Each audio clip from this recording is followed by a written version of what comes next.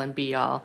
And also this survey was available on the Regional Connections page, which is what the RDS uses for community engagement on their projects. And the RDOS does not collect contact information. So these surveys are anonymous.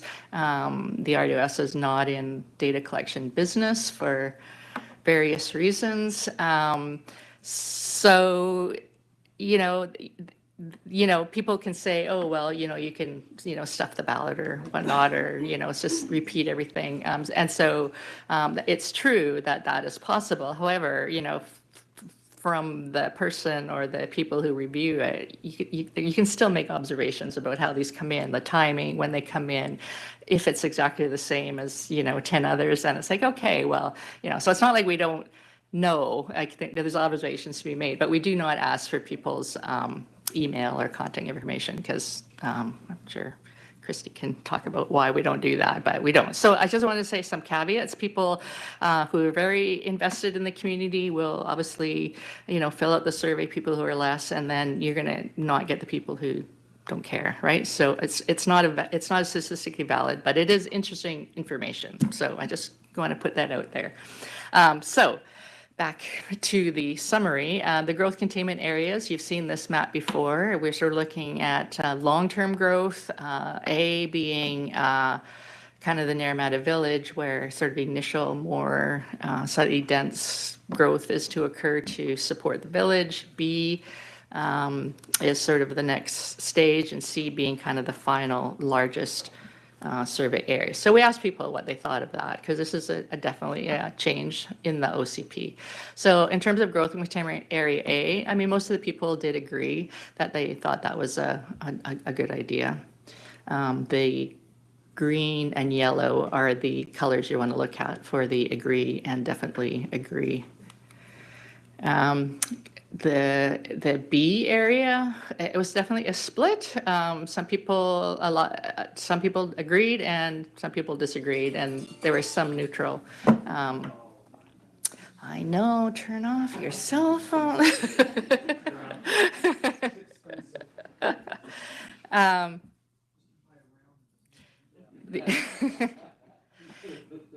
The containment area for B was the one that when the community advisory group did work through the growth management scenarios, that is kind of the area that they agreed on. It was also generally what was agreed on by the community conversations when the community got together and talked about growth. They kind of liked the idea of B because that area is kind of the base, right? So there's like hillsides kind of around Naramata, and that's kind of the base. And so that was the area B.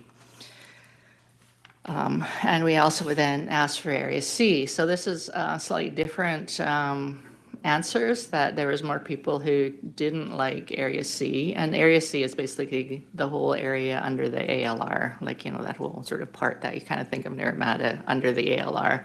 However, in this, it's also interesting that the purple, which is in the middle, is also people who didn't agree or disagree. So it's kind of the neutral. So it was a much larger number in this case as well.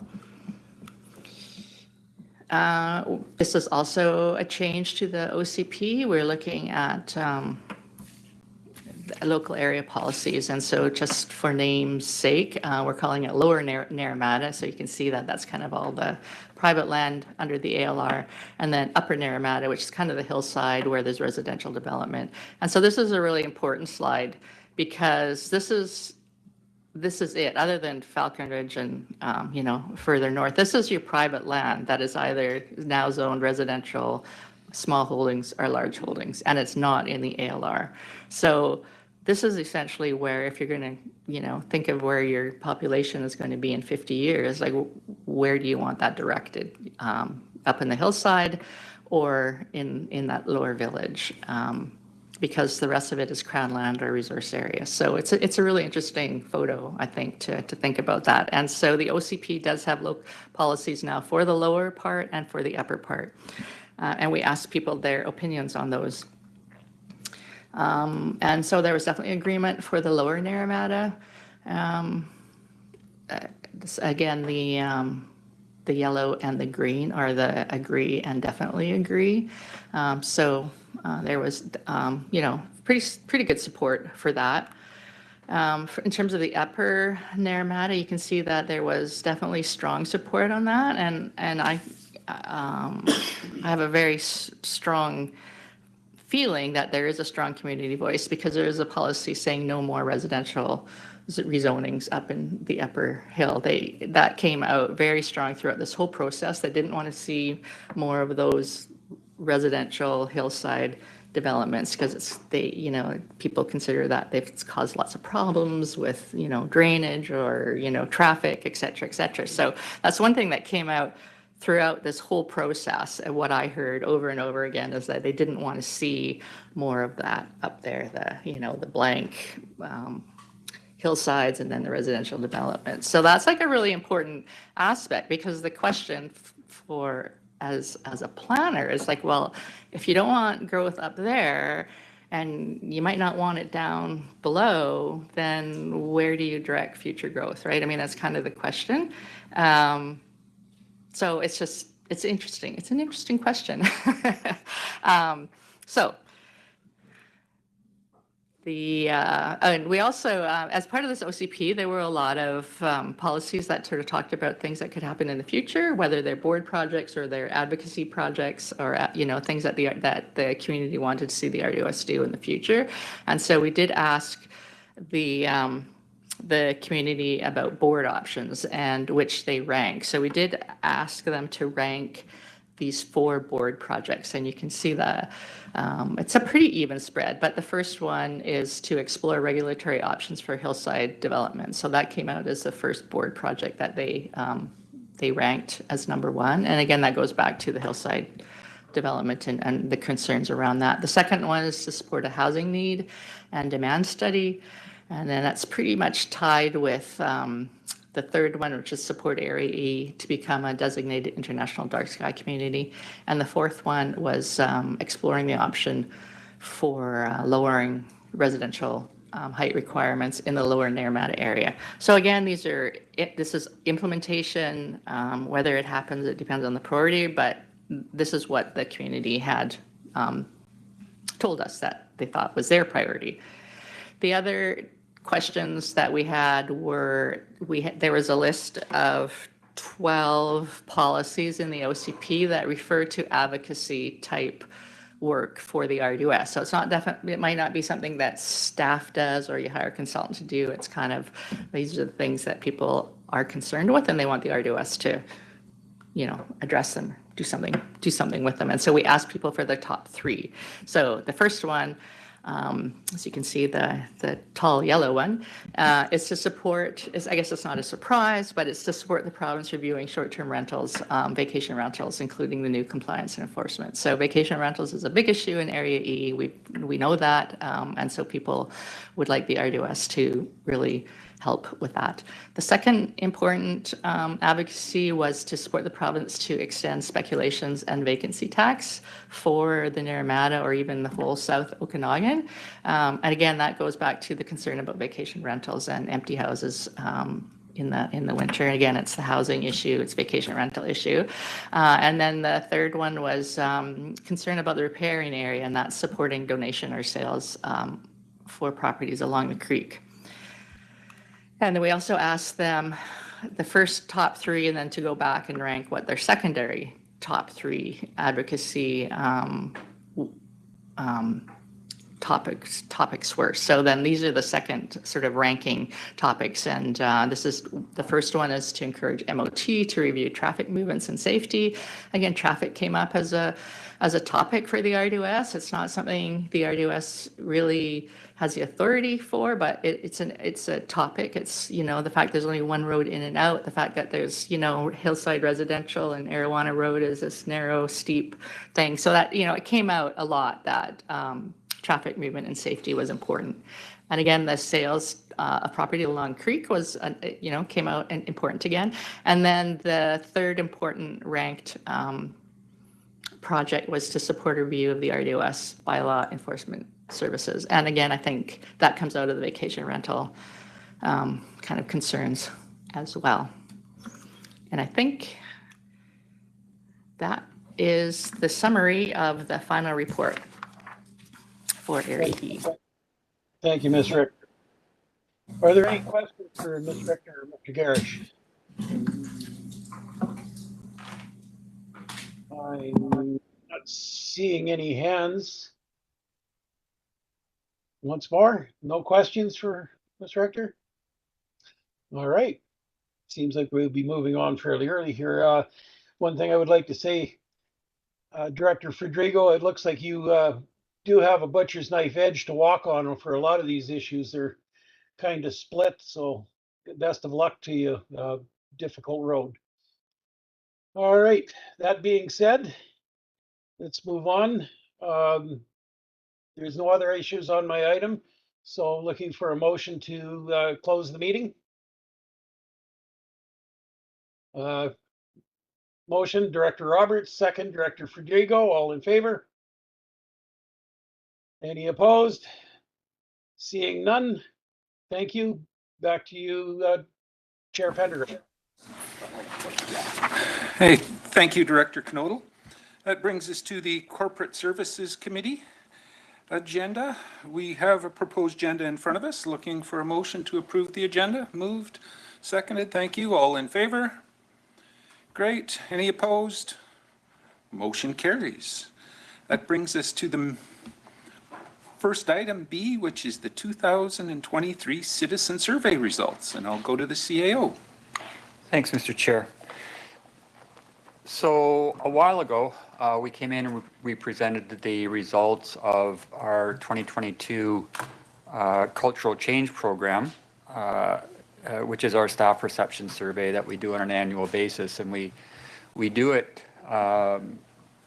because we are interested in customer service. And really that's what a municipal corporation is mostly involved with. We have that regulatory obligation that all local governments are charged with because they're created by the province. But in the end, it's about the services that we provide to our citizens. And for a regional district, it becomes even more important because we need that public assent before we enter into any of the services that we provide. And then we only charge those that benefit from those services when we send out our tax requisition to the province. So customer service is one of our pillars. It's one of our key success drivers under our strategic planning process. So we place a lot of importance on it. And our key success driver number 2 is all about optimizing the customer experience. What we found when we initially started this program was that through all of the academic journals and the information that we've read about customer experience, it always comes down to the fact that all of the empirical information indicates the most effective methodology is increasing the cultural and climate strength of the organization, meaning you have to have the staff that are providing the services that buy in to improving the customer experience. That's why we started our cultural change program and why we do our staff perception survey each year, because we ask our employees what we need to do in order to improve that. The other side of that, this whole linkage model that we use in our cultural change program says that, okay, well, if your staff are rating the organization on the staff perception survey each year, then what you should see, if you go out and ask your citizens their perception of service, there should be this correlation between an increasing staff perception of service in the organization and perception of service by our citizens. So that whole linkage model, staff perception survey, up to the customer survey. We do our staff perception survey on an annual basis, and we do have good intentions of doing our citizen survey every 2 years. We don't sometimes meet that, but 2 to 3. I think our last survey was in 2020. This one's 2023, so we skipped a year there. But nevertheless, we will measure that correlation between what the organization rates us as doing with customer service and what our citizens rate us. So the 2023 citizen survey has, and I mean, again, these are not statistically correct surveys that we do. We used to do that. We used to be able to do a random sample of our rural citizens throughout the regional district and then match that based on our confidence level of the results. What we found was that over the years, not a lot of our citizens have landlines anymore, and it's very tough to track mobile phones. So we've always used a telephone survey to do our citizen survey. Now it's mostly web-based. So changing environment, trying to compare previous years to this. So we take that into account, but nevertheless, it gives us a picture of what our citizens are thinking at the time. So Mr. Thompson is going to present what we, the process and what we came up with out of the 2023 citizen survey. Okay, go ahead, Eric. Thank you to the chair. The survey we did in 2020, the RDOS conducted the citizen survey, was followed in 2021 by a follow-up survey, which was basically a shorter survey focusing on public engagement and communications. And so we had an interim study, we'll say.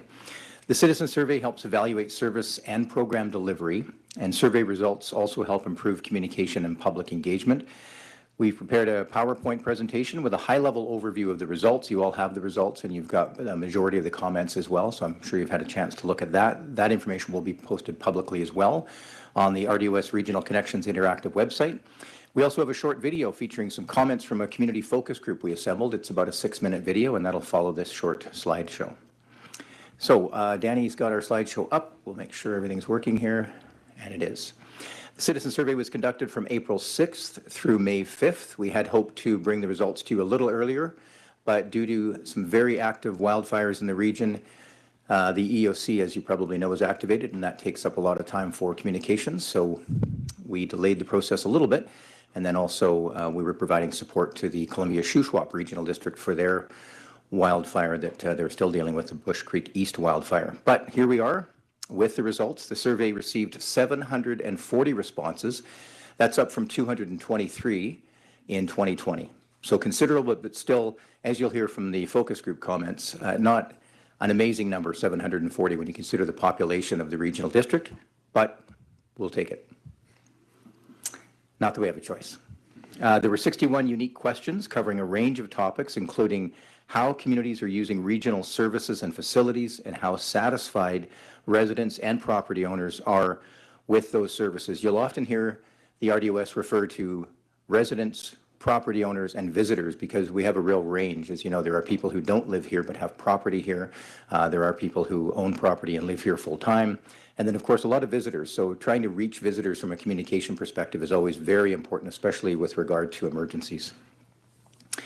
Respondents were asked to provide feedback on communication methods as well and public engagement opportunities. Make sure this is going to work. It's not moving. And we've hit a roadblock. We'll have to stop there. The following slides provide some comparisons from previous surveys, and hopefully we can move to that. Maybe Danny can help us out. Let's see. Maybe it's me. It's probably me. It's frozen. Okay, we'll get to that in a moment. Danny, Danny, maybe you can take over if you don't mind and push those buttons. I think I've reached capacity for technology this morning. The last complete citizen survey, as I mentioned, took place in 2020. We had the short follow-up survey in 2021, focusing on preferred communication and public engagement methods. When asked to identify the single most important issue facing the regional district, the majority of respondents this time around cited crime prevention.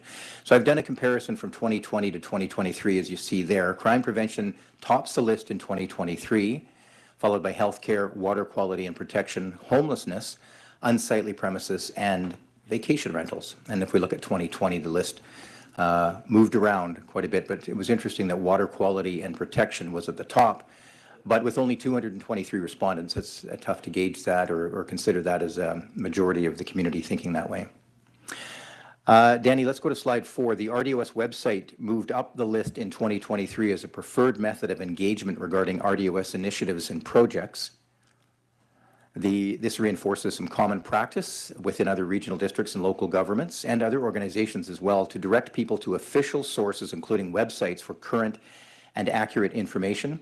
The RDOS notification system also moved up the list from 2020. So Citizen or Civic Ready is what it was called a few years ago. That was the service that we were using for mass notifications. And that is now up to 15.6% of respondents. So that is their preferred method of engagement. And that's always interesting too, because Voyant Alert provides critical alerts for emergencies, but it also provides informational, and it means that you'll get a text or an email or a phone call. And for some people, that's still disconcerting because they don't necessarily realize that these notification systems aren't just for emergencies. It's a way of proactively contacting people to say, hey, there is something going on, whether it's a public meeting or some other activity hosted by the regional district. Danny, let's go to slide number 5. Question 13 asked, which best describes the quality of life in your community? And it's a very general question, and it may or may not have much to do with the regional district, but the percentage was up in 2023. And again, this topic came up in our community focus group that you'll see in just a few minutes in the video that we've prepared. So again, this is a very general question, so you get a general response. And I think going forward, as I'll talk about in just a moment, it's important to really consider the questions people are being asked and what type of feedback we are looking for as an organization. On slide 6, word of mouth was cited as the main way people learn about local government issues. And that is certainly true for any of us in this room. If you've heard about a concert or an event or something going on or half a news headline, just enough information to be confused, it can come from word of mouth, but it can also be a very good thing because often you'll be alerted to something that you can then go and possibly do some research to find more about. So again, in 2017, as CAO Newell mentioned, there was a survey. It was statistically valid. It was a phone survey, but there was an online component as well. Nowadays, it is very challenging to reach people simply by telephone. So there are other ways to do statistically valid surveys, but it can be time-consuming and expensive. So for now, this is what we have. And interesting too, you see newspapers. Newspapers, of course, have really morphed into the online world.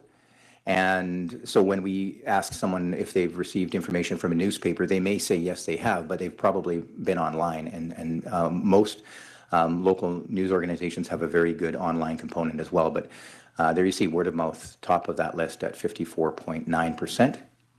and down slightly from 2020. Let's go to slide 7.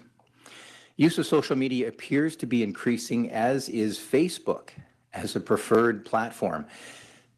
With some of the changes recently where local news was dropped off from online organizations, there was some concern that maybe people wouldn't get the information they needed, but what I think it did was draw the attention that if you're looking for that information from a local organization, local government like the RDOS, it would be preferential to go directly to the site to find it. Going to a media organization can distill some of that, make it quicker and easier to find, which is not necessarily a bad thing, but the combination of the two, in my opinion, is an ideal way to find information. Get it from the media as far as some of the highlights, draw your attention to an issue, and then go to the local source. And hopefully, when you go to the local source, whether it's the regional district or a municipality, you can find the information you're looking for, which is why it's so important that social media sites and channels from the RDOS and the website are kept up to date and information is easy to find, and that is a work in progress for sure. Slide 8, tax and service levels. 2023, 49.7% prefer to keep taxes the same with service levels unchanged. And there you see a comparison from 2020 and then, of course, 2017. Which, if you want to ponder that for a moment, feel free. But let's move to slide 9 for the comments section. Always entertaining in a survey.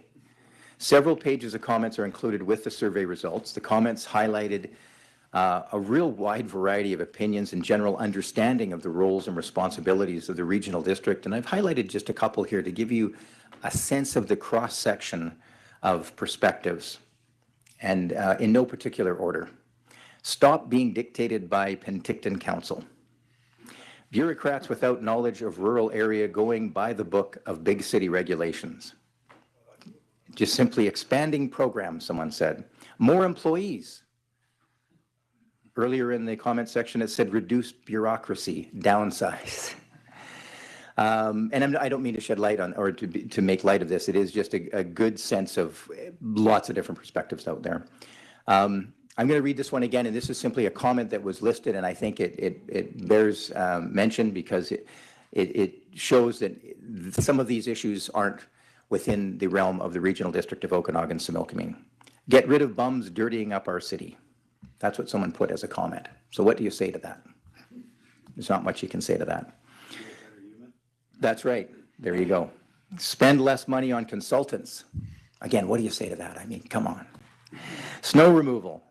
And then this was actually, I thought this was one of the best comments I've seen in a survey in a long time. And it was capital letters, and it just simply said, so the question was, how can the RDOS improve? And the response was, you tell me. And I thought that was both, there's a sense of humor there, and there's also a, well, what are you going to do anyway? If we share this information with you, what are you as an organization going to do with it?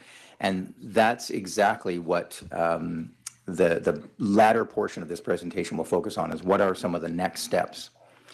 So the graphs and the PDF document show results for specific programs and services, including garbage and recycling, development services, protective services. So all of the graphs that you have seen in that survey talk about specific programs, and those are the areas where senior management and staff and the board will certainly need to weigh in to say, if people are saying they have concerns with this area, what can be done about it? How can that be improved? How can it be addressed?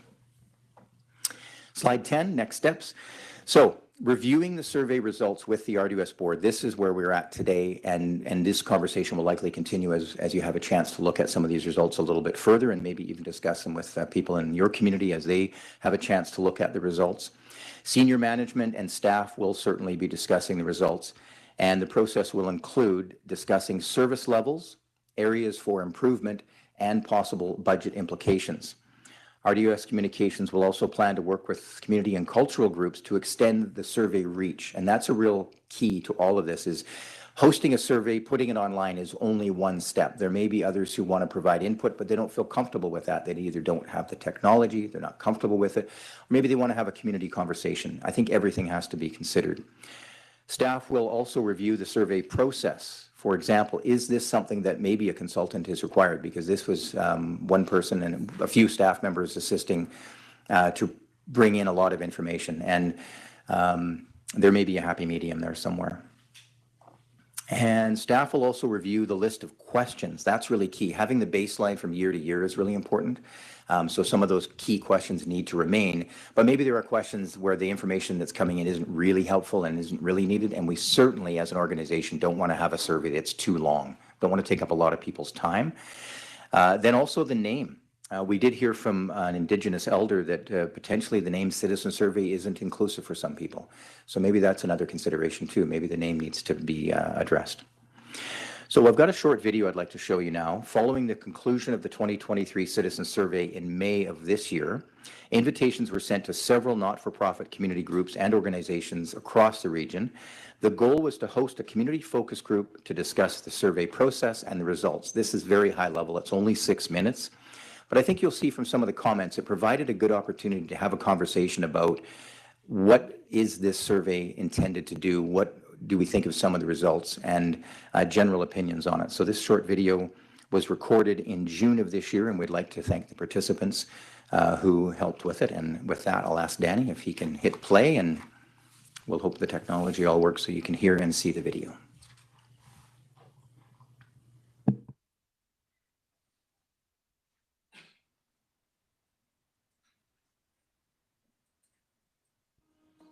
The 2023 Citizen Survey is an essential tool to evaluate service and program delivery provided by the Regional District of Okanagan-Similkameen, the RDOS.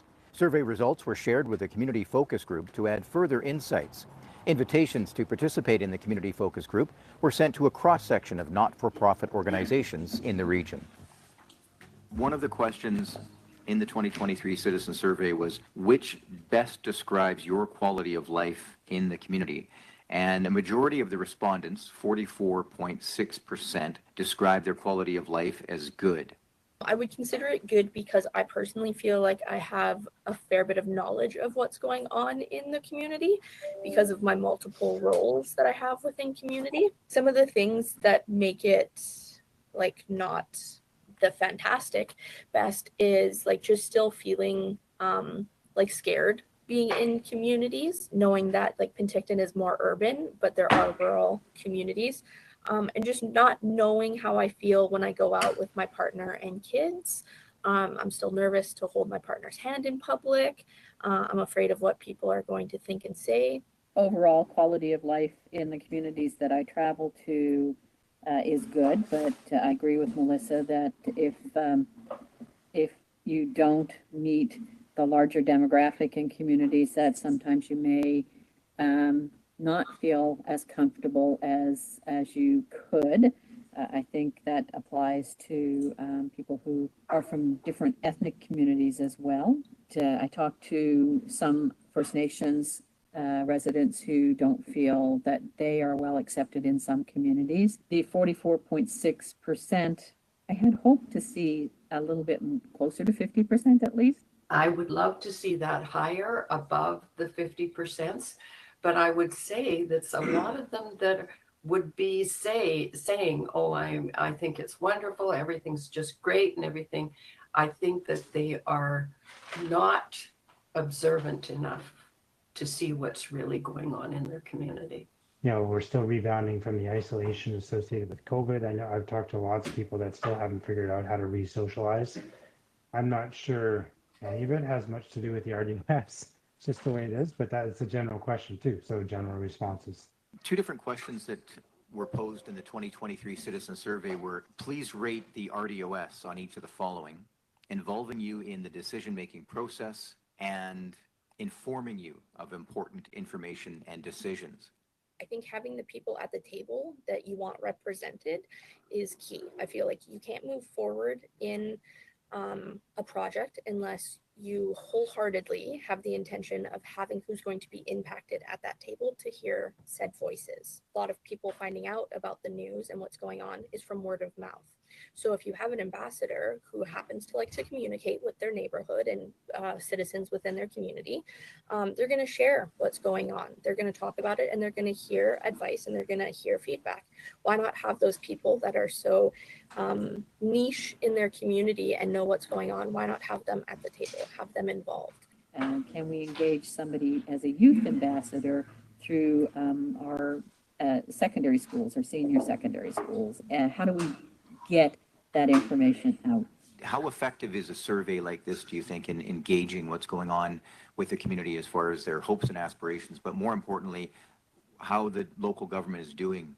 It's challenging seeing how many, like what our population is within the RDOS and how many people actually applied and took that survey. So maybe finding new initiatives around getting people to fill out surveys could be very beneficial. This whole thing about communication and the way we communicate with everybody, and then you take a look at the survey results. You have to reduce budgets. You have to stop wasting money on governance. You have to reduce taxes. You have to do all of these things, and not realizing that all of the things that come to us in communities comes from good governance. You can't really generalize it across the entire population, but it's still useful. I think it's important to try to find new ways to engage underrepresented groups. If you give someone an open-ended question about what should the RDOS do, and they say, crime prevention, there's a little bit the RDOS can do, but there's not a lot the RDOS can do when it comes to that, but not everyone doesn't necessarily know that. I think these surveys help inform even that. What are the concerns in the community? What is the top priority for the RDOS? Is it something that the RDOS actually can focus on? When you talk about crime prevention and healthcare and all of that, I think it boils down to housing and food security. You just back it up about 2 blocks from that crime prevention and healthcare. I know that like people in Penticton kind of focus solely on Penticton, and people in communities solely focus on their communities, but it's something to say that everybody's going through something, and how can we help support each other instead of like just staying within our circle or our community. It's people like the two ladies that are with us today who work in multiple communities and work with multiple hats, that you get to see that overlap. And I think that it's something to really take that knowledge and share it and lift each other up and support each other. And I think the RDOS has a great opportunity ahead of them.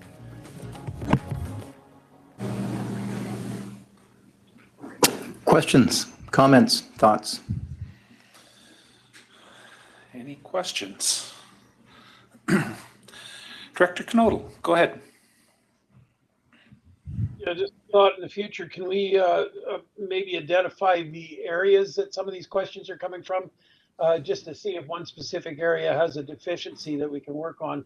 A lot of these are hard to pinpoint whether it's one area specific or overall. And one other thing that we probably going to have to look at doing is a little more education as to what falls under provincial designation.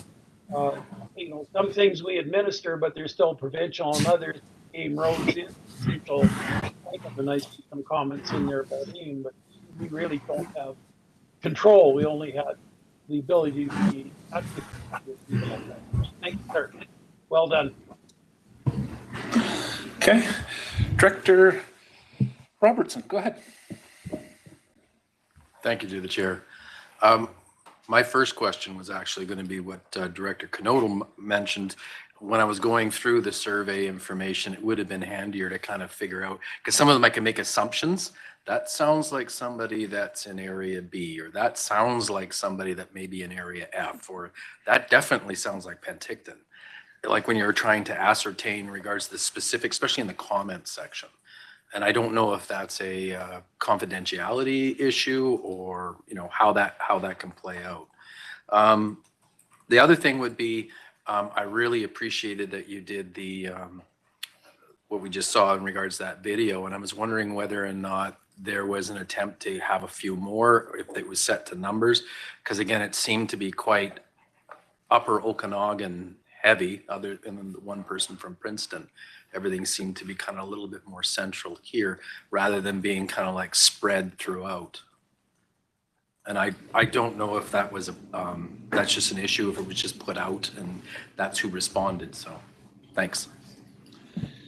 Eric? Yes, that's who responded.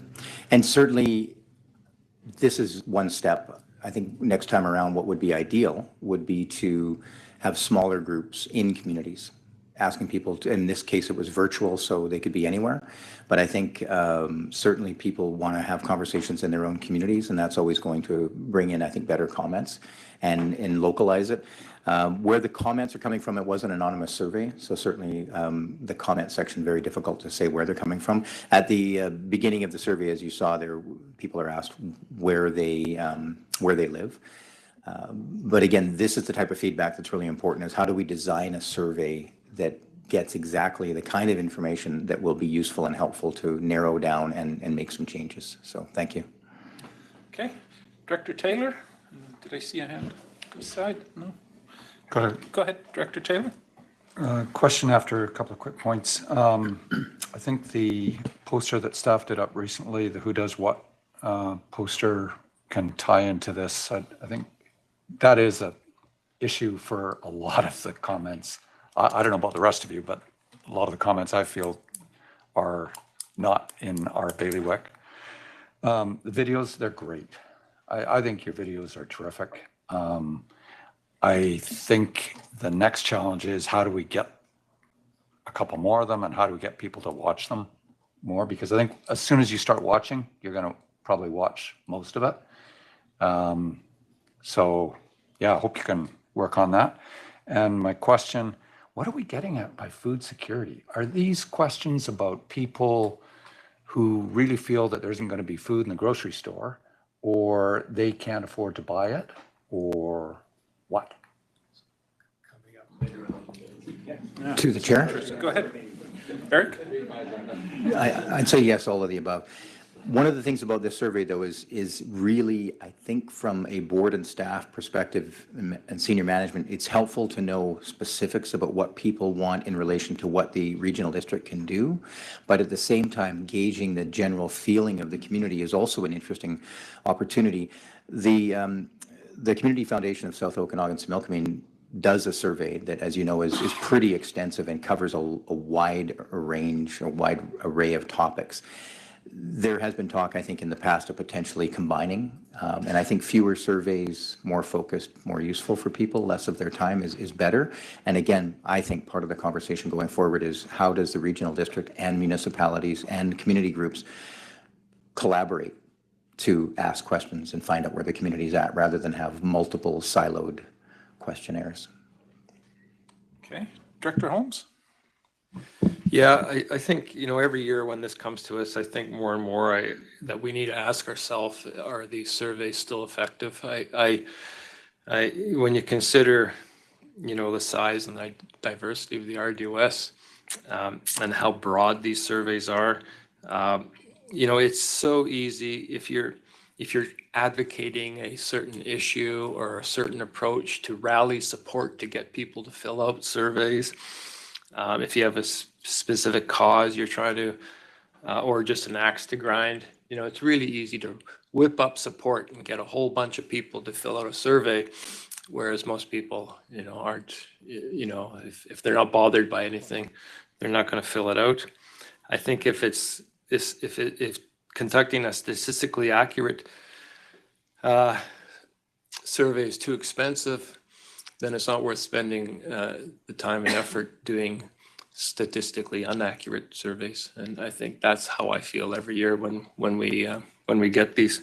I think surveys on specific issues or a topic that we as a board need to get more information, public input are more effective, or focus groups, or there's other ways that we can get input from the community. But I think all of us collectively, we know what's going on in our communities as well as anybody on some sort of random survey like this.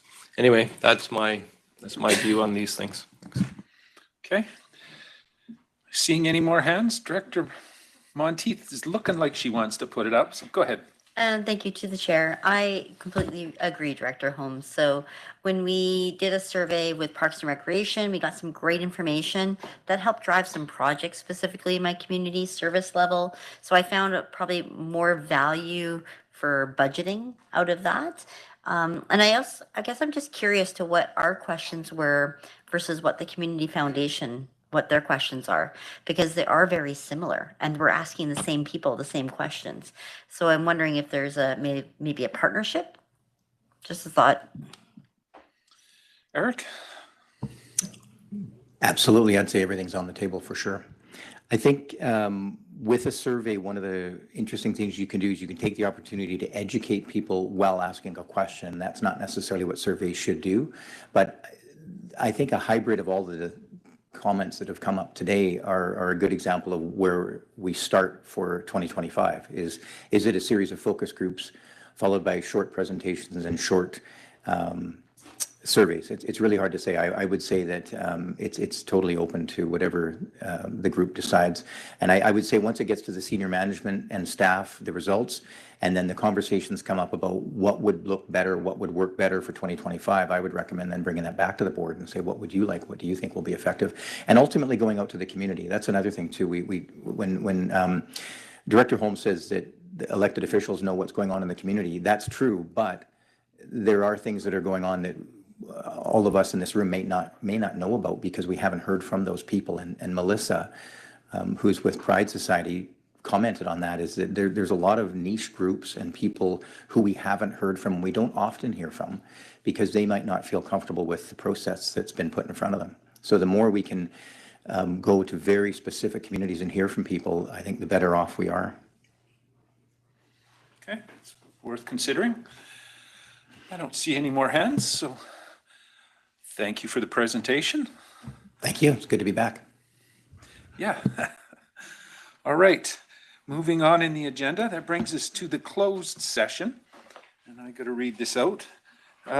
that in accordance with Section 91A and Section 91C of the Community Charter, the board closed the meeting to the public on the basis of personal information about an identifiable individual who holds or is being considered for a position as an employee, officer, or agent of the municipality or another position appointed by the municipality and labor relations or other employee relations. So, looking for a motion to go in camera. Moved, seconded. All those in favor? Thank you. Any opposed? Motion carries. So I'll ask Danny to put us in camera. And we should also probably have Carolyn McEachran there. Not yet. I know we're a little ahead of schedule here, so maybe hang on and just checking.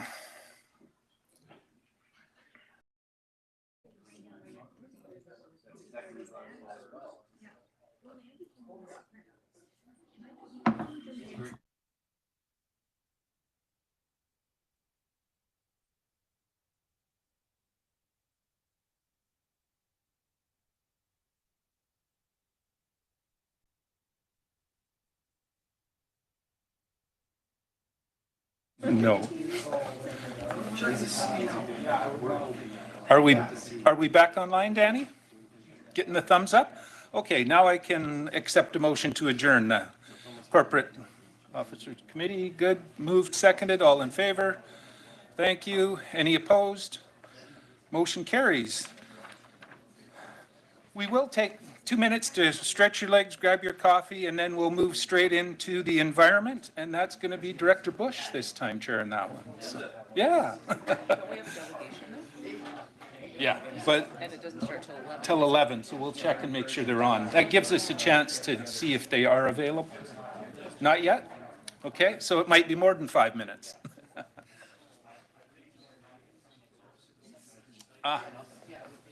Do we have her contact that we could send her a quick text and tell her to boogie on down? Okay.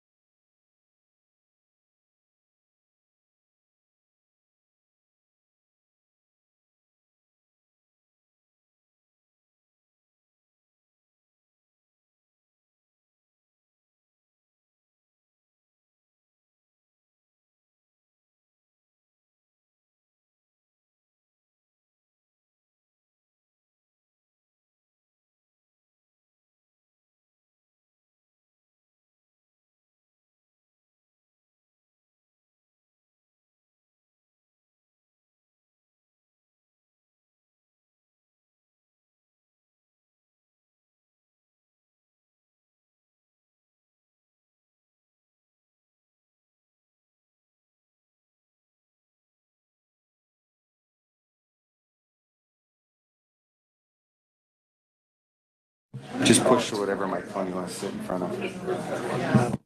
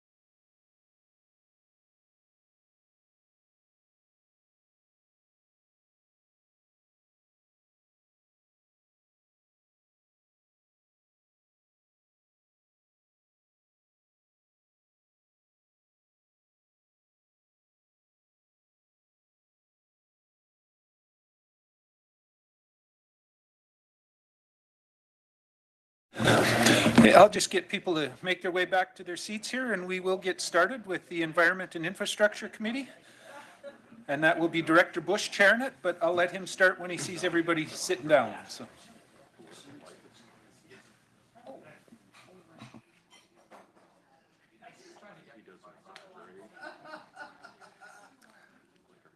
Good morning, directors. Let's get to your seats, please.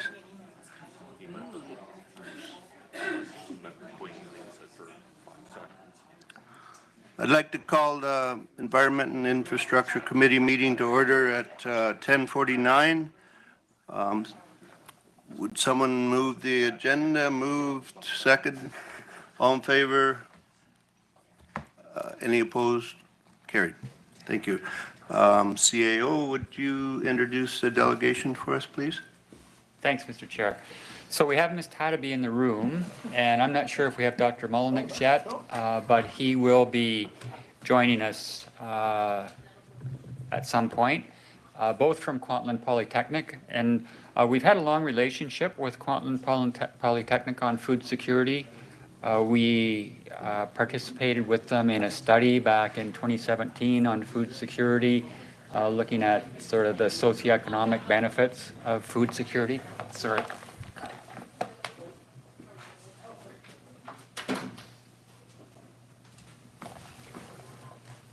And they're here to present to us again, just to bring us up to date on where we are and what might be of interest on food security and to answer questions that the board may have. Great.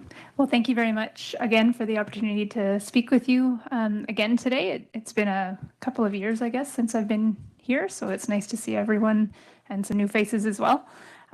Before we begin, I did want to acknowledge, of course, that we're meeting on the traditional territory of the Syilx Okanagan peoples, in particular the Penticton Indian Band here.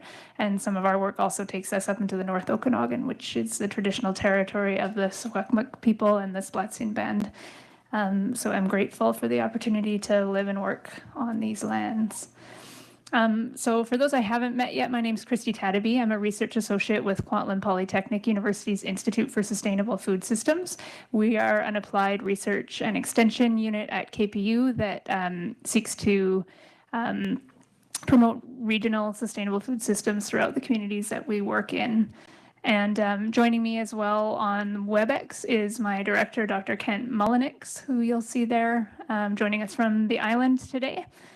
So Kent will also be here at the end of our presentation to engage in discussion and answer any questions as well.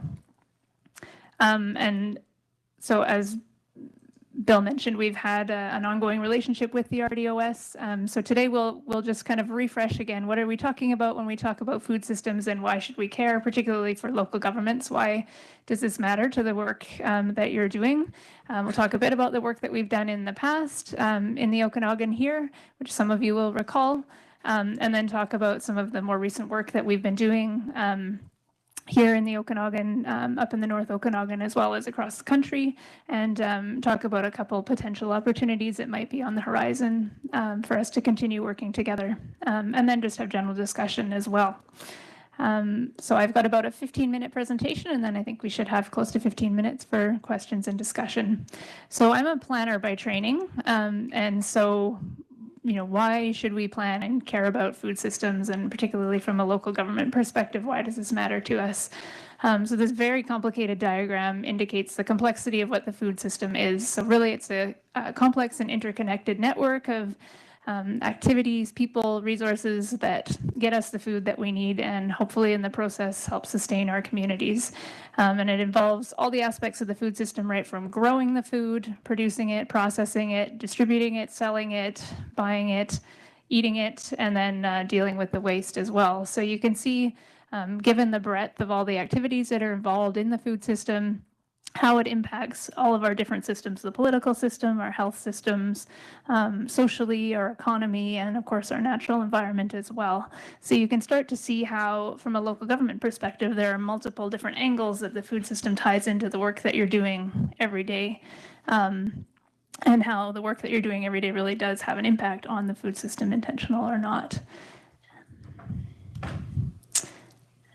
And Unfortunately, there are some challenges with our current global industrial food system. When Dr. Mullenix came in 2017, the first time, I think he gave probably close to an hour presentation on a lot of these issues. So I'm not going to hash that out again in great detail, but I'll just summarize some of the issues, which I'm sure you're all aware of. So we know that there can be ecological impacts to the way that our food is produced, whether that's greenhouse gas emissions or looking at nutrient runoff into our water bodies, affecting our water quality. There's animal welfare implications when you look at animal agriculture, feedlot type operations. We obviously have migrant labor issues and food justice. There are challenges with food insecurity because the food that we are producing isn't getting to people who need it. We have high rates of diet-related disease in North America. The list does go on, unfortunately, and there are challenges with supply chain disruptions that we've all experienced through COVID as well. And then all of this is, of course, underlain by the backdrop of climate change that we're all feeling really acutely right now. We've got wildfires that are threatening our homes and our agricultural lands, and unprecedented drought that we're in the middle of right now. So, there are challenges, and at the Institute, we really believe that food systems underlie our sustainability into the future, and that's why we do the work that we do. And obviously, local governments have a key impact on many aspects of that. And so from a planning perspective, food systems have kind of been absent from what we as planners are taught to think about. We think about transportation, we think about housing, we think about social issues and that kind of thing, but food has traditionally, through planning's kind of 50+ year history, not really factored really in there, which is interesting because it is kind of a core human need and really impacts our communities.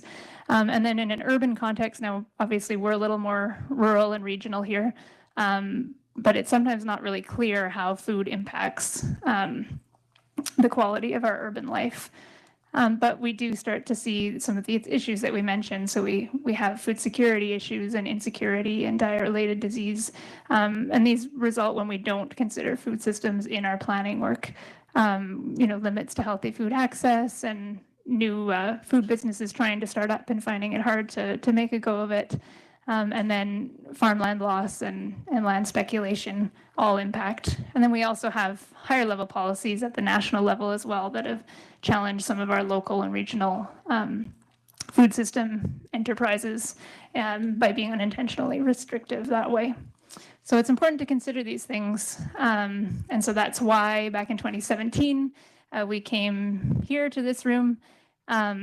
Looked a little bit different than the walls, a different color, I think. But and Dr. Mullenix gave a presentation. That was at the request of the then Okanagan-Similkameen Healthy Living Coalition, which was funded by the regional district at the time, and also supported by Interior Health. And together we embarked on the Okanagan Bioregion Food System Project, which was supported by the regional district very generously by 2 grant and aid awards. And we received our major foundation funding in 2018 and started the project.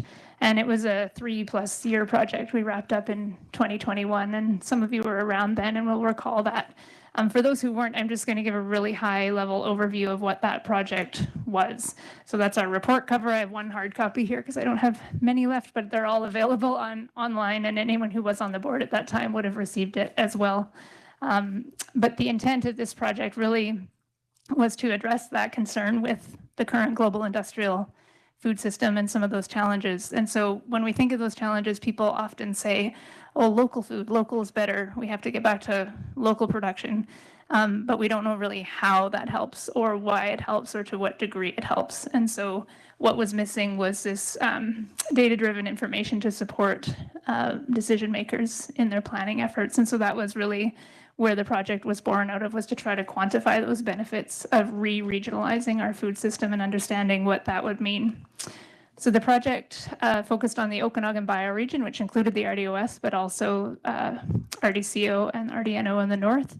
And when we talk about bioregions, we mean those areas that share similar natural ecosystems and human culture. And we want to look at the bioregion as the appropriate scale for a food system study because it reflects the natural limits that we're working within. It's also large enough to encompass all of those different aspects of the food system, so production all the way through to waste management, but it's also small enough that we can coordinate and plan across the regional districts. And there's examples of you working at that scale already on indicators and looking at the Okanagan Basin Water Board, for example, that kind of level of governance. And so regional districts are really important because you're the closest level of government to that scale. Individual municipalities, are focused on what's happening within their boundaries, but you have a bit of a broader regional scope and view. And so that's why we worked with regional districts in this project. And so the project was designed to be a scenario analysis project where we would model the basic food system as it existed. And that time that was 2016 data. And then we would ask what if questions out into the future. And we used the year 2050 as our scenario model year to understand what would happen if different decisions were made. And so there's a lot of complicated information in here. I'm not going to go into great detail because we don't have a lot of time today, but all of that is categorized or cataloged in the report. And those are downloadable off our website as well. And there is also a webinar presentation on our YouTube channel that walks through all of the results. So if that's of interest, you can look at that at your leisure as well. So we did meet with stakeholders across the 3 regional districts to understand the local food system priorities, including here in the RDOS. And that was what informed the creation of those scenarios. And then there's a series of 13 different indicators that we measured for each of those scenarios to understand how performance changed and what got better and what maybe didn't do so well under each of those different scenarios. And I am not going to go into detail on all the data and results because there is a lot there, but I will summarize some of the high-level points. Already mentioned that this is all available on the website for download. We also, in addition to the model outputs, which are quantitative and numeric like this, I have a whole bunch of slides that were hidden on PowerPoint for me, and they're not hidden here. So bear with me. Right. So the additional research suite. We also, recognizing that the model has limitations and can only answer certain types of questions, we also conducted separate research investigations into other areas, including detailed studies of nutrient management in the bioregion, water, looking at food value chains, so the post-production system, processing, distribution, etc. Social capital, which is something that no one had looked at before, and then looking at a policy assessment as well. So that's all cataloged. The key high-level findings really are that strengthening our local food system can increase our food self-reliance here in the Okanagan. We're kind of blessed with a relatively large land base for the size of our population, and so we have some good potential to do that while at the same time maintaining our important economic agricultural sectors like the wine grape sector and fruit sector. But in order to do that, we have to capture the value that exists in the post-production sector. So to transform, our raw agricultural products into value-added products and products that we need. And a lot of that infrastructure is missing. It's been lost over the years. And so investment needs to be put into that sector. And that also creates new opportunities for local businesses, local agricultural businesses. An interesting finding is that when we grow more food locally, or food that we eat locally, it doesn't necessarily reduce our environmental impacts. What it does do is it brings those impacts to our local region instead of externalizing them to wherever our food is being grown. But what that does give us the opportunity to do is to address some of those impacts. So for example, greenhouse gas emissions, we can then affect those with policy that we implement in our local region. Or, for example, the types of farm practices that we use or the types of diet that we're adopting.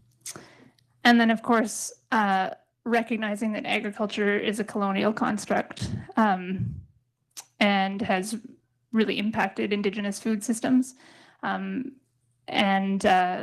that we have to be considerate of how the work that we undertake is continuing to impact wildlife and how it can actually help support and regenerate wildlife and Indigenous food sovereignty through all of that.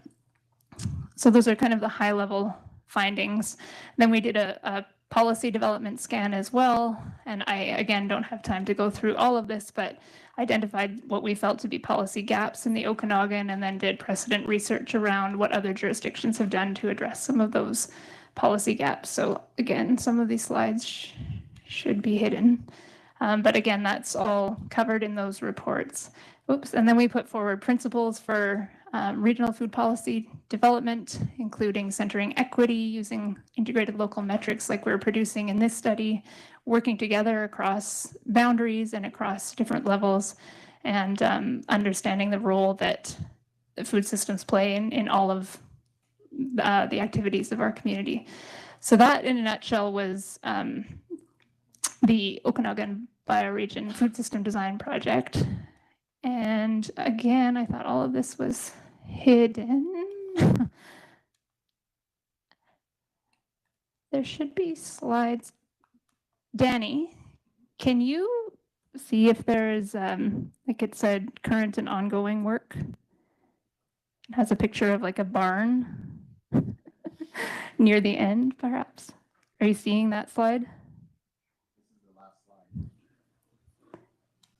slide. Okay. All right, well, I'm just gonna have to ad-lib it then. So that was really the summary of that one project that I said wrapped up in 2021, I think. At the same time we were doing that, we were also conducting a farm to restaurant study here in the South Okanagan, where we met with local restaurant owners and then local farmers as well to better understand some of the barriers and opportunities for getting more local farm product into our restaurants. Then COVID happened, and so things kind of went a little bit quiet and we went online. But in the interim, we've been working quite a bit in the North Okanagan, actually, with the RDNO.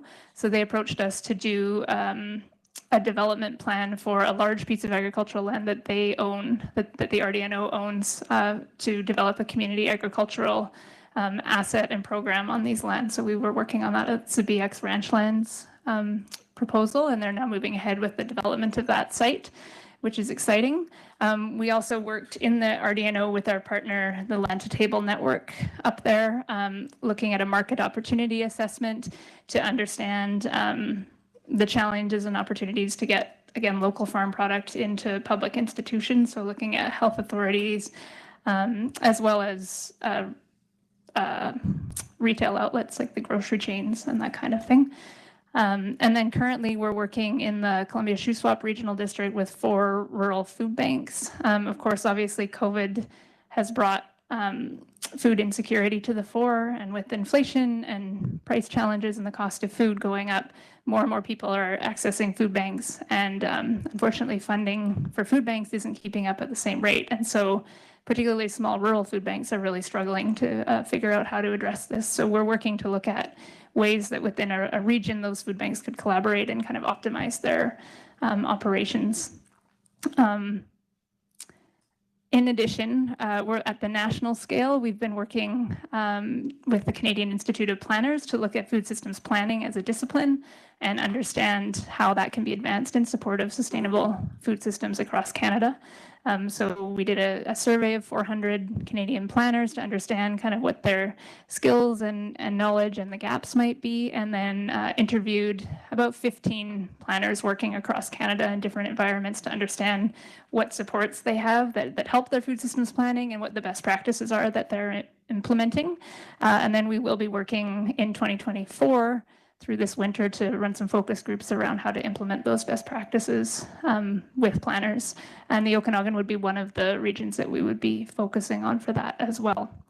And then the last thing I wanted to mention was that we have recently received, we're one of 8 research institutes, part of a consortium called the Flagship Labs. We're the Western North American lab, and have received, I think it's $2.7 million to develop work in support of regional food systems. Part of that work would be building communities of practice around food systems work with our partners. And so we'd be looking to continue our work in the Okanagan with our existing partners around that. And what that means is that we would have funding to support researchers, student researchers in particular, to look into questions that might be of interest to partners. So that's something that is on the horizon, and there's potential, and we can follow up on if there are particular questions or areas of research that the RDOS might be interested in exploring. And Kent can jump in and correct me if I'm wrong on any of that. But I think I'll leave it there. Apologies, my presentation wasn't what I thought it was, but I think I've covered most of the points that I had intended. One thing I'll just say, just because you might ask questions about this, I haven't been as involved here in the South Okanagan more recently in what's been going on in the food security realm.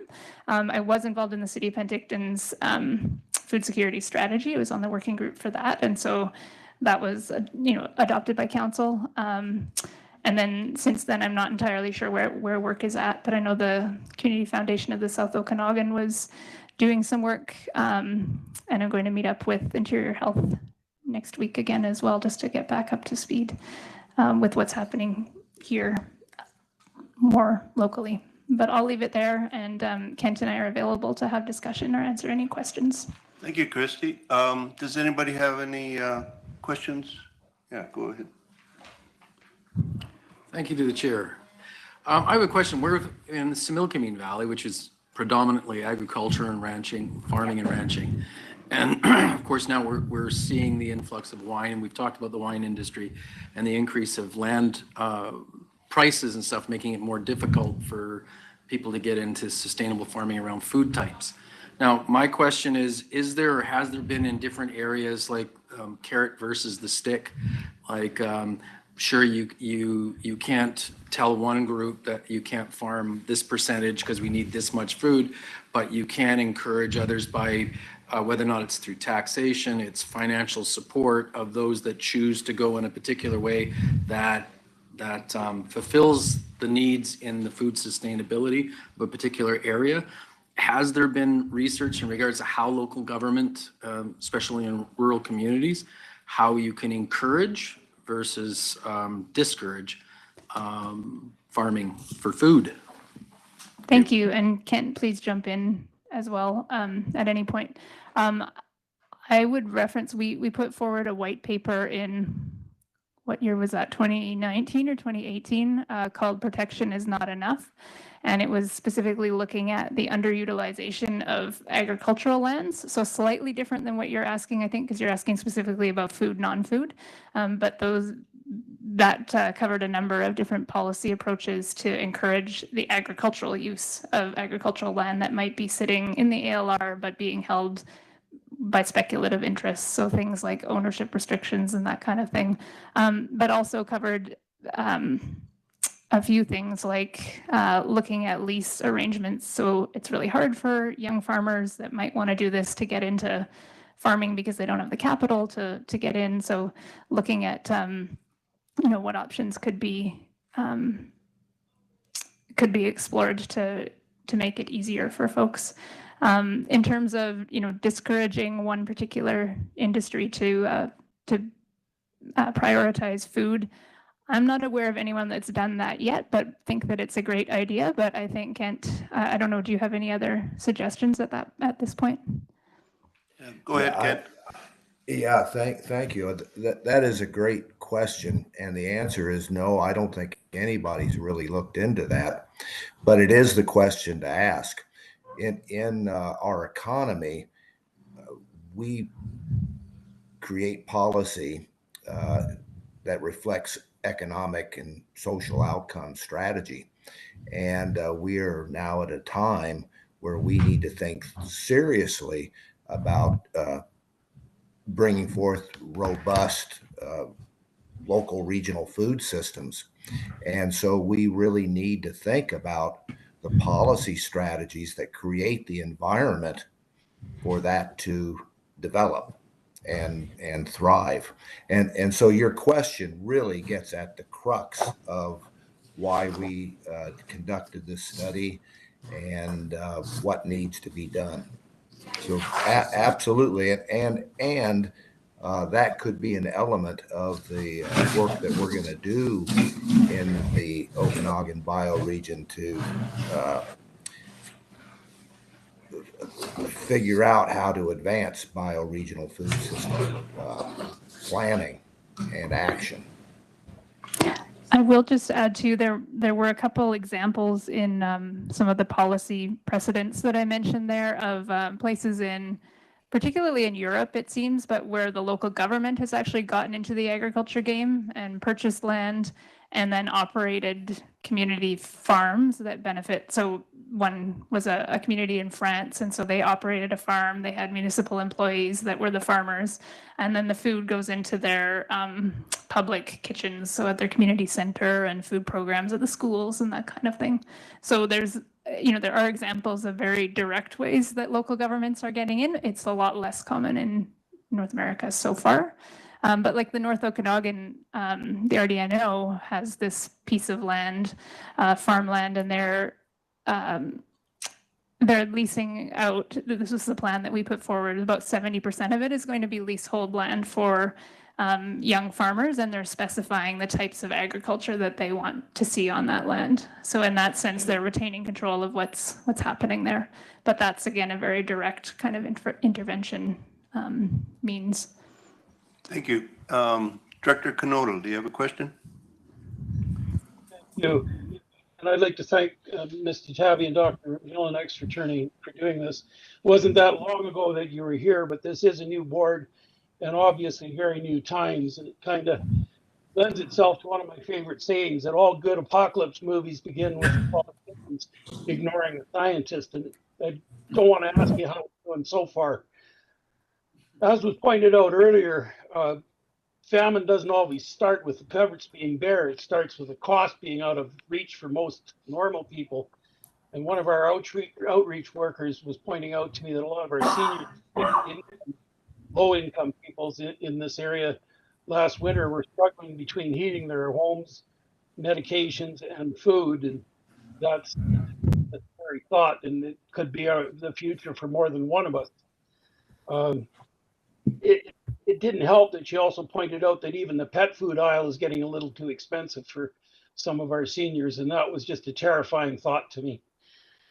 We definitely need some direction, and it seems like we have some problems with large corporations in the point of food production, like what gets done with the food after it leaves the farm and how it gets distributed. So, help in getting to the point of advocating for a better systems there would be beneficial to us. I do have a couple of projects going on in this area that are, I guess, unique to this area. And if possible, I'd like to talk to you later to see if there's any ways of maybe advancing these to make them even more productive for our average citizens. But once again, I thank you both very much for doing this presentation. It's a topic close to my heart. Thank you very much. Director Taylor. Go ahead. Yeah. A couple of comments. One, I support local production for those that can. I question, though, the use of the term broken system. We have a food production system that's feeding 8 billion people in the world that's just about doubled in 40 years. So there's got to be some things that are going right there. And I just hesitate to characterize all the things that we're challenged with in the world right now as sort of indicative that our food production system is incorrect.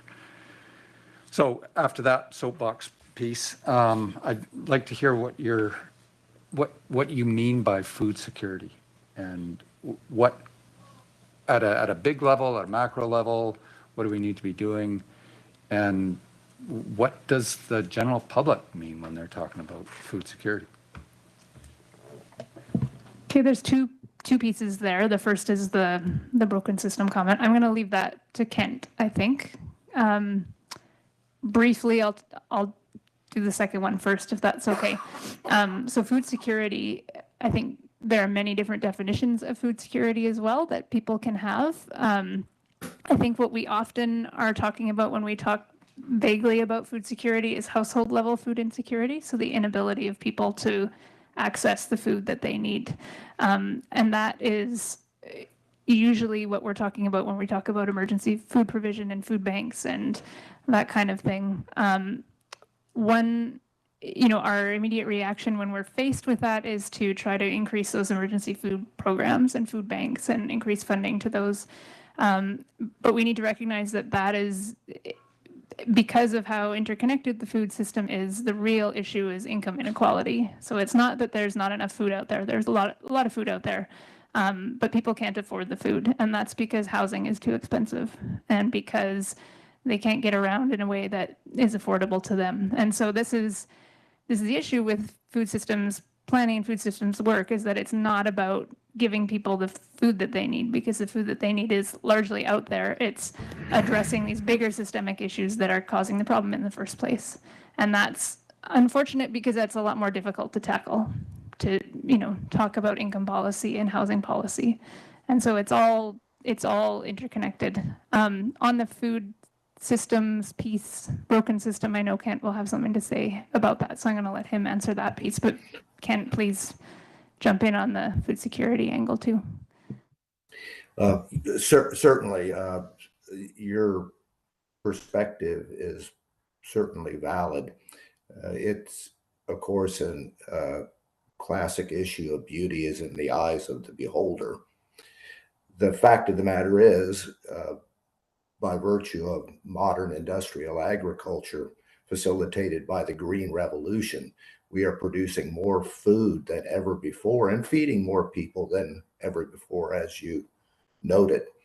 Within that system, about 1/6 of the world's population eats way too much, and about 1/6 of the world's population remains food insecure, doesn't know where their next meal is going to come from. We are producing enough food globally now to feed every man, woman, and child on Earth in excess of 3,000 calories a day. Adult males, 1,800 calories a day. Adult females, 1,500 calories a day is the requirement. So we're producing way more food than we actually need. So as Christy suggests, it really becomes down to a matter of equity and access. While we have done this, we have brought forth a food production system that is incredibly destructive to the Earth's environment and has contributed substantially to the unprecedented loss of biodiversity, has contributed to the unprecedented loss of arable lands, has contributed to the unprecedented exploitation of the Earth's water systems, to the point that many of our main agriculture production regions around the world, like the Great Plains of the United States and the Punjab of India, are running out of water through the overexploitation of ancient aquifers that are not rechargeable. The contribution of agriculture to greenhouse gases and climate emissions and climate change is clear.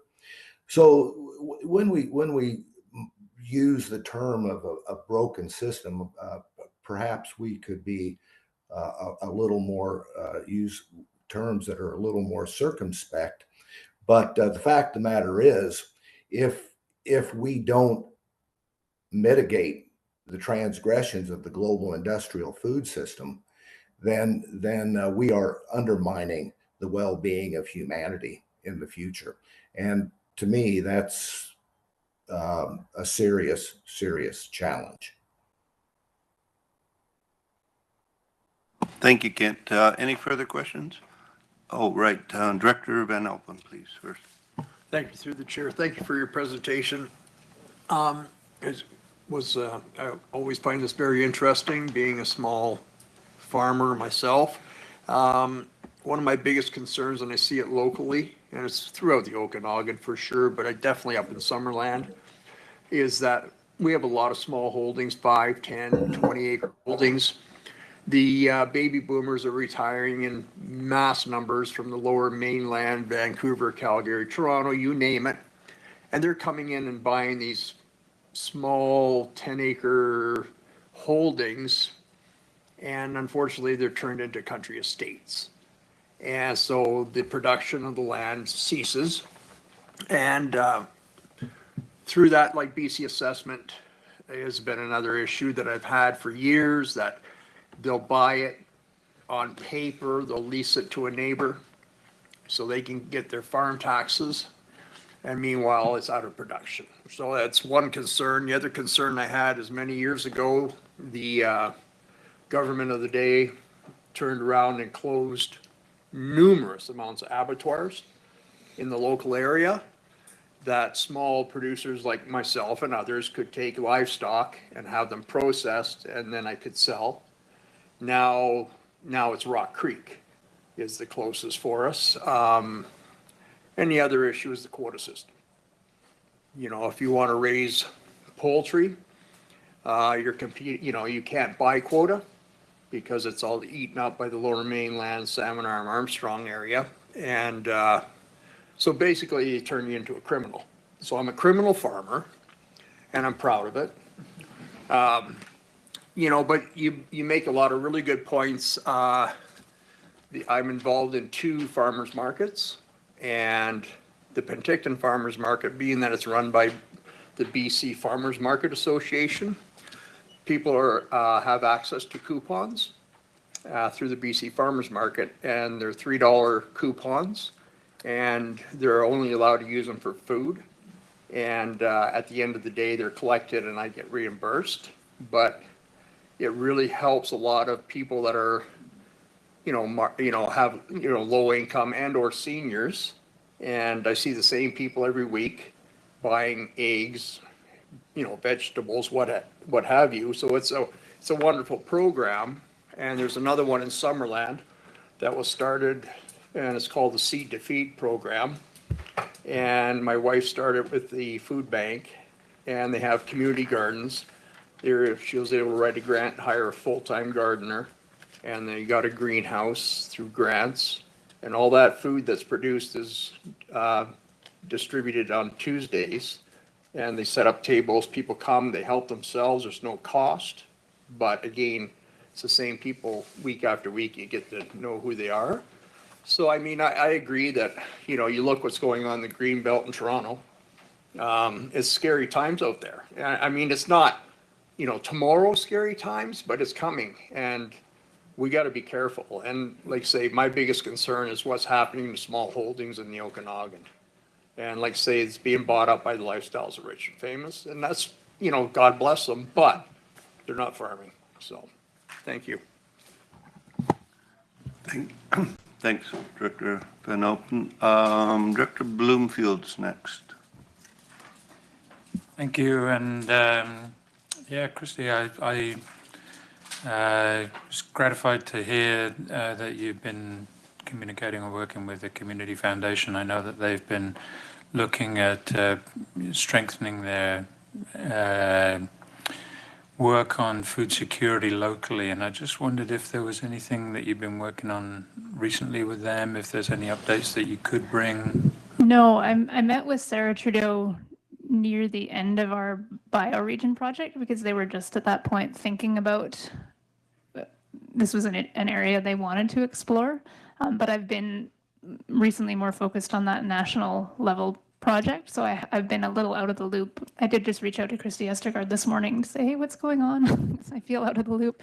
And she said that there's not a lot, but that the Community Foundation was still kind of interested, but they don't seem to have picked anything up as of yet. So I'm hoping to do a little more digging as capacity allows to find out what's going on there. But I think obviously the food strategy, the food security strategy that the city has had a number of action items in it. And so I'm curious to know if there's been any more, movement or progress on any of those since it was adopted. But it's been challenging times with COVID and with fires and everything else. So lots of competition for resources and time, I think. Sorry, I don't have more information. at this point. Thank you. Director Knodel, did you have a question? Yeah, thank you.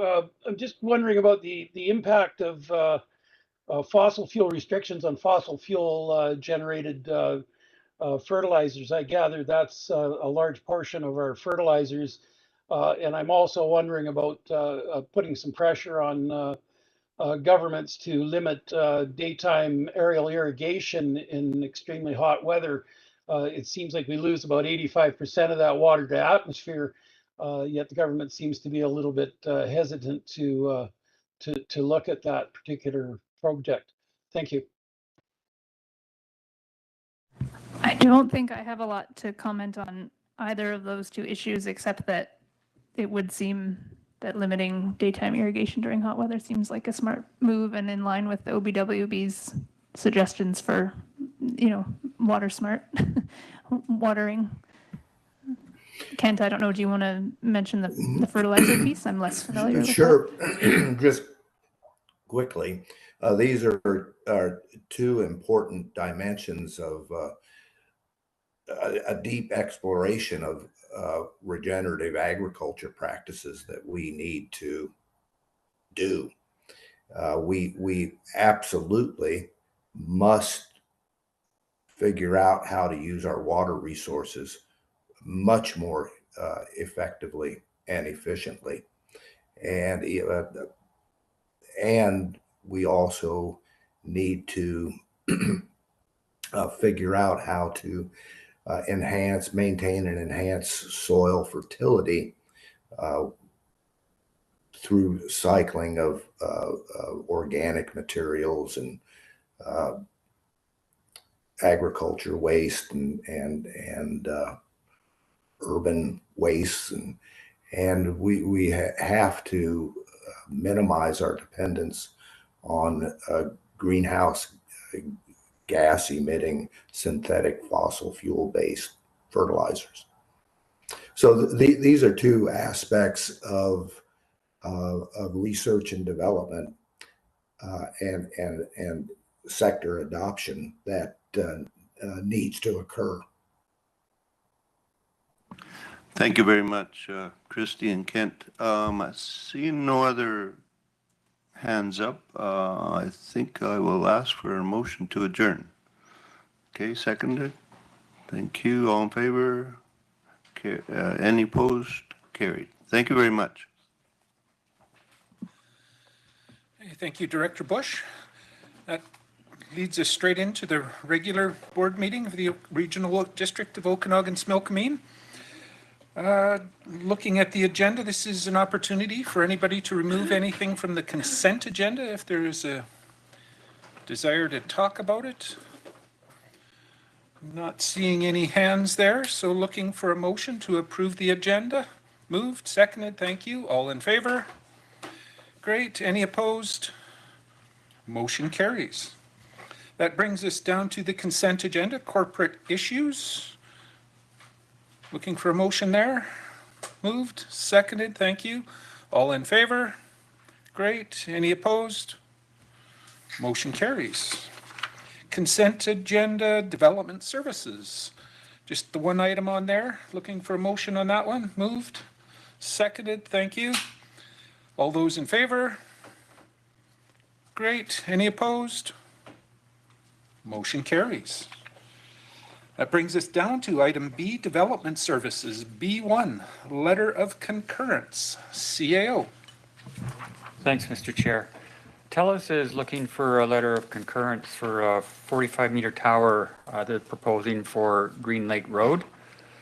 And we have looked at this, and we have a policy as far as the consultation process the board requires us to follow when we get applications for telecommunications towers. We believe that's being complied with.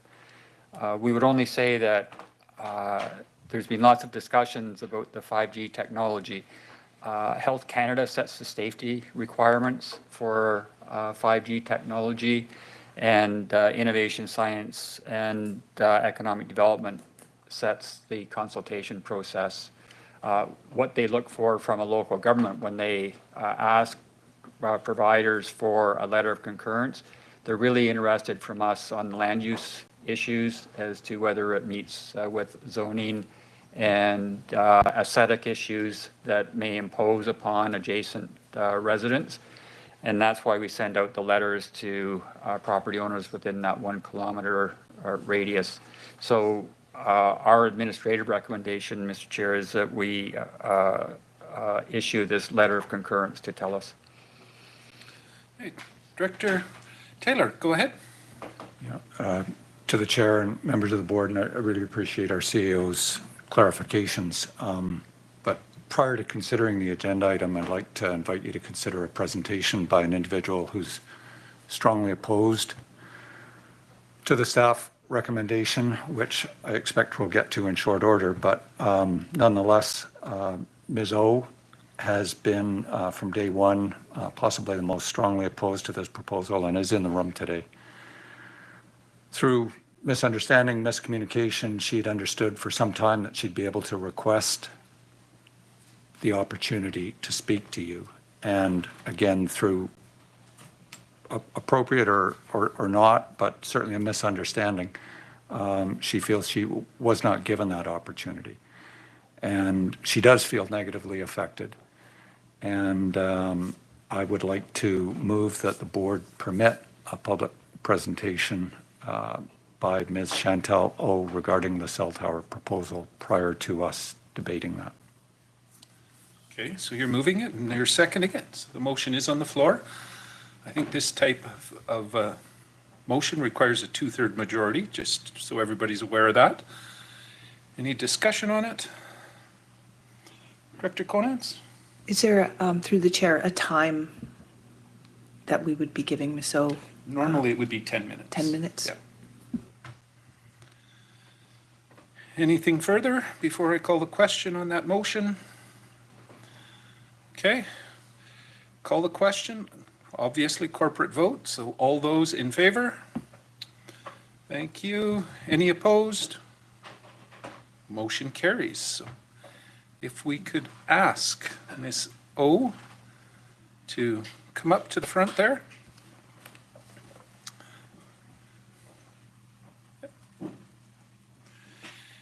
And as you take a seat there, center that little console with the speaker in it. If you could hit that and the green light should come on and you're ready. Yes. Yes, green light's on. So I think there's a presentation I sent to someone. Are you Danny? yes. I was hoping to show my PowerPoint that I presented. If I'm able to have the timer start at that point, is that okay? Get it going then. Thank you. As soon as And the how do I presentation use it? Sorry, am I controlling it with this thing? You can, yes. Okay. As long as everything's working, it's normally in your control. If it's not, we'll just ask Danny to move it ahead when you ask him to. Okay.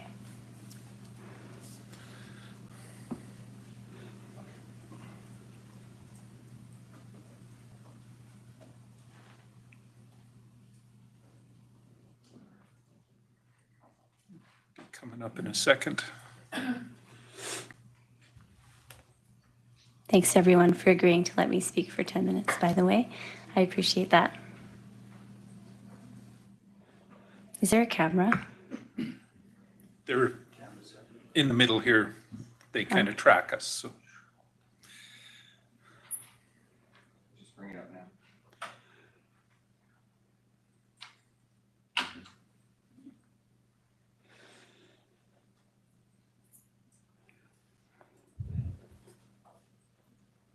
Taking its sweet time, but it will show up.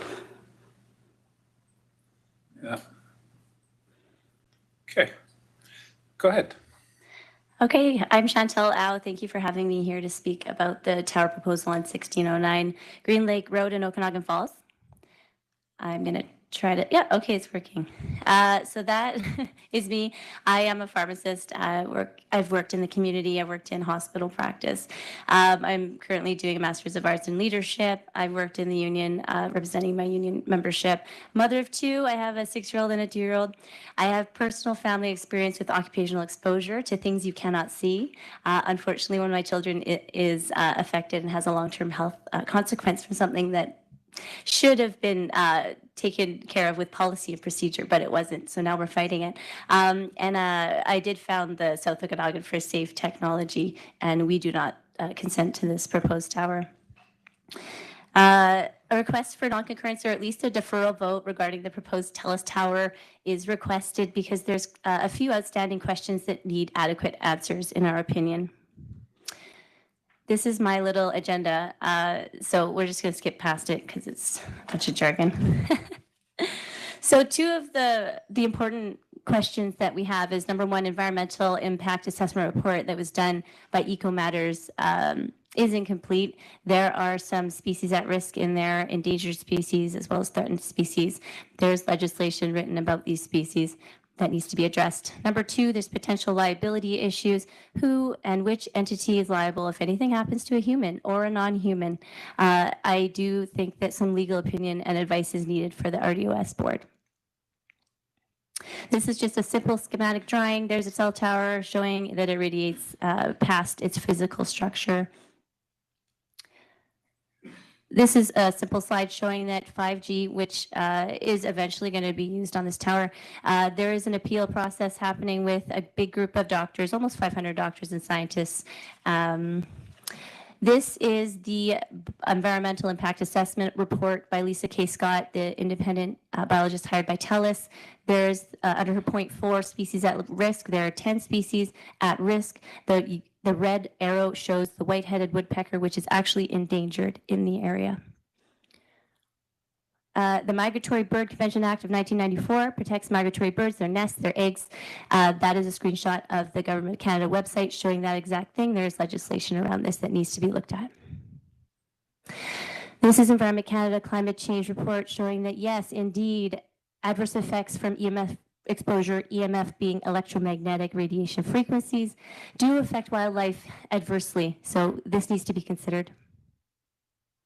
There are potential liability issues again.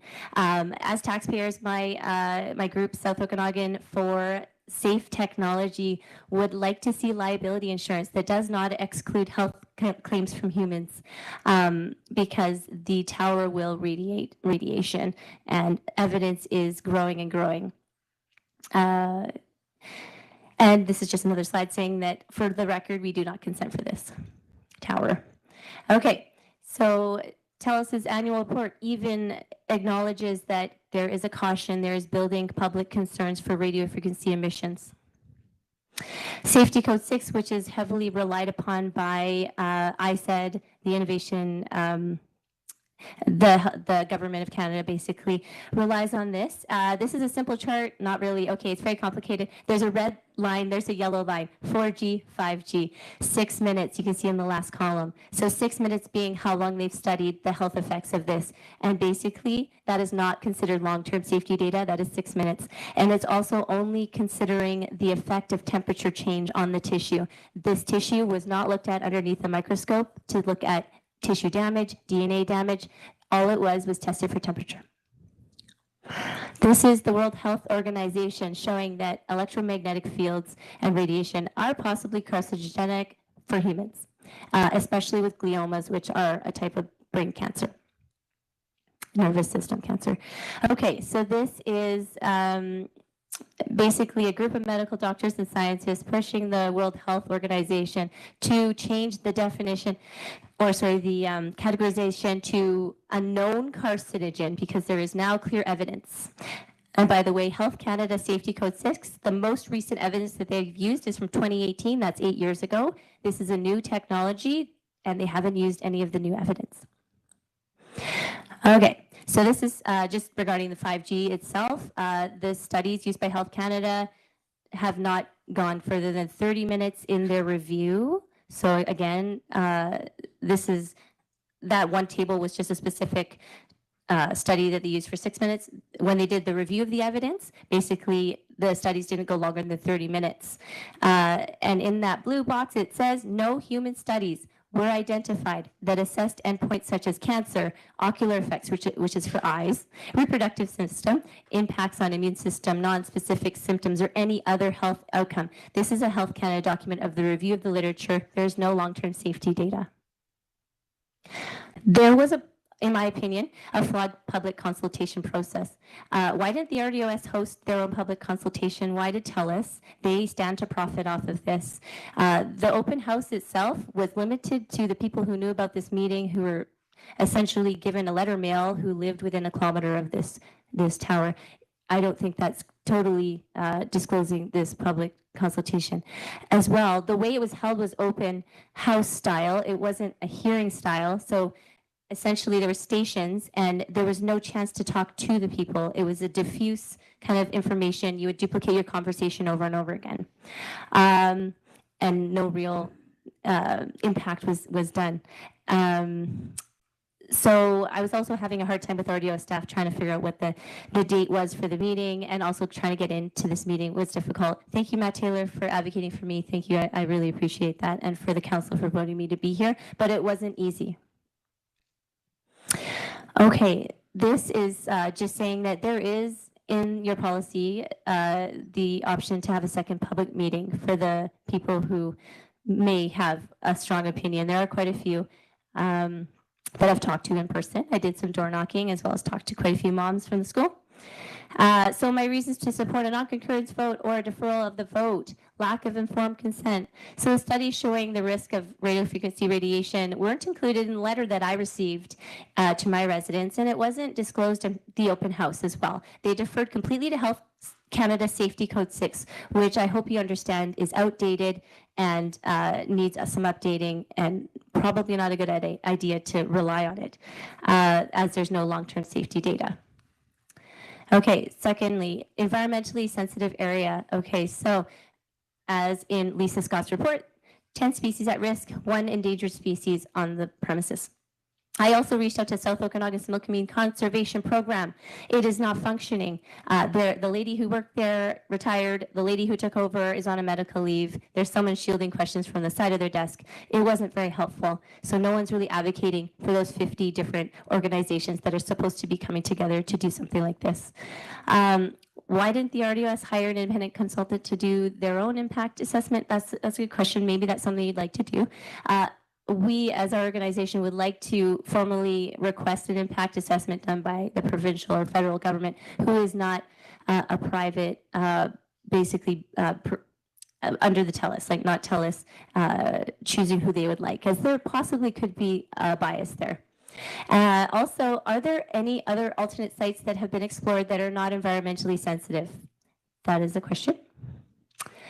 Okay, so in the unlikely or maybe likely event that someone gets hurt, or maybe it's a livestock, a pollinator like a birds or bees or insects or plants, who is sued and who pays for the damages? Who is responsible? Is it the landowner that has the cell tower? Is it the RDOS? Is it the committees? Is it the board members? Is it TELUS? Who holds the legal liability? Human health risk, basically, said it again, Health Canada Safety Code 6 needs updating. It's inadequate. The long-term safety data is not there. And also, all of these studies that are popping up were not included in making an informed decision. Also, Frank Clank, he was the previous president of Microsoft Canada. He spent 40 plus years in the tech industry. Now he advocates for safety of this technology since 2012. He wrote you all a letter. I hope you had a chance to read it. If not, that's another good reason to maybe defer or otherwise this vote, because he does have a very in-depth understanding of this. Legal liability again. So there's possibly a lack of insurance. I wasn't able to get any proof of insurance from the RDOS. I wasn't able to get any from TELUS. Likely the landowner doesn't. And one of the reasons why is no major insurer will cover electromagnetic radiation frequency related claims. So legal opinion is highly encouraged. This is a slide just showing like Lloyd's of London, one of the major companies that provides insurance, as well as Swiss Re, Avra, they all do not provide this or have it as like something that's not in the underwriting. So you might want to check your insurance at the RDOS just to see if it is covered or not.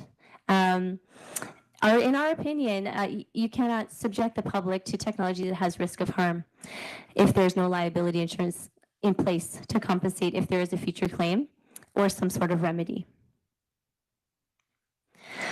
So local municipalities like you do have a say and a fiduciary responsibility to represent the public, not just the telecom companies. There's a lot of public support. I checked my petition online this morning. There was 585 signatures. And, you know, there are other towers that have been voted down in the area, such as Cleveland and Naramata, as well as across the province. I hope that you agree, as it says in your policy, that there's not enough adequate information to base an informed vote. Please vote non-concurrence or defer this vote until the outstanding issues can be fully addressed. Thank you so much. Any questions? Okay, I'll check with the board if there's any questions for Ms. O. Director Roberts. Thank you, the chair. Thank you, a very in-depth. What I'd like to know is, and I don't know, I might apologize, it might have been further in some of the other information that we pre-read. Where do you live within proximity of the proposed site? I live about 700 meters away. Yeah. Okay. Any other questions? Oh, Director Gilbert, go ahead. Yeah, thanks to the chair, and I guess this is a question for staff. When the report was done for the environmentalists. Can we keep the questions right now for the delegation, and then we'll go to staff after we get through that? Sounds good. Keeps it a little simpler that way. Director Federico, go ahead. Thank you through the chair. So you have the 585 signatures on your petition. Do you look at where those signatures live or come from, and do you know if most are within our regional district area? Yeah, that's the thing with online petitions. So whatever address is put in, like when you first make your account, unless you go in and you change it. So a lot of addresses were Penticton, OK Falls, but there were some outliers, like say in the US or Surrey or, you know, different places. I do have a list from this morning that I can share with you. If that's something you'd like, I can email it to somebody. Thank you. Director Bloomfield, go ahead. Thank you, and thank you for the presentation. And, you know, it brings up a lot of points, some of which we have some control over and some which we have zero control over. But I would like to correct you on one thing that you said there. You said that the cell tower in Naramata had been voted down. In fact, that cell tower is up and standing. And it's about 500 yards from my house, so I know. Oh, was it just the location changed? I heard that there was a location that it was. It's been planned for that site for quite some time. The location has moved from time to time over the past 15 years, I'd say, but it's up and operating now. Okay. Okay. Any other questions? Seeing none, we do thank you for making the presentation to us, and we'll just ask that staff could come back up because there are some questions for them, I'm sure. Thank you so much. Thank you. And I will start by going to Director Gilbert. Once staff get seated, you can ask them your question. Go ahead. Yeah, thanks through the chair. So yeah, just my question is regards to the environmental assessment impact survey. Just wondering, yeah, the species were identified in there. And I was wondering if, was it high risk that this tower was going to have an effect on the endangered species? And then what mitigations were recommended in the report to reduce that risk on endangered species in that area for the cell tower? Go ahead. I'm assuming it's Ben that's going to answer this one. Go ahead. So the QEP report that was submitted did indicate in its conclusion that the cell tower proposal is not anticipated to have any significant impacts on birds and bats that were identified on the subject property. And as for mitigation measures that were proposed, there were very few mitigation measures. The exact location footprint where the cell tower is proposed has been historically disturbed. There were some grazing animals on the site. And so there were very few mitigation measures. It looks like planting of native grass to avoid further disturbance and invasive weeds was proposed by the QEP. Okay. Any follow-up on that, Director Gilbert? Yeah, just one more follow-up. It was mentioned about getting the federal provincial governments to do a further impact assessment, but just to correct me if I'm wrong, I'm pretty sure that the province would just refer to the quality, they would accept a private contractor or biologist that have been hired by TELUS or any company that were to go in there to do an assessment. Because I don't believe the province or the federal government would do their own impact assessments. Usually they defer to a qualified professional, correct? Ben or Chris?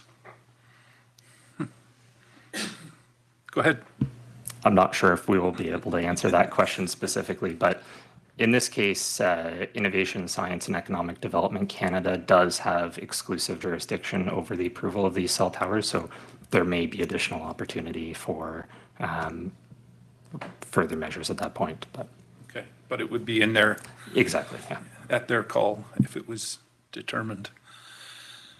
Again, follow up? Go ahead. Yeah, thanks. Through the chair, I just want to follow up on that. You know, there's always this call to question of, you know, qualified professionals and biologists, like they do have to certify and have to follow a set standard in their profession. So, you know, to call in the question that, you know, this Ms. Scott was biased in any means, you know, these are private contractors. They don't work for TELUS or contracted by them, and they have to follow set standards by the professional, you know, association for biologists. So I just wanted to, you know, vocalize my support for that report to RDOS. Okay, that's a good point. Anything further here? All right, we've got no motion or anything. Oh, missing someone? Go ahead.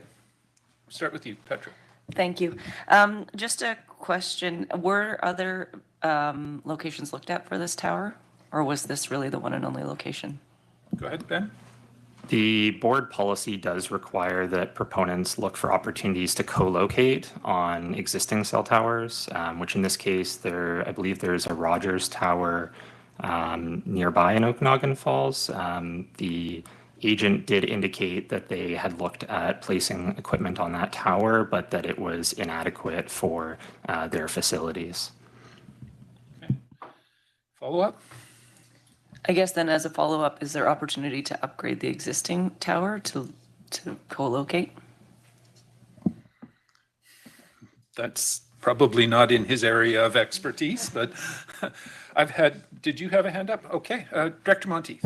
And through the chair, I can maybe help explain a little bit. So the other tower doesn't have proper power to it. So that's a bit of a challenge. It wouldn't handle doing anything else than what it's doing right now. Director Taylor. Just further on that, the existing TELUS tower creates shadow, so that effectively blocks out part of Okanagan Falls. That's part of the problem. It's on a hill just at the crest of Waterman's Hill, and it just doesn't reach to part of it. So that's my additional information on that one. Probably why they're not wanting to co-locate is. Yeah, there's no point in co-locating to that. So I think you've got more questions here, and then I'll. Okay. Director Monteith? Thank you. Through the chair, I'd like to make the administrative recommendation, please. Okay, so you're moving it. Is there a seconder? It's on the floor. Discussion? Or questions? Go ahead, Director Ventimilla. Well, just discussion to say that I don't feel comfortable supporting the administrative recommendation as an alternate director, that I clearly have missed some of the conversation that's gone on over the past couple of weeks or months, perhaps. I just have today's report. And so I won't be voting in favor for that reason. Okay. Director McCordoff. Thank you. We did have a report that said that that TELUS internet may not be of good quality to provide what I assume is the reason for putting up this tower. Do we know anything about that? Is there, the whole idea, I'm assuming, is to allow better internet options, and I'm wondering if that in fact is the case if this was put up. Thank you. Staff, can you answer that? Go ahead. The concurrence package submitted by the agent does indicate that this particular site was selected based on modeling that was done, and so it was identified as an area where there is, my understanding, a service gap. Okay. Director Federico? Thank you, through the chair. So will this TELUS tower then improve communication in that it will help our emergency services be able to reach residents, or our Voyant alert system to be able to reach those that are right now not receiving those services, or is a bit tough for our fire departments to be communicating? Staff, any thoughts there? Yeah, that's probably a tough one. Director Bloomfield. Thank you, and maybe staff could go over the public consultation process so that we're clear on what has taken place. And there was reference to the fact that that it's within our procedure bylaws that we could have another public consultation, but is that correct? And I'd just like to hear some thoughts from staff on that. Okay. Any comments there? Go ahead.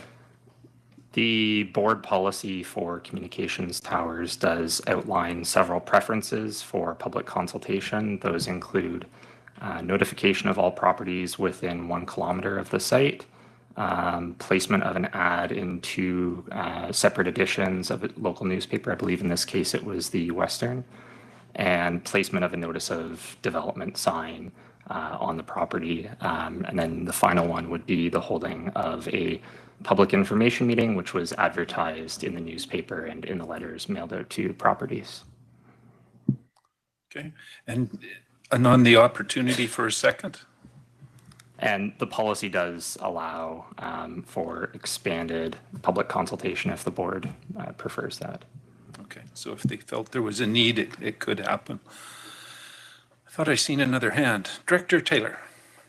Yeah, the reason we're doing this is because our community is massively underserved by both internet and cell coverage.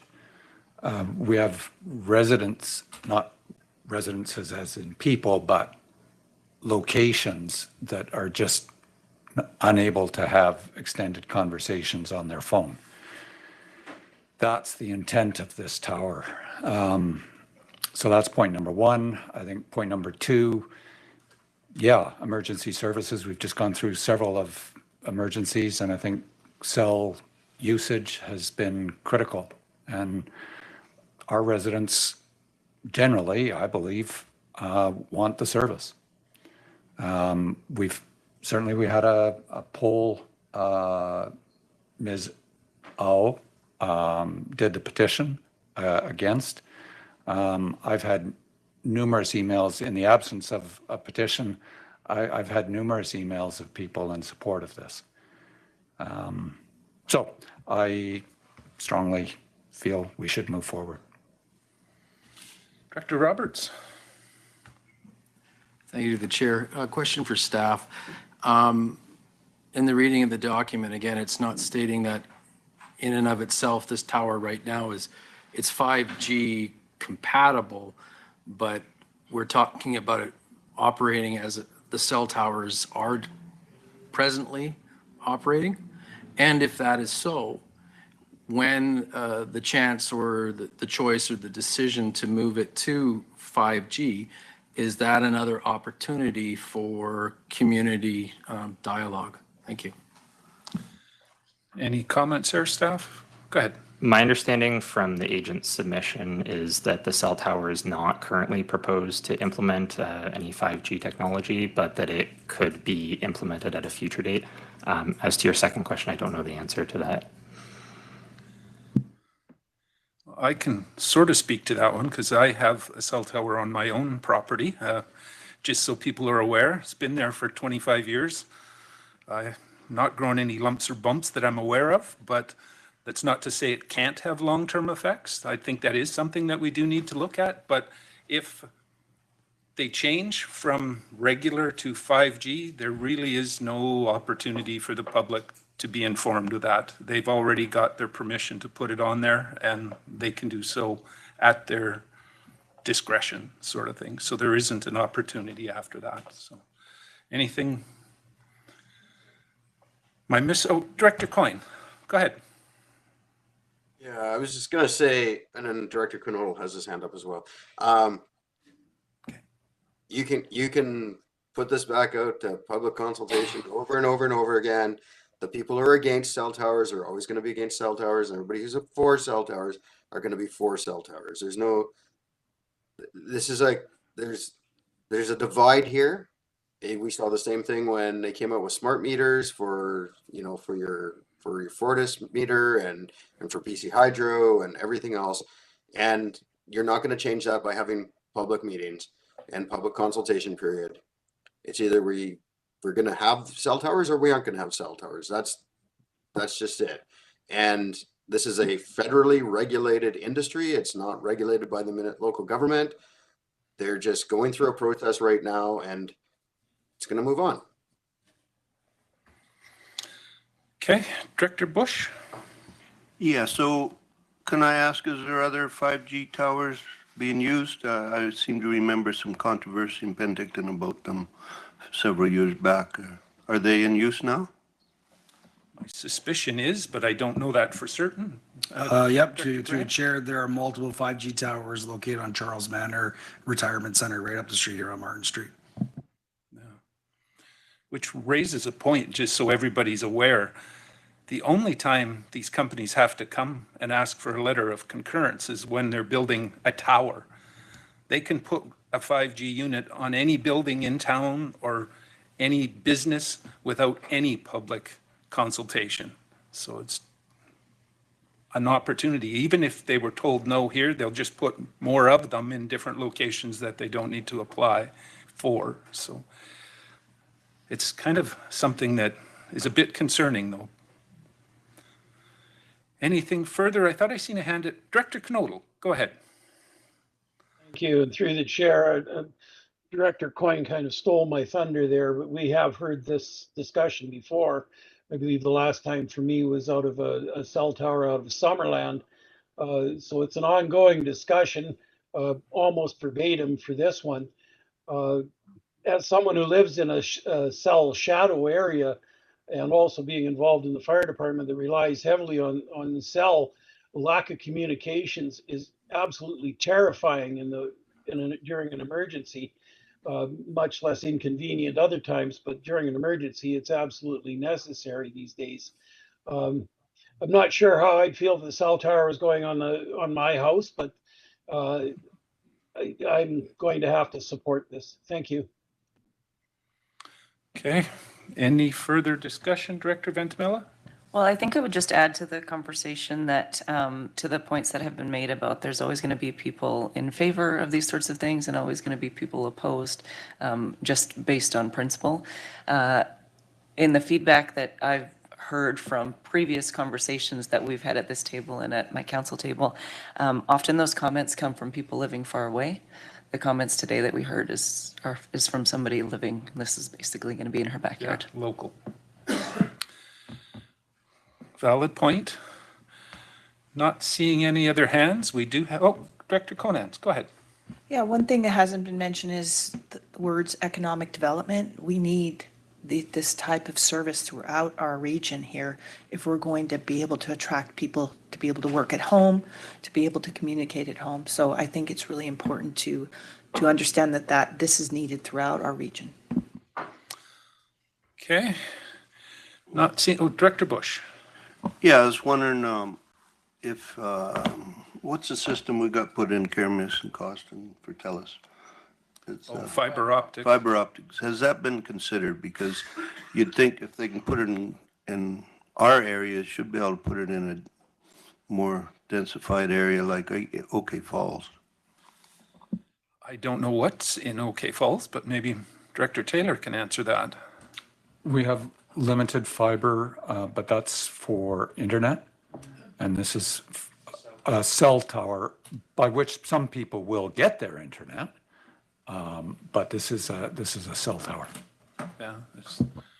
So it's a combination of the two, both phone and internet reception.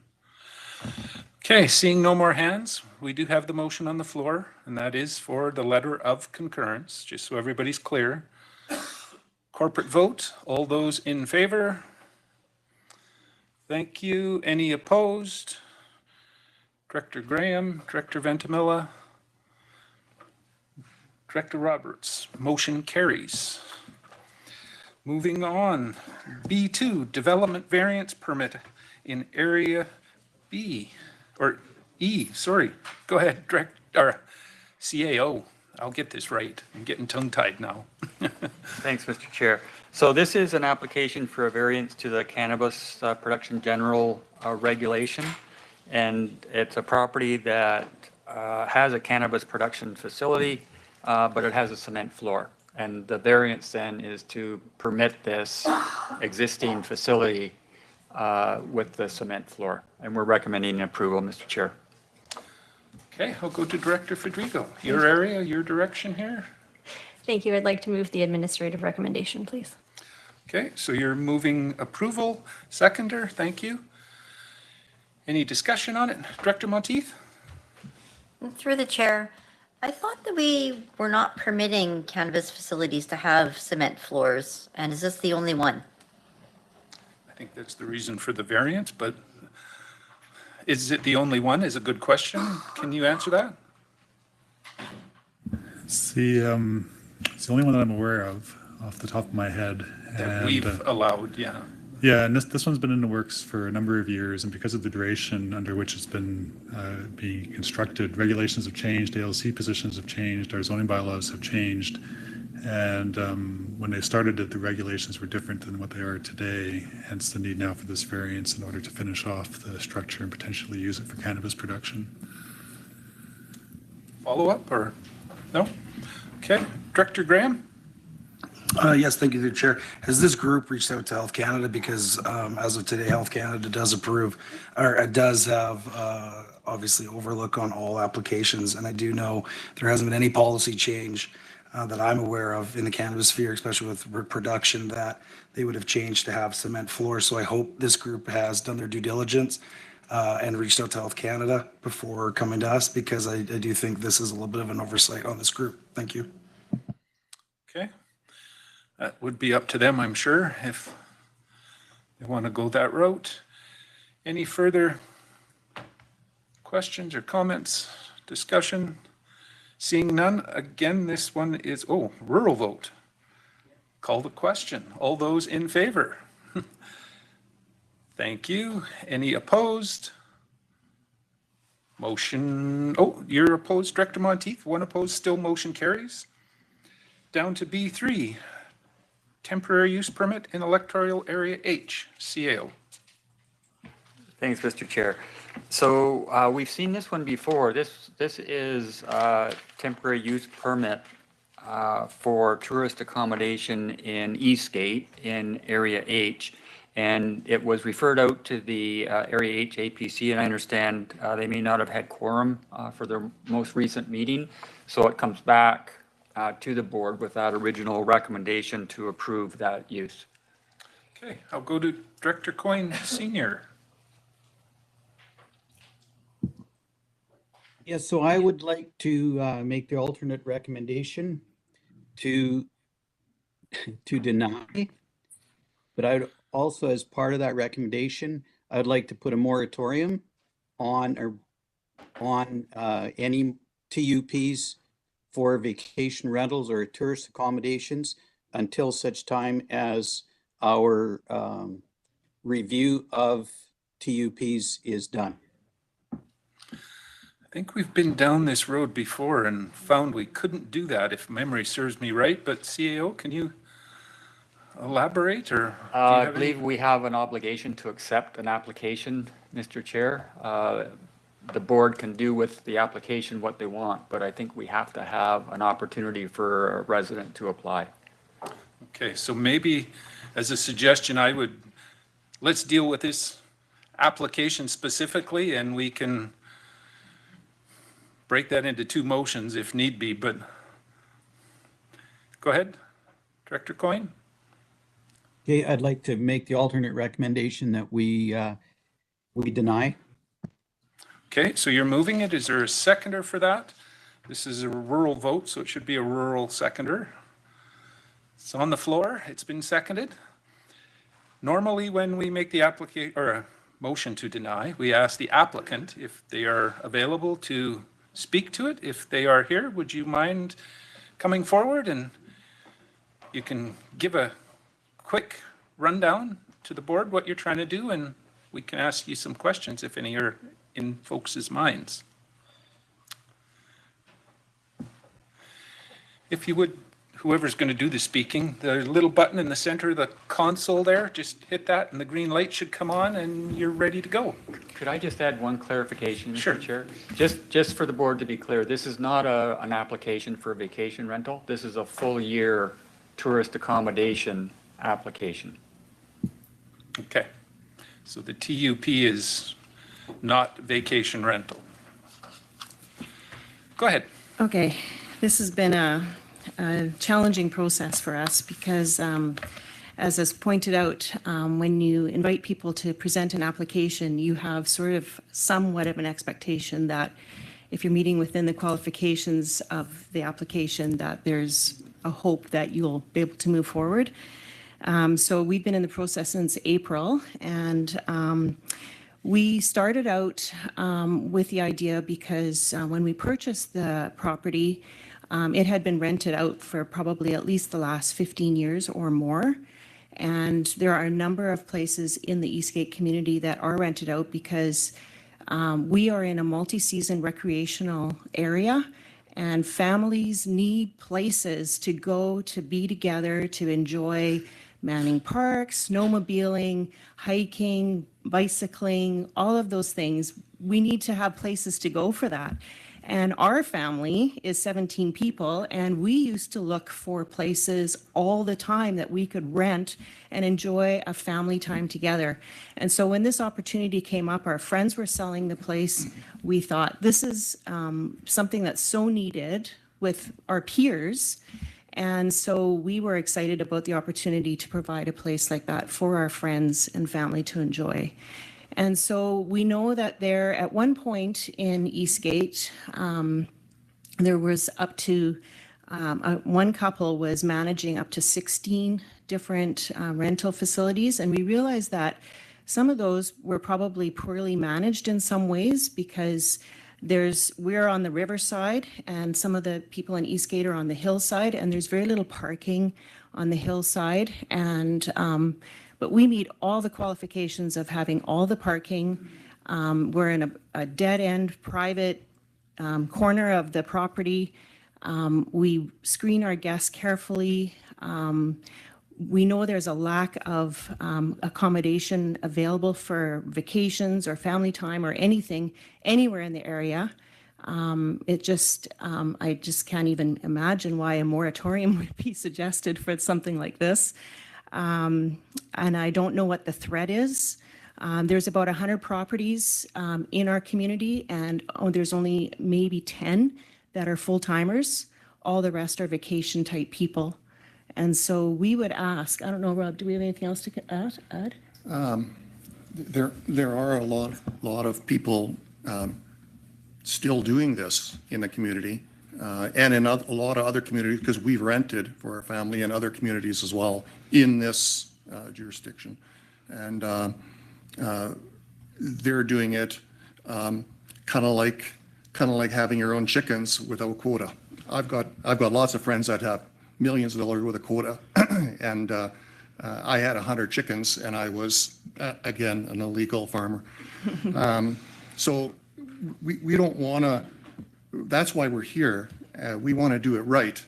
Our family spends lots of time there. We're invested in this property, not only just in money, but in our time, and bring our family there. We're not someone that lives in Vancouver or Toronto and has a place that we rent out and gain equity that way, and hopefully some rental stuff as well. we're there, and we have people, we have friends there all the time. We're very deliberately keeping it safe for us because we don't want to come back and have a problem either. So we've gone through all these things, safety checks and all those kind of things, and we feel comfortable with that because it's our home. That doesn't mean that you all feel comfortable with it or we've had lots of neighbors and lots of people put in great feedback to us, and many comments, and people that we don't even know yet. We're just getting to know some of the people out there that come to us and put their hand on our shoulder and go, we can't believe that this is happening. Like, what is going on? This is happening all the time here, and it's good. It's a good community thing, and we just go, we didn't know about it either, that this was a thing. But we're trying to do it right. There's many other people in our community and other areas that aren't doing it right, and we want to make sure we're doing it the right way. And we were hoping that getting this done, I think this kind of thing isn't going away. This is worldwide, having communities have vacation rental stuff happening.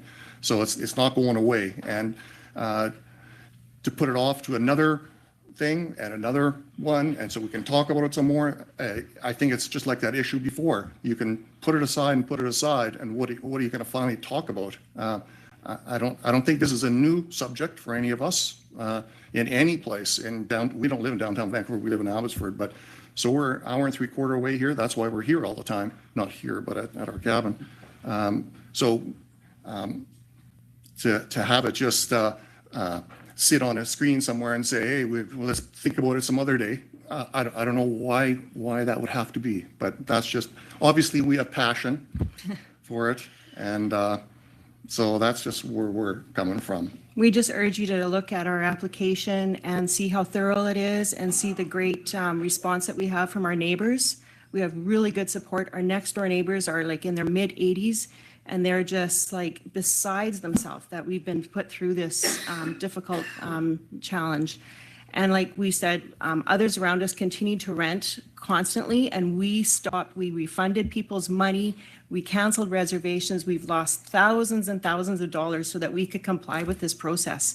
So we're just asking that you wouldn't just dismiss it out of hand, that you would really consider this. And think about where your family would want to go and vacation and spend time together as a family unit, not in a hotel room where you can fit 4 and another 4 and another 4. Like this is where in the winter, they go outside and build a fire and take out the snowmobile and go for like whatever. There's like lots of different things that people want to do together as families. So, yeah. It's bringing money into the community as well. It's because that's what that is, that area, that's what it's a recreational there. Area. and that's just like this area. We used to come here, we used to go to cities, we brought our money. And if you make it hard, the harder you make it for a customer to buy, the worse it's going to be, the less they're going to buy. So the marketing coming out in me. So I don't understand it, why this is a thing. And I know that this has to be done. This is a process. People have opinions. And we just want to bring a tower to our place and put it up on Towers Road. Okay, well, maybe not. Thanks for the that'll be our next application. Presentation. Well, let's not go to the tower issue. No, although it is Tower Road. I understand that. So, thanks, though. I'll ask the board if they have any questions for the applicant. Director Monteith, go ahead. And through the chair, was there any consideration down the road to rezoning your property to maybe like commercial tourism where little cabins or rental would be allowed, or is that? No, not at all. It's just, we want to keep this as our family's cabin that we build memories with our grandkids. They've been there all summer with us, and this is what we do. So we just want to hang out with our family, and then, but also give the opportunity to other families to enjoy it as well. Thank you. Okay. Any other questions, Director Taylor? Yeah, so I was pleased to get clarification that this is tourist accommodation that you're seeking. So you charge fee for service? Yeah, so people pay to stay there. just like, I mean, they have, yeah, we can't do it for free. Yeah. And the reason why the planning department recommended changing it from vacation rental to tourist accommodation is because if it's vacation rental, then we had to stay within a 6-month consecutive period of time, and which is just unreasonable when you consider Manning Park as a multi-season recreational area. Like, that's the main purpose of Manning Park area. Is it's not farming, it's not residential, it's recreational. So it would be used as much in the winter as it would as yes. any other time of the year. Yes. Okay. Any other questions of the applicants? Seeing no hands, thank you for the presentation. We'll continue the discussion with the board here and see where it goes.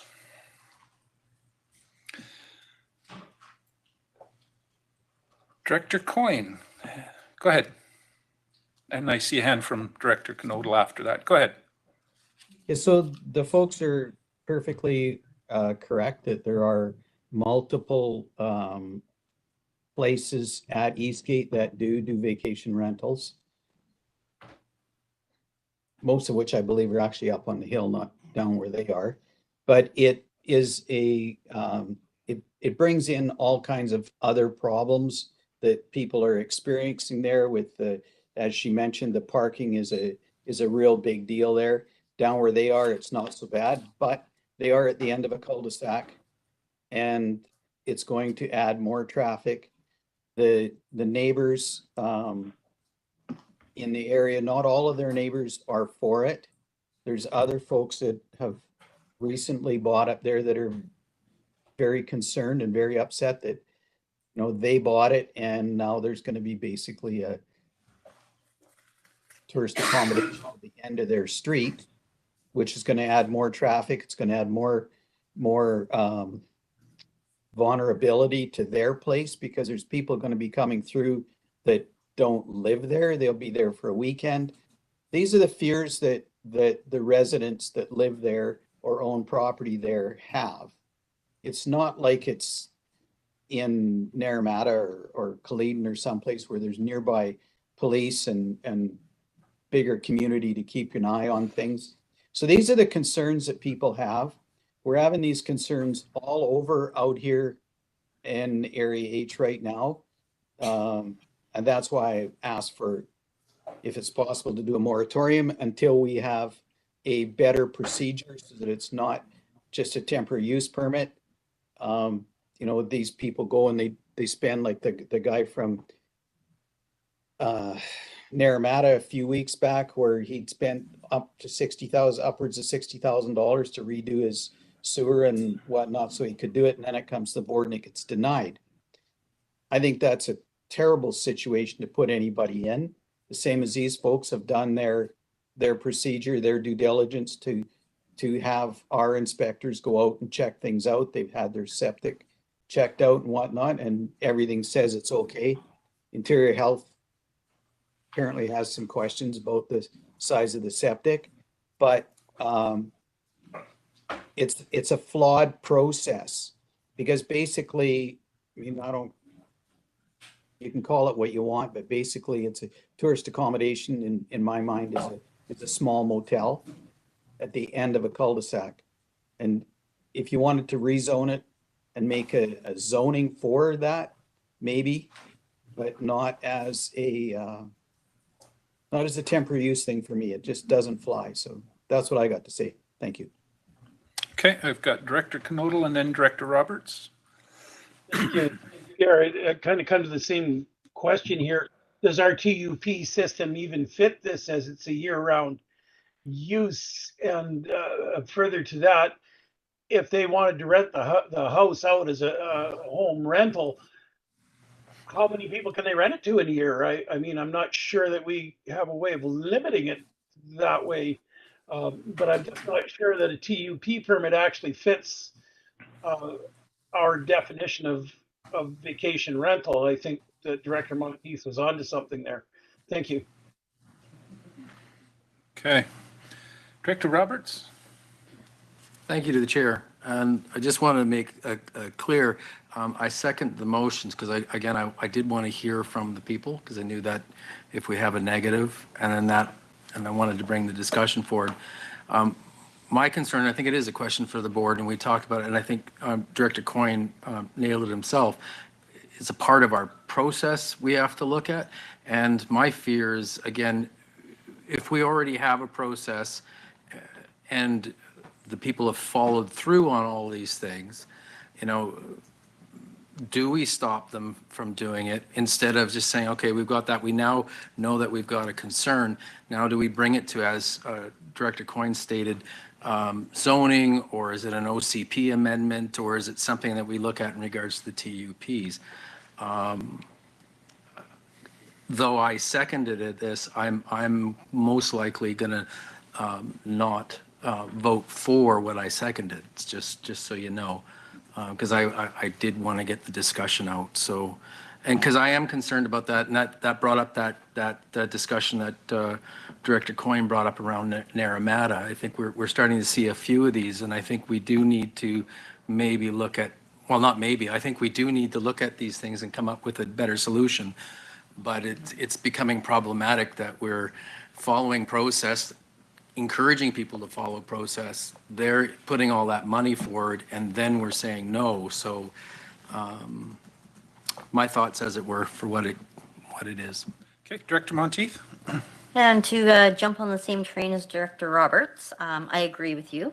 I also want to maybe just question that I don't see any negative feedback in this application. And that's something I look for. As directors, we're asking through the feedback process. If we're not getting negative feedback, I have a hard time turning something down that staff are recommending. So I'm actually in support of it because I think that we do need those sort of accommodations, especially in an area that's year round. Look at Apex. Apex is begging for tourist accommodation. So I have a hard time turning something down, especially when you have somebody going through the process and doing everything right and with no negative feedback. So I just want to point that out. Okay, that's a good comment. I do have one question myself, and I'll get to you next, is what is the specific difference between the tourist accommodation and the vacation rental? If you could just clarify that so we're clear. Sure. So this has been coming up more recently, and thinking back to when we amended the bylaws after that BC Supreme Court case in 2013, the whole concept of a vacation rental was basically an allowance introduced into the bylaws as a type of residential use. And at the same time, we had to establish what we meant by residential. And residential is the occupancy of a dwelling unit for half the year, so 6 months plus a day. And so when applications come in where there is no residential occupancy, and the vacation rental is being proposed for the full 12 months or for more than half the year, then it's not really meeting that bylaw definition as a residential use. And so then that also presents a challenge for us as well, because of course all of our policies, or the board's policies in the OCPs, speak to consideration of this as residential, right? So yes, we agree at a staff level that there is an issue there in terms of how we're dealing with some of these and what the vacation rental review can potentially look at and help us with. But that's the distinction. So in the absence of residential occupancy of the dwelling unit, we consider it a tourist accommodation use and not a vacation rental use. Okay. Director Taylor?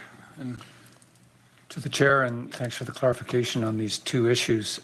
Just a point, I really question whether a lot of our short-term accommodations which have obtained a TUP are in fact a residence the other 6 months of the year. They're vacant the other 6 months of the year.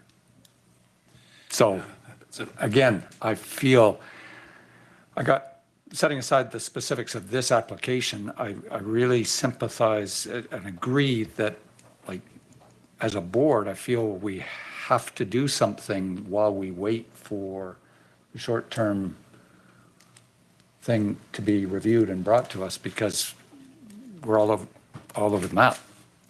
I've tried to clarify that in my neighborhood by saying, these are the things I'm with, these are the things I'm not with, everything else is a bit gray. Director Federigo and then Director Ventimiglia. All right, thank you through the chair. Just a couple of things. I mean, I appreciate, Naramata being dragged into the conversation because, we know the challenges that we're facing with this.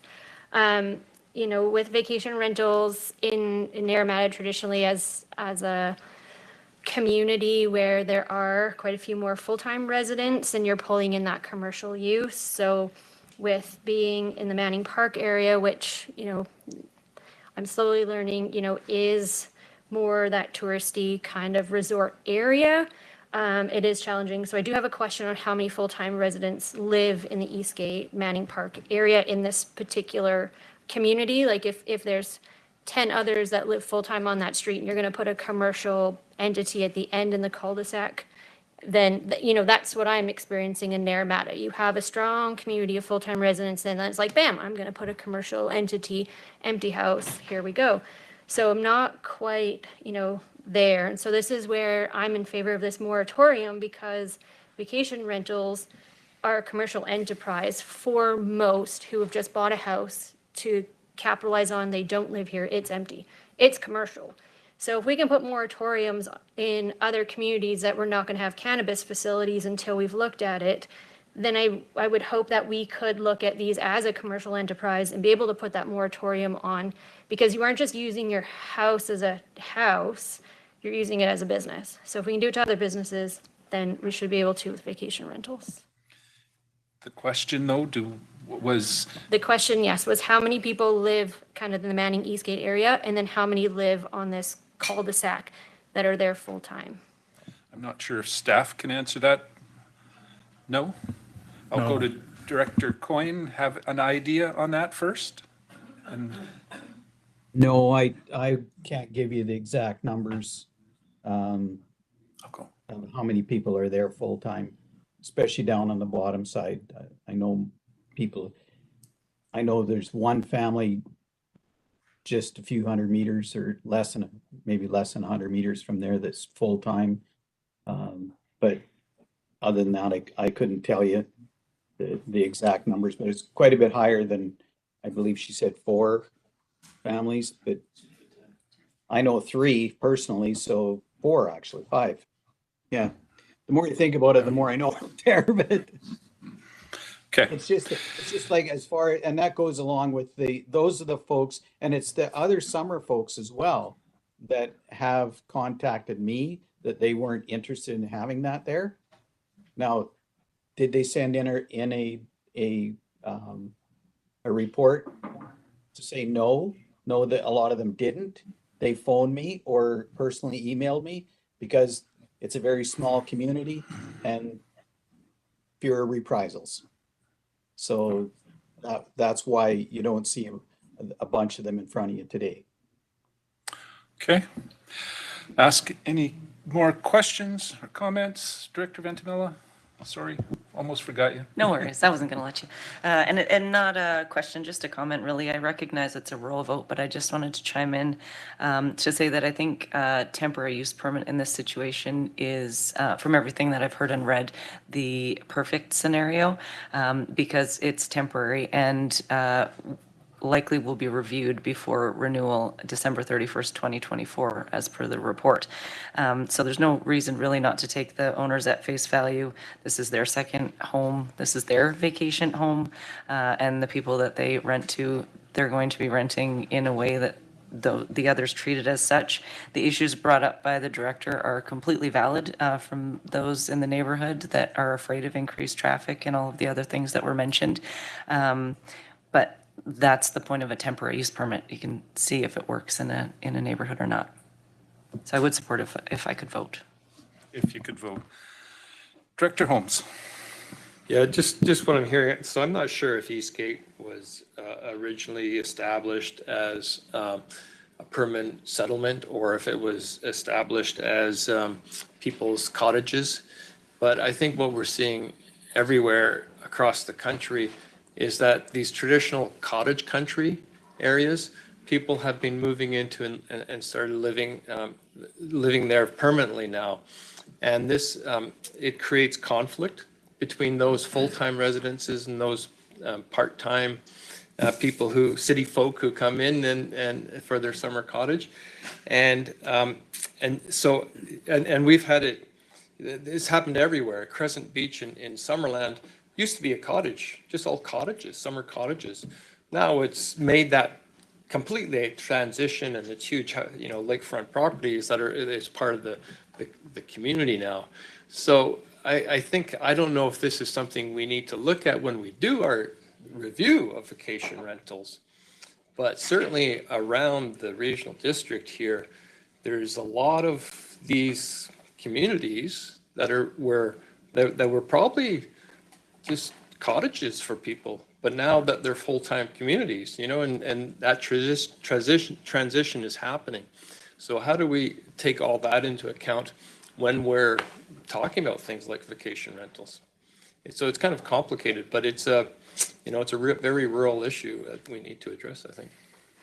Okay, it's a valid point. Director Roberts, and then we should move on to the vote here. Thank you, the chair. And to follow up on Director Holmes, I take it invertly where we've got like a community like Headley that it's always been, the original residents, and now because of the cost of living, now there's a fear of gentrification because people are buying up the little mining homes as cottages. So, it's something we could see at both sides of the picture. And go the other way too. Okay, this is a rural vote. I'm going to call the question, and this is on denial, just so everybody's clear. All those in favor? Okay, those opposed? Directors Monteith, Bush, Roberts, Pendergraft, Knodel, Taylor. The motion is defeated. Correct? Yes? Okay.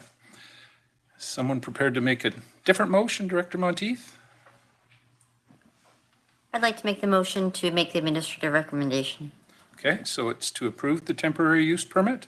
Is there a seconder for that? Seconded, thank you. Any discussion needed? Seeing no hands, I'll call the question. All those in favor? Thank you. Any opposed? Director Fedrigo and Coyne opposed. Motion carries. Don't think I missed anybody else. Director Taylor, a question or a? Question. Okay. I'm just wondering if we're going to have any conclusion, consensus to the other half of Director Coyne's piece. Well, it's a motion. I think if we were going to go that route, it would probably have to come as a notice of motion. But in the past, we've had legal opinions, I believe, on this, that we have to accept applications. We can delay it and that sort of stuff a little bit, but when you get an application, you kind of have to deal with it. I don't believe we're able to put moratoriums, but if he wants to make that motion or get an opinion on it, that should come as a notice of motion. Okay? That's fair then for everybody to deal with those sudden issues that come up. So down to V4. Agricultural Land Commission referral, non-adhering residential use in Area C, CAO. This is at the south end of Area C, down towards the Soyuz, Mr. Chair. It's the Gold Hill Winery. They've got an application into the Agricultural Land Commission, really to formalize an accessory dwelling. It's a duplex. The bylaw authorizes a single-family dwelling and one accessory dwelling of a specific size. This is for a second accessory dwelling. So we are recommending that this not be authorized to proceed to the Agricultural Land Commission. Okay. I'll go to Director Knodel. Direction on this? Thank you. And I've had no contact with these, so I can't even really venture an opinion. Normally I'd be looking for direction, but given the history and the way this has gone and lack of any other information, I'm going to have to accept the administrative recommendation, please. So you're moving not authorize? Yeah. Okay, is there a seconder for that? Seconded, all right. Generally when we do that, we ask if the applicant or their agent is in the room. And I believe she's standing up, so please come forward.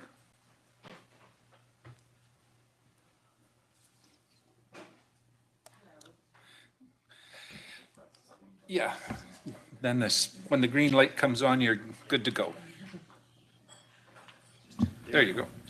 Hello. Again, I'm back to ask for us to proceed with the application to the LLC.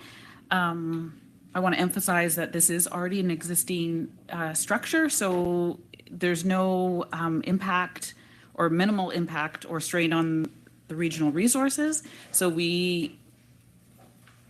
there's no impact of building a new structure. The family's been farming. We're not looking to, do a vacation rental, or we're just housing our foreign workers. We do have a residential on the property as well as a rental, as I'm sure you're all aware of. We have complied with the request to remove the people from the rental home. So it is unoccupied right now. Our foreign workers are still living in the one housing on the other property beside us. And again, we wouldn't be able to farm effectively without the foreign workers. And we have, gone through the proper procedures of the LMIA, the housing inspection, and all of those things have been approved. Okay. So, yeah, we would just like to be able to go ahead with the application with ALC. All right, I'll check with the board if they have any questions. And you're their agent, correct? Yes. Okay, just for I work for them. Yes. Yeah. Am I seeing any hands? Director Knodel, go ahead. Yeah, just kind of wondering, this is the second time this has come around, and nowhere along the line has anyone contacted me to try to explain their position on this. Normally, I would support things going to the ALC for their decision for farm workers, but again, I have no contact and no background to be able to support it. So I'm very sorry for the way that's gone, but that was mentioned at one of the previous meetings too. Thank you. Okay. Director Federico? Thank you to the chair. So you've gone through the process for the foreign workers to be here. Sorry, I don't know all the agricultural speak for having the foreign workers in structures, but has that process been formalized through the RDOS? Because wasn't that one of the concerns that came forward before, was that there are these accessory dwelling spaces that are other entities have approved, but us as the RDOS haven't approved? That might be more of a staff, but can you go ahead? So I'm sorry, I'm not sure what your question is. Have we complied with the second dwelling with building permits and so they weren't. There wasn't a building permit for where the foreign workers are living, but from my understanding, to go forward, there was no, to get a building permit, we're kind of past that point. We need to address the issues of not complying before a building permit needs to be purchased, is from what my understanding is. Okay, so you're saying that it needs to get ALC approval before we could go down the... Correct. Okay. All right, any other questions? Nope. No question? All right, well, thank you for... Even as far as rezoning, we needed to have the ALC to approve before we could even apply to be rezoned. Okay. So we want to work to, moving forward, there has been some, we haven't always worked in the right direction, but we definitely are moving in that direction now. Attempting, okay. Yeah. Appreciate the little presentation. It's always helpful. If we can have staff come back up as needed, there may be a question that might be better answered by them. I think your question, do you want to attempt it again, Director Federico? Thank you through the chair. Yeah, so then has there been any attempt from the applicants to legalize their secondary dwellings? And have they looked at doing the TUP process on farm worker accommodations? Sorry, I threw an extra question. Okay, go ahead. Yeah, so as the agent had mentioned, this is an approval that needs to come first before we can do any other sort of authorization, whether it be a rezoning or a TUP. And then comes the building permit application. Okay. So this is the first step. All right, Director Monteith? Sorry, through the chair, I'm unclear why the recommendation is to deny. I'm sorry, I'm really lost on that. I mean, we've checking the boxes of farm worker accommodation, it's ALR land, like, I'm lost, so I need some explanation. I think it was mentioned in the report, but could we get a verbal? I mean, the main thing in this case is that they're requesting the use of a duplex in an agricultural zone. And that's typically not the type of use that we would see as in terms of residential uses. And well, I would just add to that too. I believe the board's policy in relation to farm labor accommodation is TUPs, and that the structure be removable, temporary in nature, and a duplex is not. That's why there's no TUP recommended to be applied for, but still we have to go to the ALC even prior to a TUP application, correct? Yes. Okay. Director Bloomfield and then Director Gilbert. Yeah, I'm also have a bit of a problem here. If you're going to deny that, you're denying the application to apply to the Agricultural Land Commission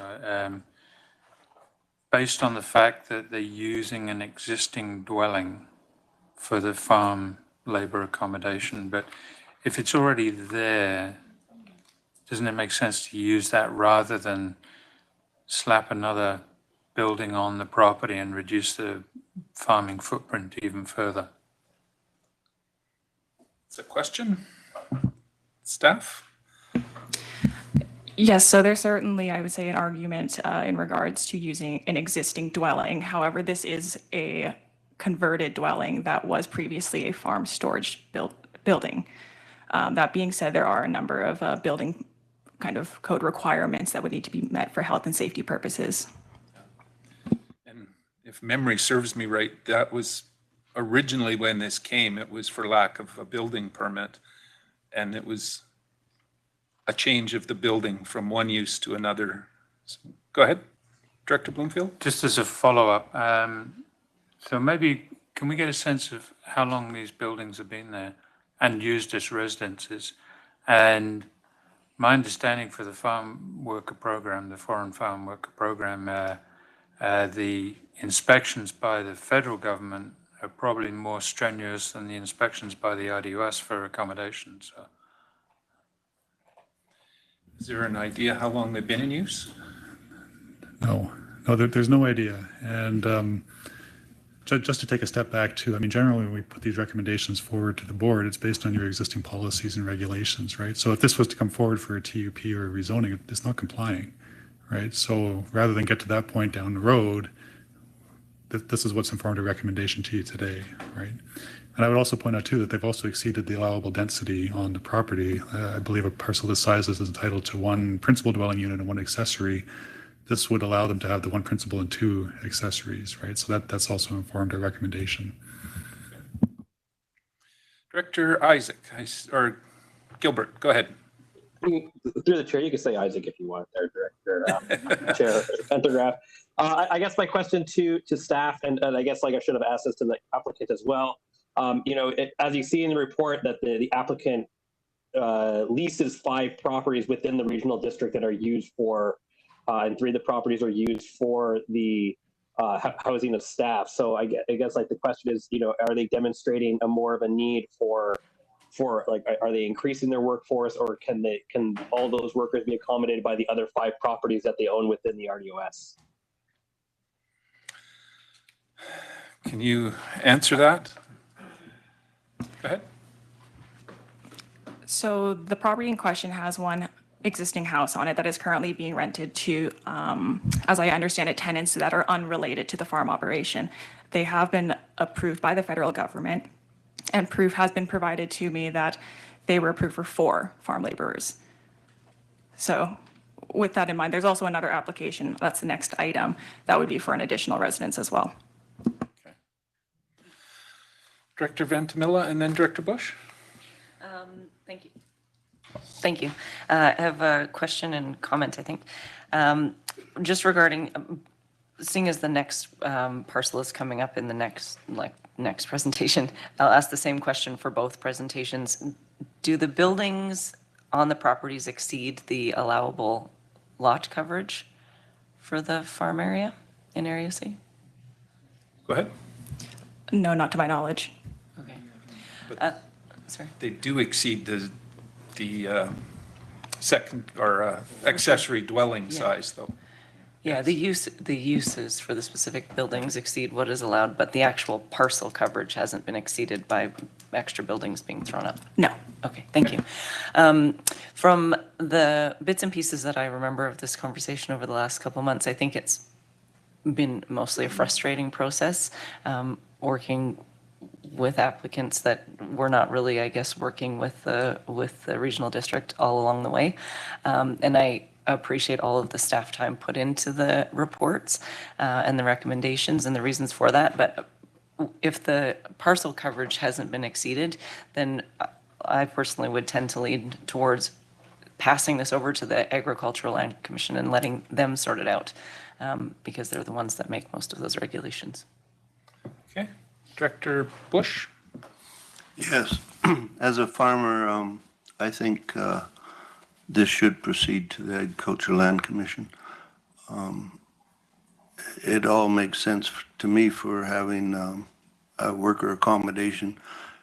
It might not apply to this single lot, but they probably lease in other lots too, so that at least they're having accommodation in one area, not spread out all over the place. But to me, I think it's the Agricultural Land Commission should make the decision first.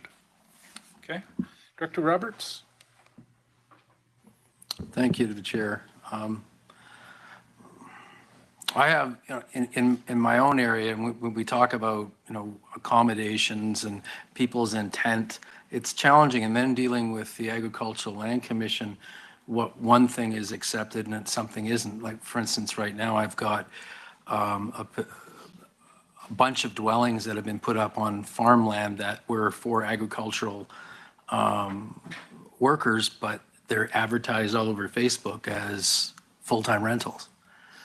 And, so I don't have what you have in this area in regards to zones and bylaws and stuff. And I'm looking to build moving forward on and to protect people. But, I'm hesitant on regards to, because I find it very confusing in regards to what goes to the ALC, what doesn't. And then, there's a need. How do we determine whether or not it's going to be for farm workers? Is there a process of putting, like, for lack of a better term, a lien or a caveat with kind of like the TUP idea that you said? I don't know the answer, but I know it's, because there's so much need for housing in our neck of the woods, and there's so much need for farm workers.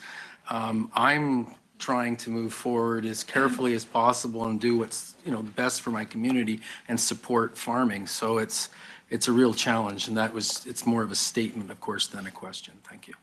Okay, Director Knodel? One of the things that troubles me here is the house that's on that property is used as a long-term rental, and I believe they had a previous long-term rental on it. So the intent of where they're going becomes problematic in my mind. I definitely support farm workers and their ability to live in places, but the intent is going to be the problem here. And like I say, the current house there is currently a long-term rental, not a farm accommodation. So I'm a little troubled by that. To say, well, we're not going to survive with that unless we have long-term rental and more farm accommodation, and we're above the parcel size. We start putting other properties in a position where they're at a disadvantage for the same thing. Do we open a door there? Just a concern of mine, and I believe that's going to be the same for the next item up too. Thank you. Okay, Director Bloomfield, and we should move on here. Yeah, thank you, and through the chair and to the staff. It seems to me through the past applications on these properties that that the owners by now and their agents should have a clear understanding as to what work they're going to have to do on these properties to bring them into compliance with the zoning, and the fact that they don't comply with current zonings and there's issues with, you know, buildings that have been built without permits, etc. And so that will have to be brought into compliance. So if they're willing to go to the expense of making the application to the Agricultural Land Commission and without any certainty of getting compliance, you know, or getting a variance on any zonings, and so they're still going to have to do a lot of work on those properties to bring them into compliance with the zoning. This doesn't end their problems, and as long as they understand that, and I'm hoping that they do in the conversations that they've had with the staff, then you know, I would say let them go and make their application to the Agricultural Land Commission. It doesn't mean to say that they're off the hook with the RDOS. It doesn't mean to say that, you know, that they get automatic free pass on anything else. They've still got to deal with the issues that, you know, that they have with us. Okay, Director Holmes and then Director Taylor, and then we should call the question after that. So if my question is, if we allow it to go to the ELC, does that imply then that we are okay with rezoning it? That by implication that when it comes back to us, then they can. There's an expectation that we will then rezone it, and the second question is, if we don't approve it, or if the ALC doesn't approve it, what would the applicant have to do to come in to bring their property into compliance? See if you can answer that, Chris. There's two questions there. Yeah. So yeah, I believe that in response to the first question, that's the whole idea of having local government have the ability to authorize these applications to proceed to the Land Commission. It gives you an opportunity to say that if you don't support this when it comes back for rezoning and TUP, let's not put additional staff resources and your time into this, and we can stop it now by not authorizing it, right? So that's an option before you. I can't speak to what expectations it may or may not create with the applicant, but I suspect if I was an applicant and you've authorized it here, that when I come back for a subsequent approval, that I may be expecting the same outcome, right? But that's just hypothetical on my part. Sorry, the second question was? So if it's denied, if we don't send it to the ELC, what would they have to do to bring their property into compliance? Yeah, well, I suspect that would be a decommissioning requirement that may or may not require issuance of a building permit, depending on what kind of alterations have to occur to the building. But it would basically be taking it back to a dwelling unit that complies with the zoning and not have it be in the form of a duplex. Okay. Director Taylor, you had the last kick at it here. Yeah, you've answered my first question, and the second one, I believe there is a housing inspection process for temporary foreign workers. And I'm just wondering if we incorporate that as a tick box somewhere along the way in our process, because all due respect, there's been some non-compliances here, and I'd like to know that, you know, all these boxes are being ticked off if we're even setting out a path that we could go forward. I want to know that all the tick boxes are laid out there. Go ahead, Chris, or?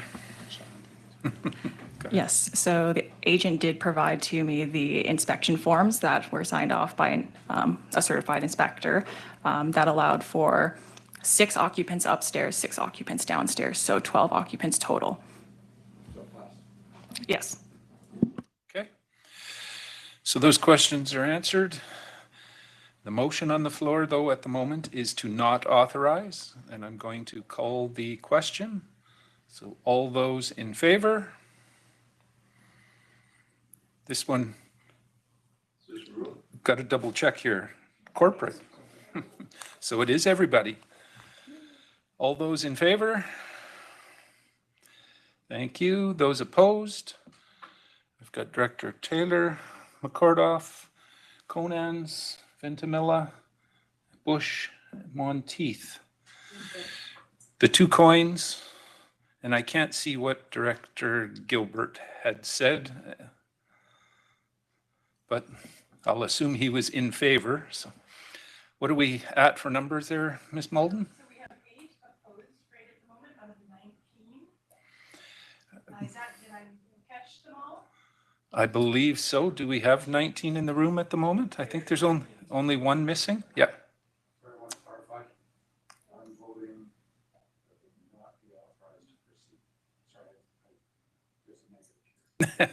You got caught with the double negative? Okay, so you were in favor of the motion, not opposed. Okay. Yeah, maybe we should, because just for clarity's purposes, those in favor of not authorizing. Okay. Those opposed, put your hands up high.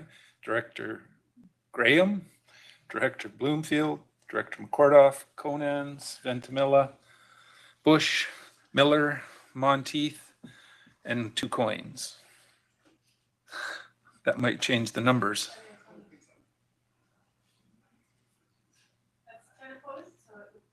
The motion is defeated.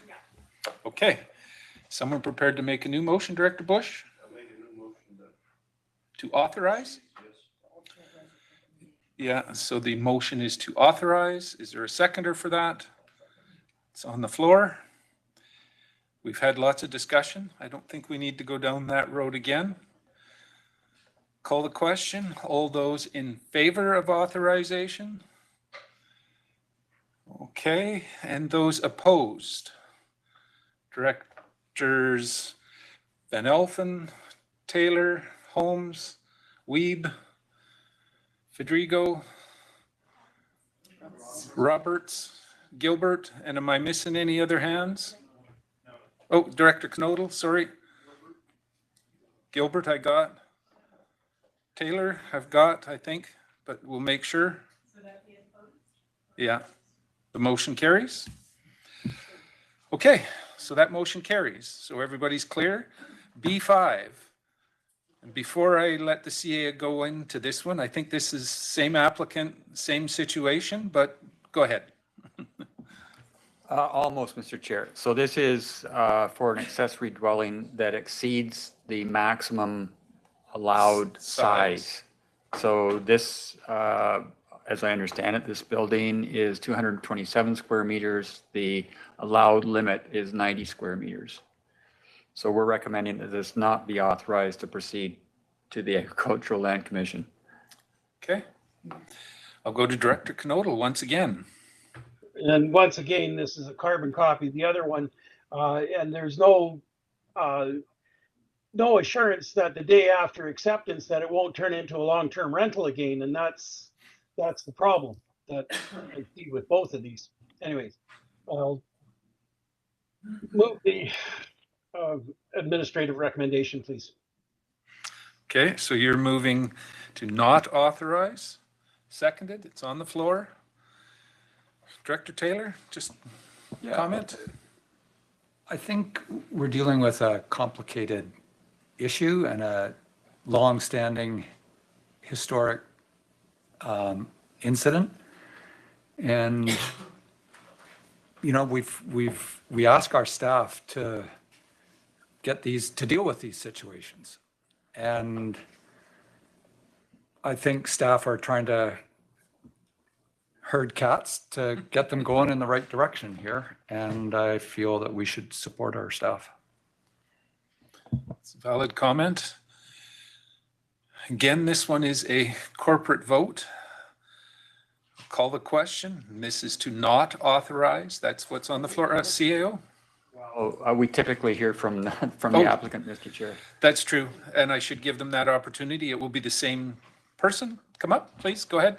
Good catch. might be slightly different scenarios. So.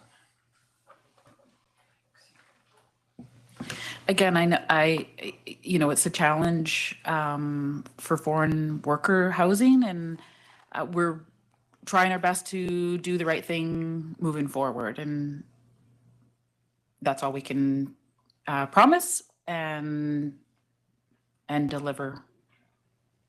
So. Okay. Thank you for that. Is there any questions for the applicant or agent?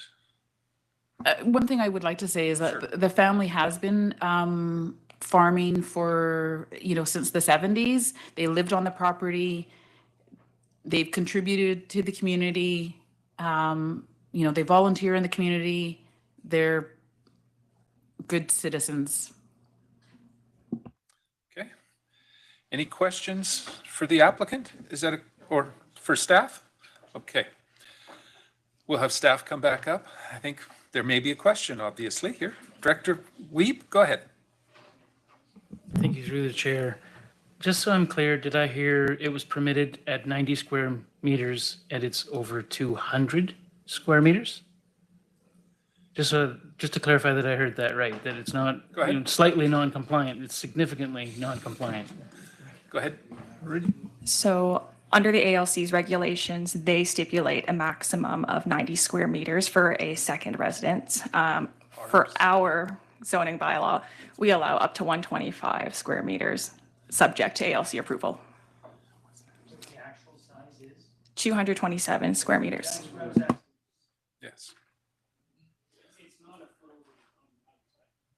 Yeah. Director Roberts? And then Thank you to the chair. And it's probably a question that can't be answered by staff immediately, but down the line, it's like with these kinds of situations around agricultural housing on farm, and again, as stated by Director Knodel, from previous renters, and you can't seem to be able to say, well, that's really what's going to happen. And if I make the affirmative for it and let it go, and then it becomes long-term rental and it's not what it was meant for. So and this throws us back into that whole TUP thing. Is there some kind of process where you check on the people that say that this is what they're going to do before it ends up being, let's say, an apartment building in my area? Thank you. go ahead. You have a comment, question, or can answer that, maybe? Yeah, so the Agricultural Land Commission, if they do decide to approve the application, could, in theory, put a condition on that approval that it be used only by temporary farm workers. But that is within the commission's discretion to do. Okay. I've seen some hands online. First, I'll go to Director Coyne and then Knodel. Coyne Senior. Thank you. So if we don't let it go to the Agricultural Land Commission, how do we fix it? That's my question, is how can we make this better? How can we make it work? Well, if it doesn't get approval, then the only real option is to decommission if we go that route. If we go the other and get approval, then you go down that road of how do you make it stay as the intended use? Am I correct on that, staff? Is the only, what options if it's denied? Yes, so they'd either have to decommission it or somehow bring it down to a size that is consistent with our zoning. But the caveat being that this particular unit actually has a covenant that is applied to it, which required that it was decommissioned. So there would need to be additional board approvals then to sort out that covenant restriction. Okay, more complications. All right, Director Knodel, I had you, and then over to Director Federico. Yeah, thank you. Director Roberts sort of stole my thunder there on that one too, but I believe this was prior to all this was a long-term rental, and they had to evict the tenant there to get to this point. So again, I'm a little concerned that these become just straight revenue getters and not serve the purpose of farm labor, and that's not fair to those other farmers in the area. And really does concern me. We put together a process for farm labor, and if it's abused, then it actually damages our other farmers. Thank you. Okay, Director Federico? Do we know how large the main house is on the parcel or the other dwelling? Go ahead. Off the top of my head, I don't know the answer. Director Holmes, and then we're going to call question. Yeah, a couple of questions, if I may. So just to confirm, this is the dwelling that was supposed to be decommissioned within 90 days of the new dwelling being built back in 2009? That's correct. And secondly, can we, if we refer something to the ALC, can we say that that is on condition that it be used for farm dwelling? That support is based on a condition like that?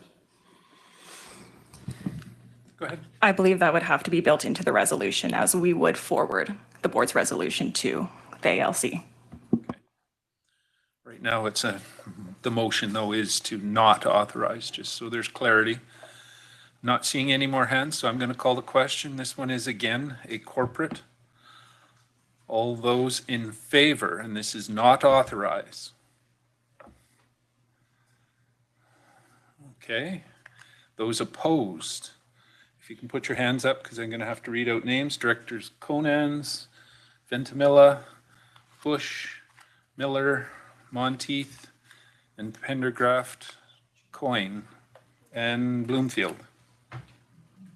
I think that's not enough, but I think it is carried, but I'll double check. So the motion is carried? Okay, that's interesting. One approved and one not. So we are where we're at. Down to B6, Electoral Area E, OCP, CAO. This results from our discussion earlier today at the Planning Committee, Mr. Chair. So this is now for first and second reading of the Electoral Area E Official Community Plan. And we're recommending that it get those 2 readings and that it be delegated to Director Federico for the public hearing. I'm going to go to Director Federico direction. Wonderful. Thank you, the chair. I'd like to make an alternate recommendation to send it to my APC, please. To your APC first. So is there a seconder for that? It's on the floor. Do we need any discussion, Director Knodel? I see a hand. No? That was a second. Oh, okay. Just a late second. Thank you. It's on the floor. That would be a corporate vote to send it to the APC, just so everybody's aware. Director Roberts? Thank you to the chair. Can I ask the staff, like in regards to how this process is and how long it's taken, how much more time does this add? Is there, when it goes to an APC, is there usually like kind of like a span of time? I'm sure there is, but can we answer that, Chris? Sure. So ideally, at this point, I believe we'd be looking at the October meeting for the electoral area EAPC, and hopefully there's quorum, and we can get a resolution, and that would ideally, I'd have to check the calendar, but allow us to bring it back potentially to the second meeting in October, if everything lines up. So all things considered, it wouldn't delay it that much. A couple of... What's that, another 6 weeks? 6 weeks, yeah, I guess that is. Okay. Seeing no more hands, this is corporate again, and this is to send it to the APC. All in favor? Thank you. Any opposed? Motion carries. Down to B7, another zoning bylaw amendment in Area E, CAO. Or, yeah, go ahead.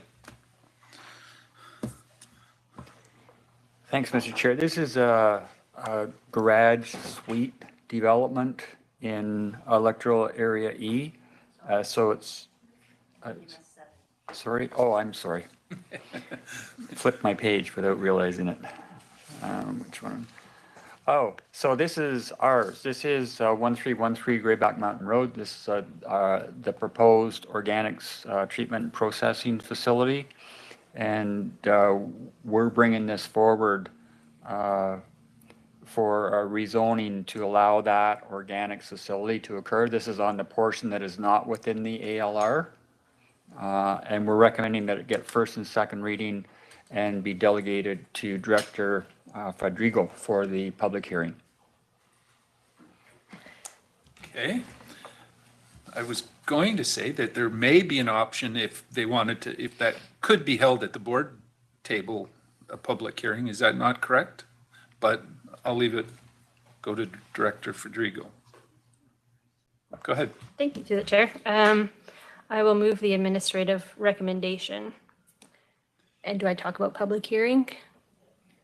If you're going to move the administrative, is there, so you're going to be okay with the public hearing in your area? Yeah. Okay, then I'd we'll like leave to it there. Be here. And seconder, it's on the floor. Any discussion on this? So just to be clear, Mr. Chair, the first one is a rural vote and this public Second. hearing is a corporate. Second one will be corporate. Okay, so we'll have it broken up. We're familiar with this. The first portion is rural. I'm going to call the question. All those in favor? Thank you. Any opposed? Motion carries. Down to the second part, which is designating where the public hearing is held and to whom or by whom. She's moved it. Is there a seconder for that? Perfect. Corporate vote. All those in favor? Thank you. Any opposed? Director Graham. Yeah, I almost agree with you. Motion carries irregardless, and that brings us down to B8, CAO, another one for Area E. Yeah, so this is a zoning amendment for an accessory dwelling, and the issue being on a parcel less than 1 hectare. Mr. Chair, and we're recommending on that basis that it be denied. Okay, I'm again going to go to Director Fedrigo. Thank you, through the chair. I will make the administrative recommendation, please. Okay, so you're moving the motion to deny. Is there a seconder for that? It's on the floor.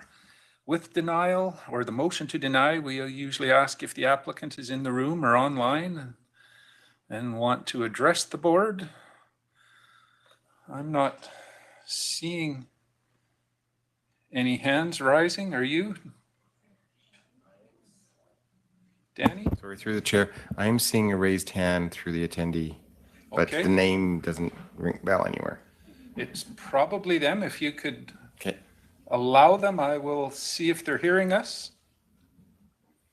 Okay, they're now on. I see he, or somebody, I'm assuming it's a guy with Tom, had asked on the chat to be able to present. Is that the owner or applicant? Do you know, Miss? Okay. Can you hear us, Tom? I can. Can you hear me? I can. So just so you're aware, we usually give maximum 10 minutes. And if you want to do a brief explanation of what you're trying to do, and we'll have an opportunity to ask questions after that. So go ahead. I will. So is there a way for me to present my screen? Yeah. He's going to, our tech person will allow you to do that. I'm not sure of the process myself, but you might have to go to some button that says share screen.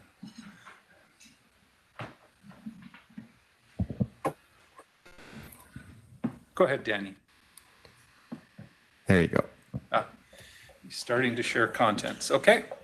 Are you able to see my screen? Large, we can. So go ahead.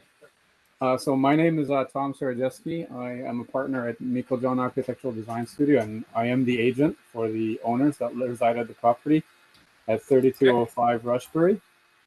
The owners' names are Pam Cerny and John Gannock. They've recently purchased the property and have moved in full-time. Our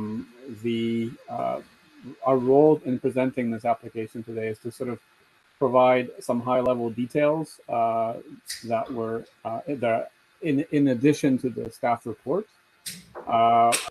I would like to start with this first slide to just highlight the fact that the existing dwelling on site is a very modest dwelling. It is 3 bedrooms and a 2.5 bathrooms. The house is occupied by the owners I stated, plus their elderly father who's ailing. Also, one of the applicants is also ailing and will require care. Our clients have instructed us to see if there was an ability to build accommodations on site that would be separate from the house.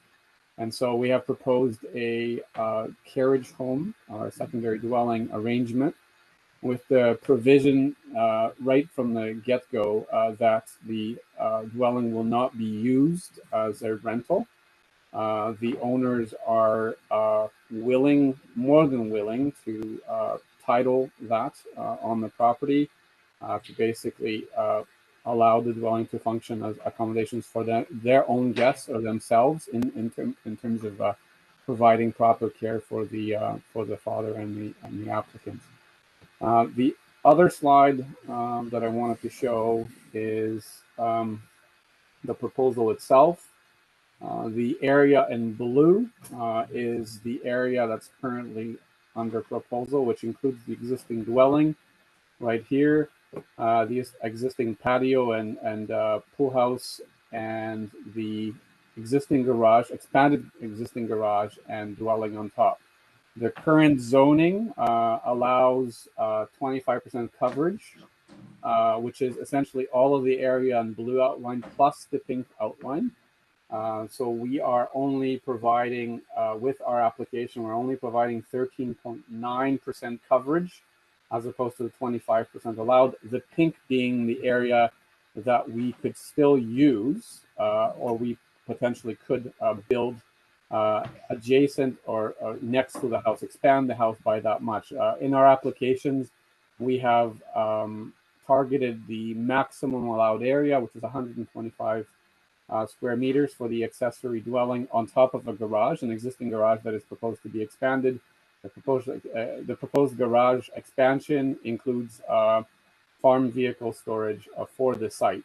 And so in your consideration of the application, we had hoped that we could illustrate what we're proposing. Essentially, this is the existing dwelling on the left, and sort of the mass of the building on the right is the garage. It's on a slope site, so it has 3 stories, 2 stories on one side, 3 on the other.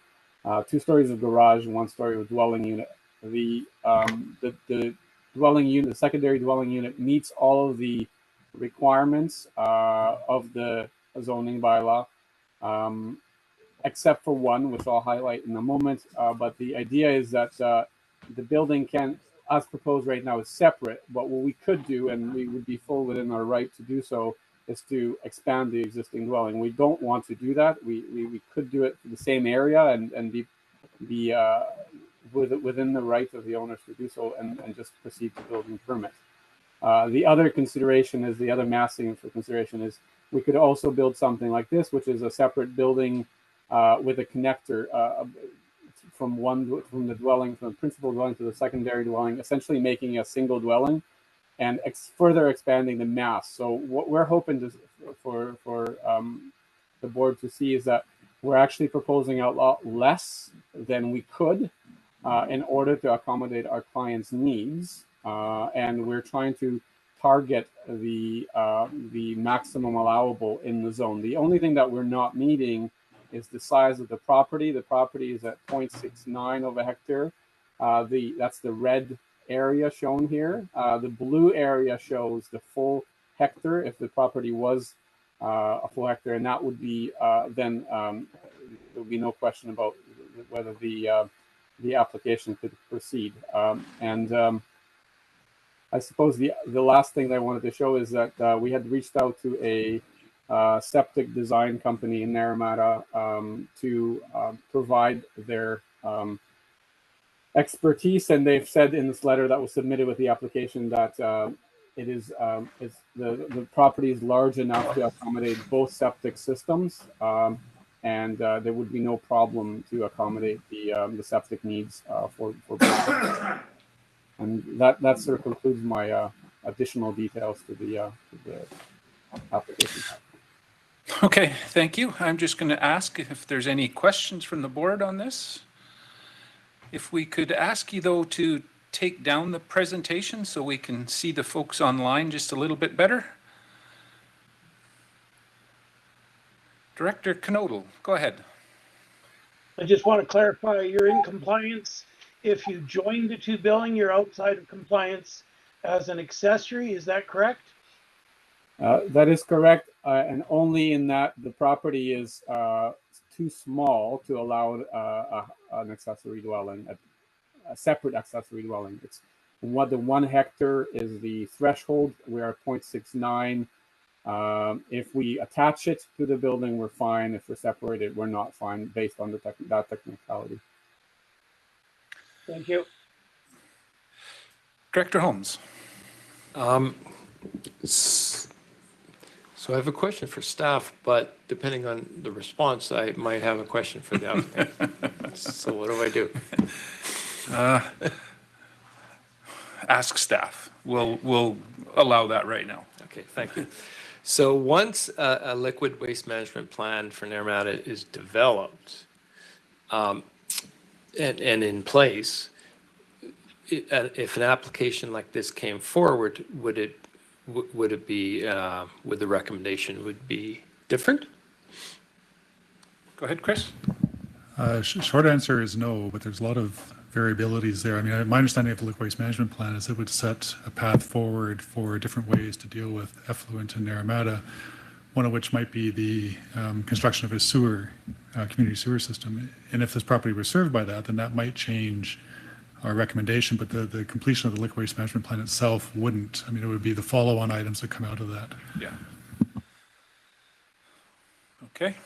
You have follow-up on that now? Well, it just says in the report that it is within the area that would be covered by the liquid waste management plan. Yeah. So, I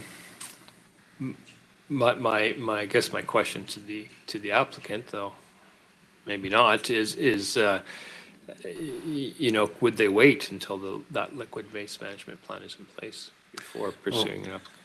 It would have to be the construction of the sewer system before it would change our current policy. Any other questions of the applicant? Director Van Elfen? Just for clarification through staff, so basically what the... Is this for the applicant or is this of staff? Can I just hold that one then until we deal with the applicant? Any others for the applicant? Do you have one? Go ahead, Director Federico. Yes, thank you to the chair. Can you just clarify whether both houses would be on one septic system or if the accessory dwelling, if there was potential for it to have its own septic system and if that would change anything if it had its own system? Yes, there's room for a separate system and it would, there was absolutely no problem. Based on the opinion that we've gotten, there's absolutely no opinion, no problems in being able to accommodate both septic systems. Okay, so the plan was for two. It can be accommodated as one or two, whichever way that the area is there. It's basically in how we are instructed to proceed. Okay, Director Knodel, is the question for the applicant? More comment, if it goes to two, then we're outside of that 1 hectare policy that we're debating with the province right now. Yeah.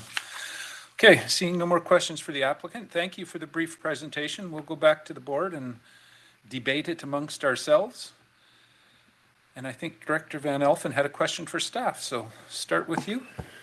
Thank you through the chair to staff. So the applicant was saying that they're detached or they could attach this with a breezeway. If they attach it with a breezeway, it's not a problem at all. But basically it's just a false roof breezeway type situation. Chris? A breezeway wouldn't, I mean, and I might be having a different understanding of breezeway than the applicant, but for the purposes of our bylaws, a breezeway wouldn't be compliant. we look for either a shared wall, roof, and or foundation.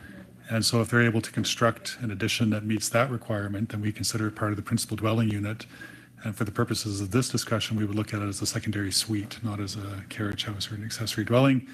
And as the board is aware, the OBWB requires that accessory dwellings on parcels less than 1 hectare be connected to community sewer. There is no community sewer in Armada. Follow up, go ahead. Follow up, if I may, through the chair then, but they have an opinion from a wastewater practitioner that the original septic system can handle this additional square footage? They do have, but I don't think that changes anything. No, I'm not familiar with the details of what the rope has said, if there's sufficient size or if the soil is sufficient, but that doesn't address the issue with the 1 hectare policy and OBWB's interpretation of it. Director Knodel, did I see another hand? Okay, Yeah, go ahead, Director Knodel. And through the chair, we recently had a similar one in my area where we allowed a park model for an elderly to age in place with his family's help, and that worked quite well. He recently moved on and the park model was removed. This isn't quite the same situation, but we did allow for the park model to be hooked into the existing septic service, was not to rub the OBWB too far in the wrong direction, so to speak. Okay, Director Holmes. So this 1 hectare policy is an issue we've talked a lot about at the OBWB. We've dealt with these kind of cases before. We've certainly dealt with them in Summerland before, and there's a lot of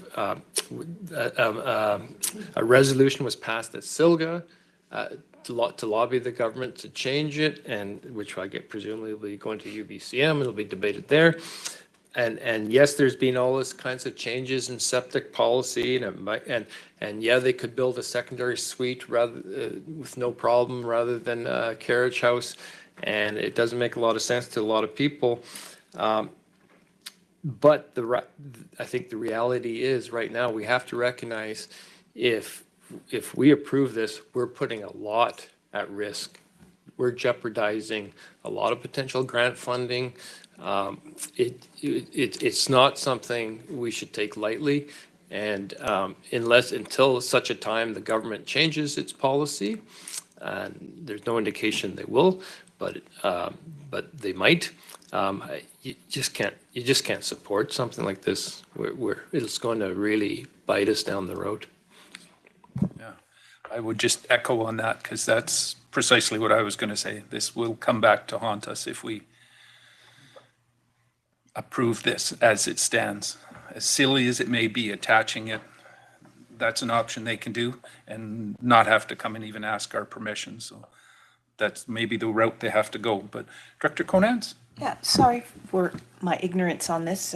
Through the chair, can you explain how this would affect us with OBWB?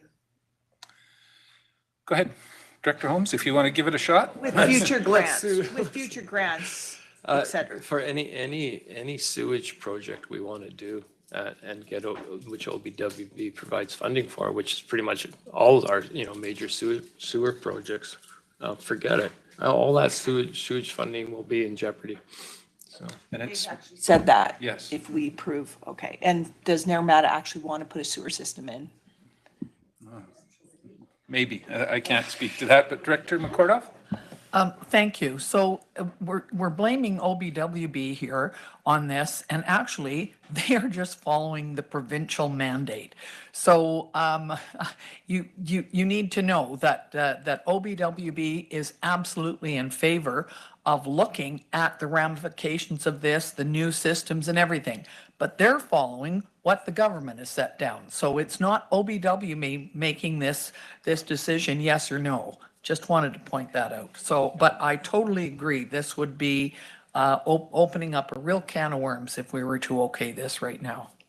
Thanks. It should be emphasized that it's more than just the OBWB funding, because it could be the provincial grant funding as well, which is significant. You're looking at 2/3 from them and roughly 18% from the OBWB. So Director Federico? Thank you to the chair. I do want to echo what has been mentioned. We are in the middle of our liquid waste management plan, although this parcel would be phase 2. So it would be whenever phase 2 would come about.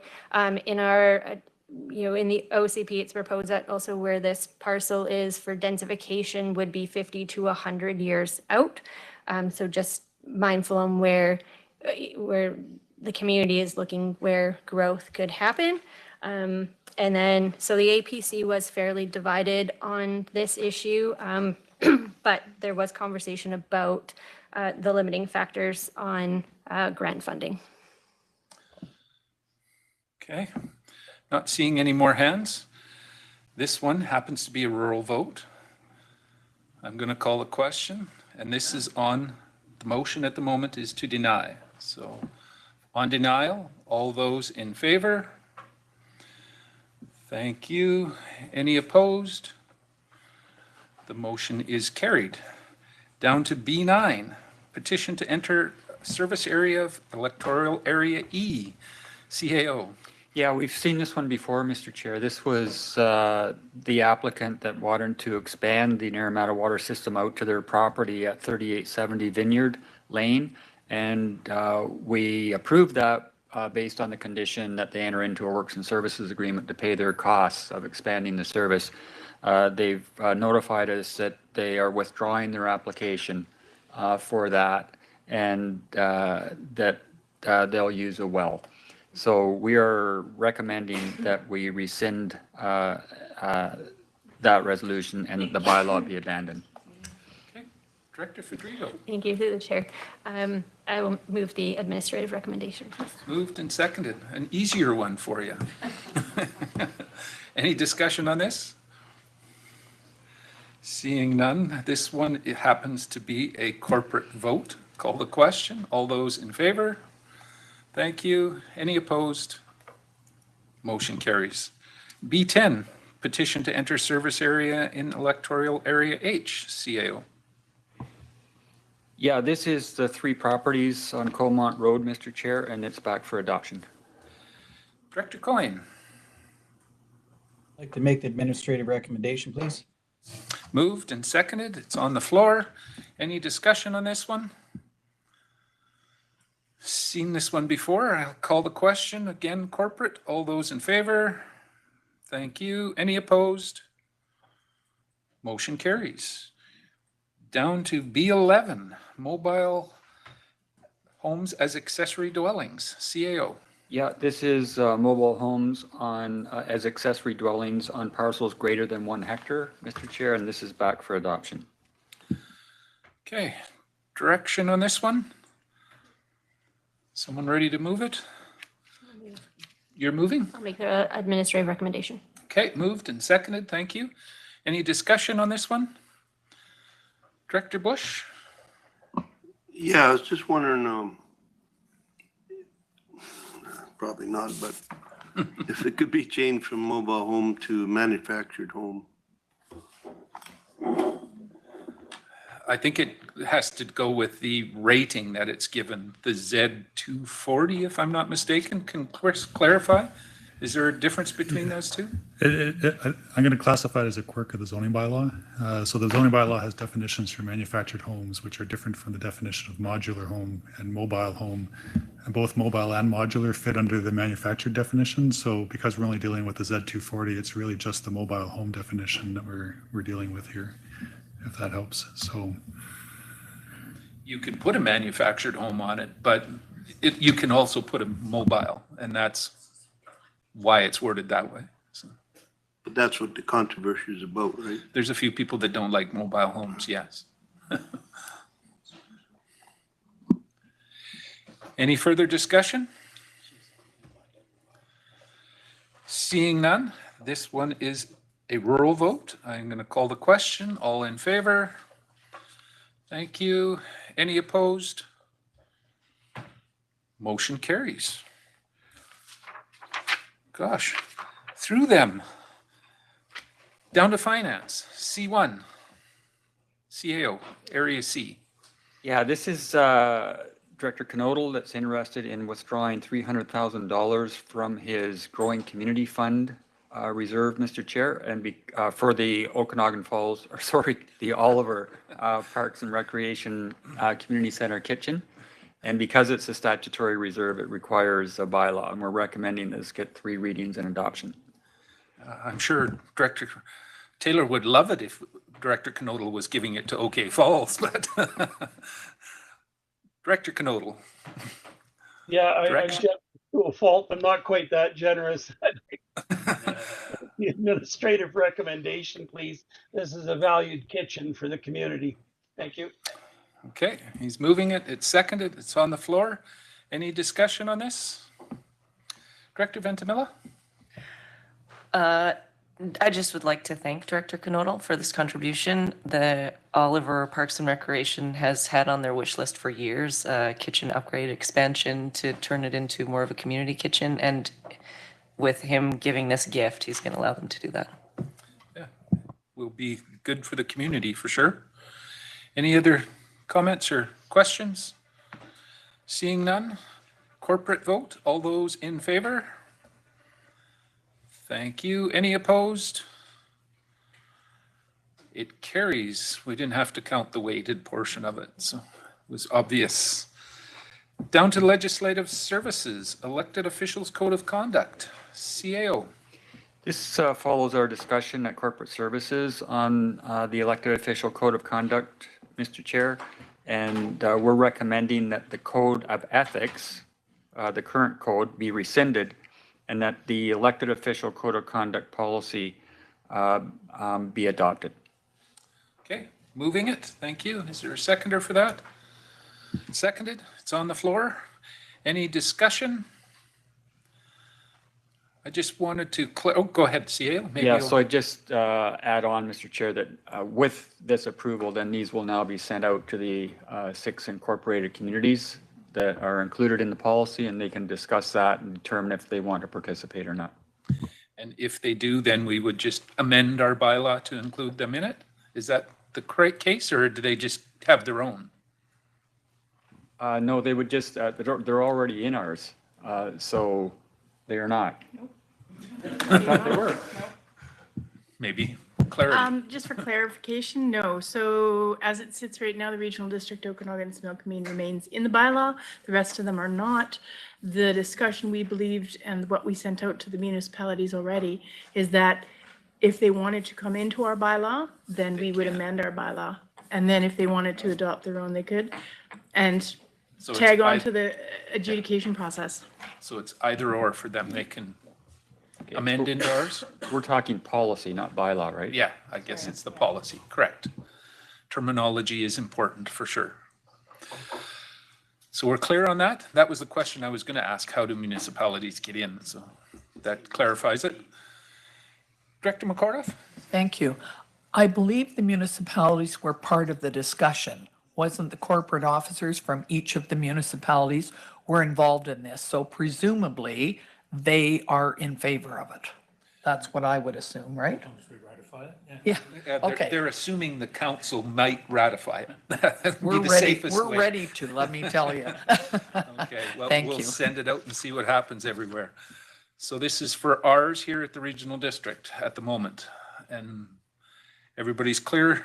And this one happens again to be corporate. I'll call the question. All in favor? Thank you. Any opposed? Director Holmes, opposed? Okay, but the motion still carries. Down to policy review, CAO. This was also a discussion at committee, Mr. Chair. So we're recommending that the communications policy be adopted. This was the one that determines that fire departments are responsible for their own social media. And we're recommending that the information systems use and social media policy be rescinded. And really that then breaks into 3 different parts. So we have the social media policy, the information systems appropriate use policy, and the voyant alert usage policy that are then for adoption. Okay, so all 3 of those listed, someone prepared to move that? Mover, seconder, thank you. Any discussion on it? This was at committee and well discussed. So I'll call the question. Corporate, all in favor? Thank you. Any opposed? Motion carries. Down to D3, letter of support for OK Falls. CAO. The Okanagan Falls Legion has requested a letter of support for their New Horizons grant. They have an application for $25,000 for various building renovations, Mr. Chair. Okay, someone prepared to move that? Director Taylor is moving it. Seconded, thank you. Any discussion needed? I would just point out to all people that are going to or need our approval for some of these things, this is the way it should be done, where it comes into the regular agenda rather than that last minute notice of motion. Makes it a little better for everyone. So anybody listening, tick that box and note it. I'll call the question. Corporate vote. All those in favor? Thank you. Any opposed? Motion carries. Down to housekeeping bylaw for D4, CAO. Bylaw housekeeping, yeah. This is just cleaning up some bylaws, Mr. Chair. So we have some that we're bringing forward to be repealed. And bylaw 1505, this was a bylaw that was, what does that say? From 94. A bylaw that was supporting one that had previously expired, so it's no longer valid. 1638 was the Penticton Indian Band Fire Services Agreement. They now are in agreement directly with the city, so that bylaw for us is no longer required. And 2789 is our previous procedure bylaw that was not repealed with the approval of a new bylaw. And then we have some that are currently in process that we don't intend to promulgate. So those are the mosquito control bylaws that were previously in process, and we now have bylaw 3003, which replaces those. So we're recommending that those readings be rescinded and the bylaws abandoned. Okay, someone prepared to make that motion? Moved. Seconder, thank you. Any discussion on this? Fairly straightforward. Call the question again, corporate. All those in favor? Thank you. Any opposed? Motion carries. D5, Cleedon Volunteer Fire Department. CAO. Yeah, the Cleedon Volunteer Fire Department is interested in applying for an FCABC grant for some renovations to their building. And in order to do that, they need to be designated as an interior fire department. Currently, all of our 8 fire departments are exterior, and the authority having jurisdiction, which is the board, is the only one that can change that designation. So they have stipulated, or the chief has stipulated, that they will achieve this interior firefighting level by 2025. And that they've checked with the fire commissioner's office and that is acceptable to the fire commissioner. And what we need to do then, Mr. Chair, is to designate them as an interior service level fire department. And we're recommending that we do that. Okay, I'll go to Director Monteith. I'd like to make the administrative recommendation, please. Moving it, seconded, thank you. Discussion? Director Ventimilla. Thank you. And this might be answered because I saw Director Monteith put her hand up a millisecond after me. Is it normal procedure to designate them an interior fire department before they've gone through the training to be able to do that? I'm not sure we've had this experience yet, but that's why I think they checked with the Office of the Fire Commissioner. But CAO, can you? Yeah, that would be a determination by the fire commissioner. That they're willing to accept the intent to reach interior. Okay, go ahead, Director Monteith. Maybe just sharing to my fellow board mates, this is something that the fire department has been working on for many years. Lots of training, lots of steps have gotten to this point. They've established training grounds. They're wanting to build that into a regional project where we do have that training facility. And the Fire Chief Association has been working together. They've all the chiefs are supporting the building being in Caledon. So it's sort of a step in the right direction for that committee and that group. So, yeah. Okay. Anything further from the board? Seeing none, again, corporate, all those in favor? Thank you. Any opposed? Motion carries. Way down to CAO reports.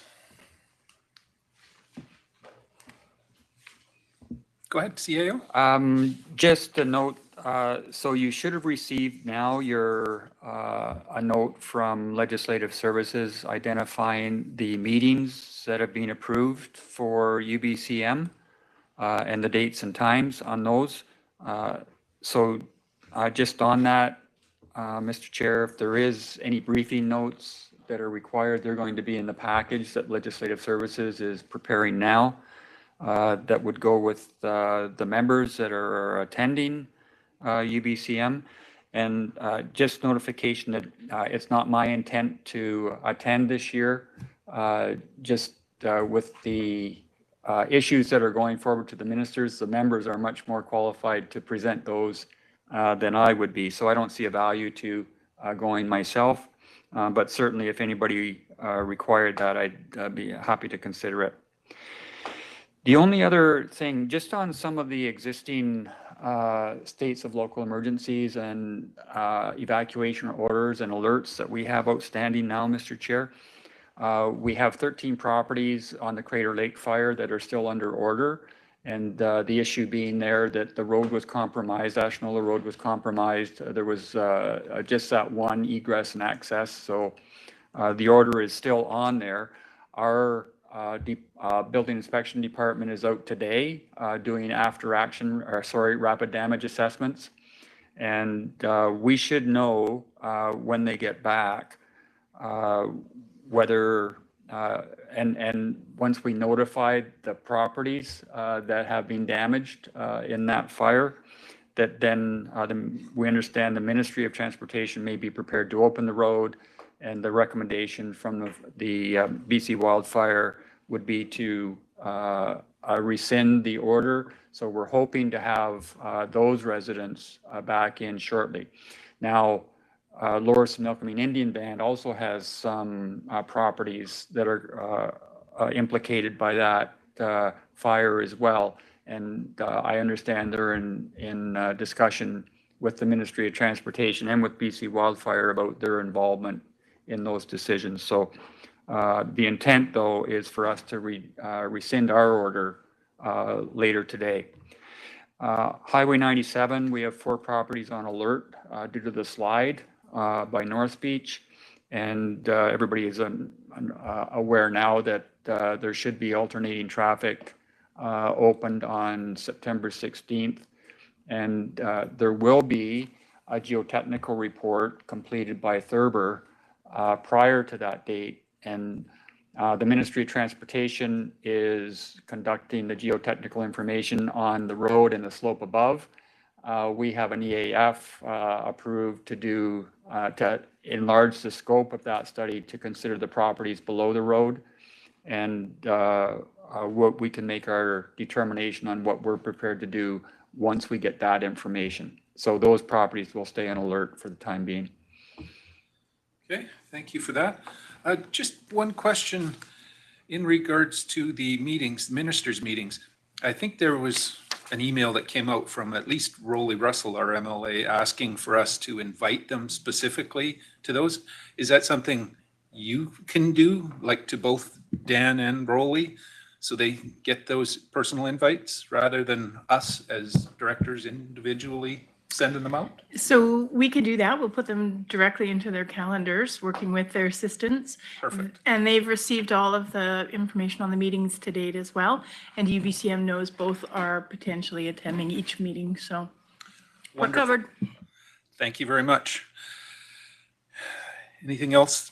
Questions for the CAO? Or seeing none, we'll move on. Other business chairs report. There was a meeting that MLA Russell had put together for his constituents down in Costin a couple weeks ago now. That was 1 week ago. Yeah, I guess time isn't going as fast as I'm thinking, but it feels that way. Anyway, it was with him and the Minister of Environment, Minister Heyman. And I think it was well attended and well received. And we'll see if it produces any fruit when we hear what happens. It was a good, interesting discussion, and the Lower Smilkameen Band, Indian Band, was also there and took part, so it was interesting. And the other point I was going to say is that there is now a paper that I'll have forwarded coming from the Fire Safety Act and the province's new position on it. I'll forward it to Christy, and she can forward it out to all directors if she don't mind doing that. And it's important that you do read it before we get to UBCM, so you have a bit of an understanding about what they're proposing. It more affects the rural folks than maybe the municipalities, but you should all look at it because there's going to be a presentation from the Office of the Fire Commissioner on it. And we weren't, as rural folks, weren't in favor of where they were going with this, and I'm not sure how much this is going to affect us, the new direction. So it's worth reading. It all has to do with inspecting businesses in the rural area more than anything, but public facilities. And some places are doing it, and that's not a problem, but it's not been done in every place. So I'll have that sent out probably.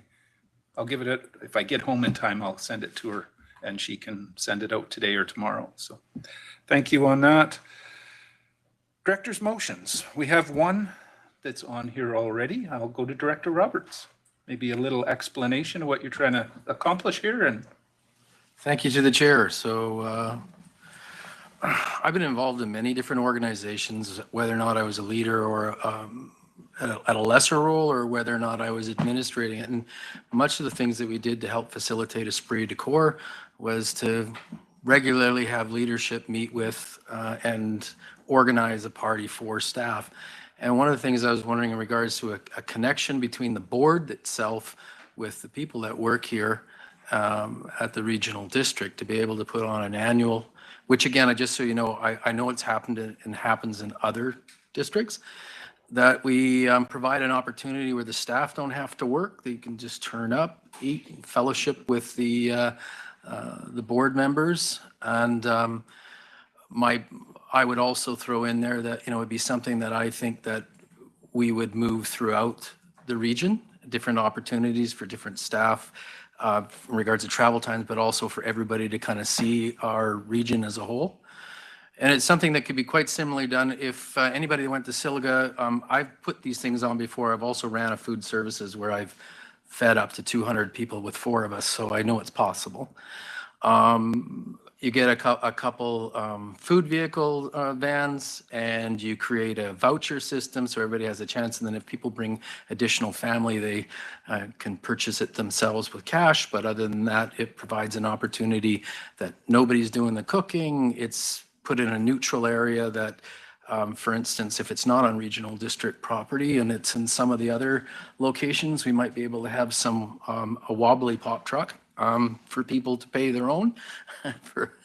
But I think it's a good way to move forward in regards to, as a group, in regards to facilitating a culture, an esprit de corps between the board itself and the people that do all the work.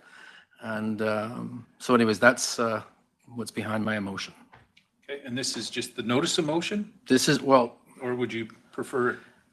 I could make the motion. I was a little confused in regards to sending it in by email, whether or not I'm making it via email but I'd like to make that motion if possible. So just for my own clarity here, we do need then to have a motion to bring this forward and deal with it today. So that would be the first motion you'd probably need to make. Okay, I'd like to make that motion. Okay, moving it, seconded, it's on the floor. Any discussion on dealing with it today? Go ahead. Does the regional district not have a staff Christmas party that the directors are invited to? We do have usually a Christmas party, yes. I'm not sure if all people are invited. Can you clarify? In past, we used to have a summer party and we had a Christmas party. In the past few years, though, we have not had that Christmas party per se. The board has done something after their not inaugural meeting, but December meeting, which was no longer inclusive of staff. So, and that resulted because of the change in the election time and the inaugural meetings and that. And as for the summer one, we haven't had it for a while. It's extremely labor intensive. And I think, you know, it was just challenging to get those who wanted to volunteer to coordinate it and cook and that sort of thing. Okay, follow up, go ahead. So my understanding is there is not a staff holiday party for at least the staff? At this point, staff have an individual Christmas party, and the board and staff have nothing at this point together. Thank you for the clarification. Director Van Elfen and then Director Taylor. Thanks. Through the chair, I think it's an excellent idea. It just helps with harmony and get to know the people. We do it in Summerland. We have a picnic every year. Council generally barbecues and what have you. Mayor and council and staff show up. But it's a great way to build relationships. There's also, we have a safety breakfast that's been put on by our staff. And it's always good to be able to rub shoulders and shake hands and appreciate what they do on a daily basis. So I think it's a great idea. Thank you. Okay, Director Taylor and then Director Knodel. I'm in favor of the idea, but I'm just wondering if having the vote on it right today before we sort of maybe even hear from staff in any more detail as to cost implications on staff, et cetera, might be a bit premature. But anyway, that's my thought. Okay, Director Knodel. Thank you. And I'm a little disappointed that Director Roberts doesn't want to fund the open bar, but other than that, I think, yeah. But I just want to make sure that our fire departments get invited to this too. And bearing in mind that they always have to maintain a presence at the fire hall, so not all would be able to attend. Thank you very much. Okay. Question or comment? Go ahead, Director Holmes. Yeah, I just think it's something that if we're not already doing something for staff in terms of Christmas parties, summer barbecues, you know, whatever on a regular basis, we ought to be doing that for staff. And in Summerland, the council's always invited along to those things. And so same thing, you have one for staff, but the board's invited along. So that's kind of the way it makes sense to me. Okay, so this is, the question right now is, are we dealing with it today? So everybody's clear on what they're voting on? Is the motion is on the floor? Go ahead. And to be clear, I think that's not really stating that we're going to have all the bugs worked out or decide whether or not Director Holmes is flipping pancakes or not, or we're having a food truck. Like those were just ideas. But again, this is about moving forward with this as something that we make as a commitment as a board, that we want to provide an opportunity for our staff. Okay, Director Ventimilla. Thank you. I would be in favor of dealing with it today. The motion as it's written says that the board organize a joint, et cetera, et cetera. So that just puts it in the hands of the board to start organizing something. Yeah. And I'm leaning towards the bringer-upper to kind of get the ball rolling, if per se, you can, if we go this route. And I think it's a good idea, but go ahead. I think I have an assistant in Van Elfen, it sounds like. Okay, so let's call the question on dealing with it today. All those in favor? Thank you. Any opposed? Okay, we'll deal with it today. So you're ready to make the motion as presented, moved, seconded. Thank you. All in favor? Well, I was just going to look around to see if there was any hands. There was one coming up. So go ahead, Director Weed. Through the chair. I think we do need to, it's a rather large scale. It's not a small amount of money. So it might be helpful. I mean, the motion's great, but do we need to at least talk about that part of the logistic of it before we say yes or no?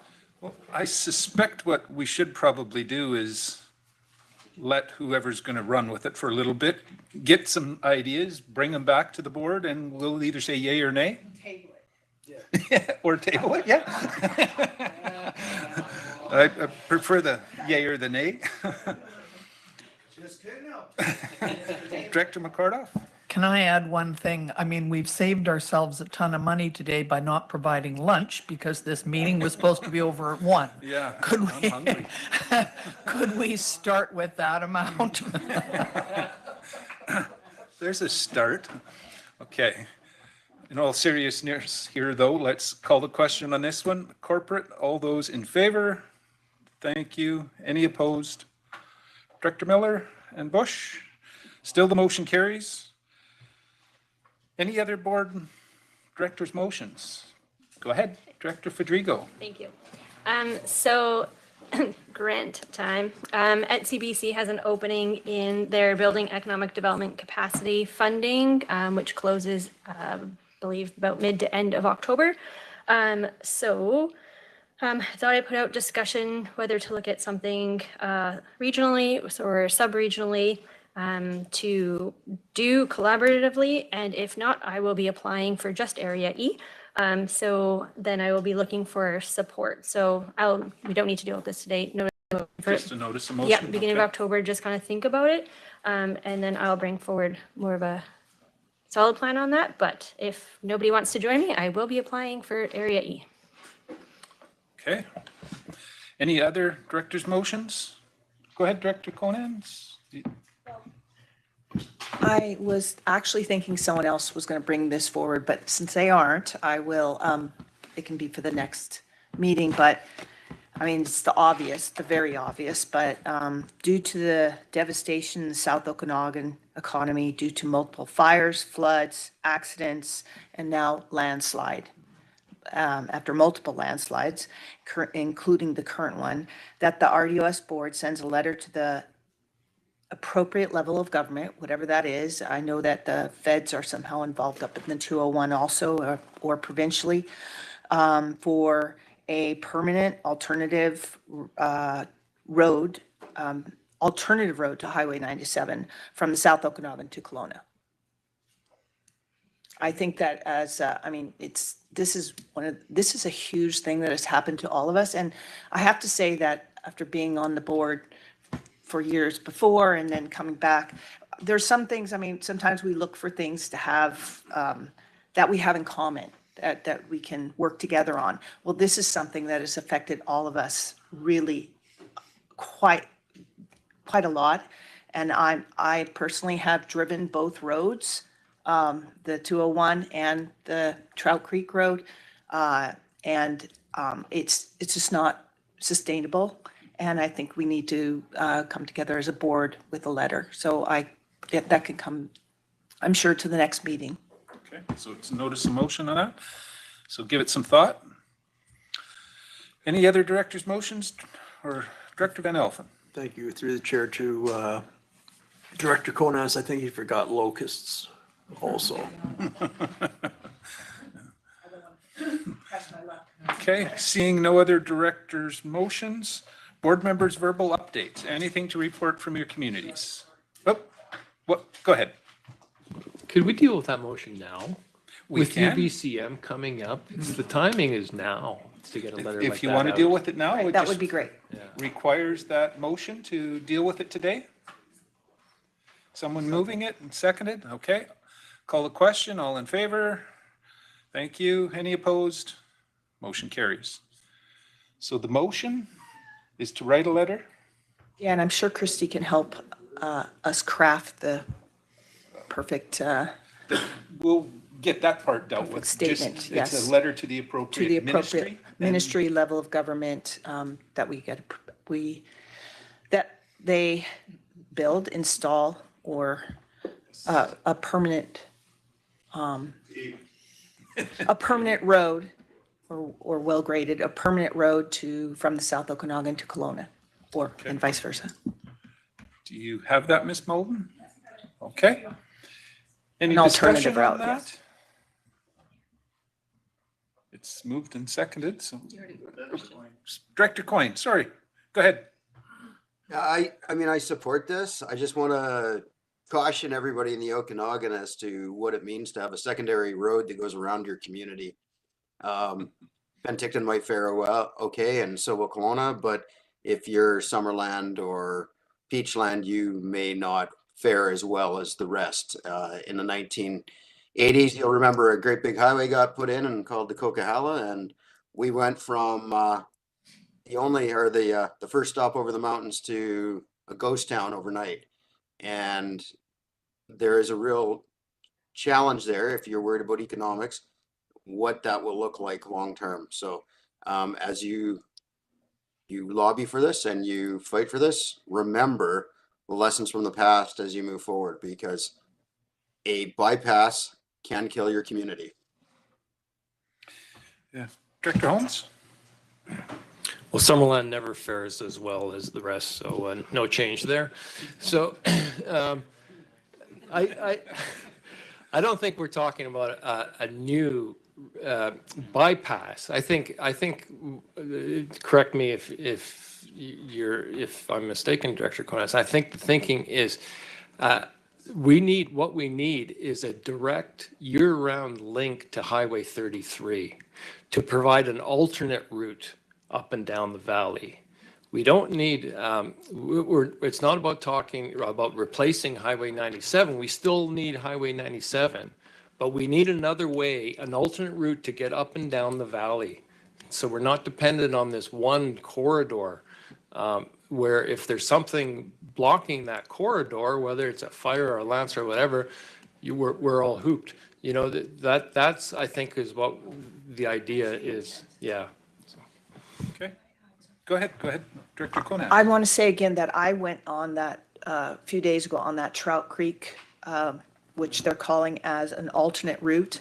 And I will say publicly here that the average person should not be driving that, and especially without a truck. And to say that that is an actual alternative route for anyone, that it isn't an emergency. I think that's wrong that they tell us that is an alternative, because if you don't have a truck, you're going to have a really tough time with it. Director Roberts. Thank you to the chair. And I think just to also add, not just in regards to the economics, people buying and selling, it's important to know that people in healthcare, a lot of your people where they live are anywhere up and down the corridor. And then right now, as taxpayers, we're paying for putting people up in hotels for their work blocks, or we're ending up with further staff shortages in regards to healthcare. And so it is an issue. And Highway 40, I ride it in a motorcycle, so I think it's okay. Director Bloomfield? Yeah, just to give a quick update that as mayors within the valley, the mayors of Vernon, Kelowna, West Kelowna, and Penticton, we had a meeting, which we do on a regular occasion. And this was a point of discussion in our last meeting. And we will be looking to the provincial government as to what their plans are for providing a more permanent and reliable secondary route, alternate route for emergency use up and down the valley. And it was part of a larger discussion.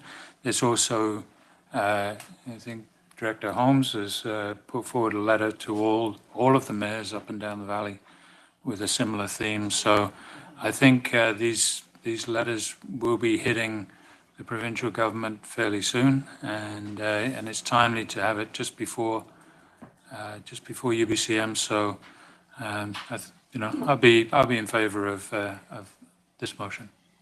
Okay. Any further discussion? Not missing anybody online. Director Van Elfen. Just thank you through the chair. Should we be contacting our First Nations neighbors and maybe asking them for a letter of support also, or if they want to sign on this letter, if time permits?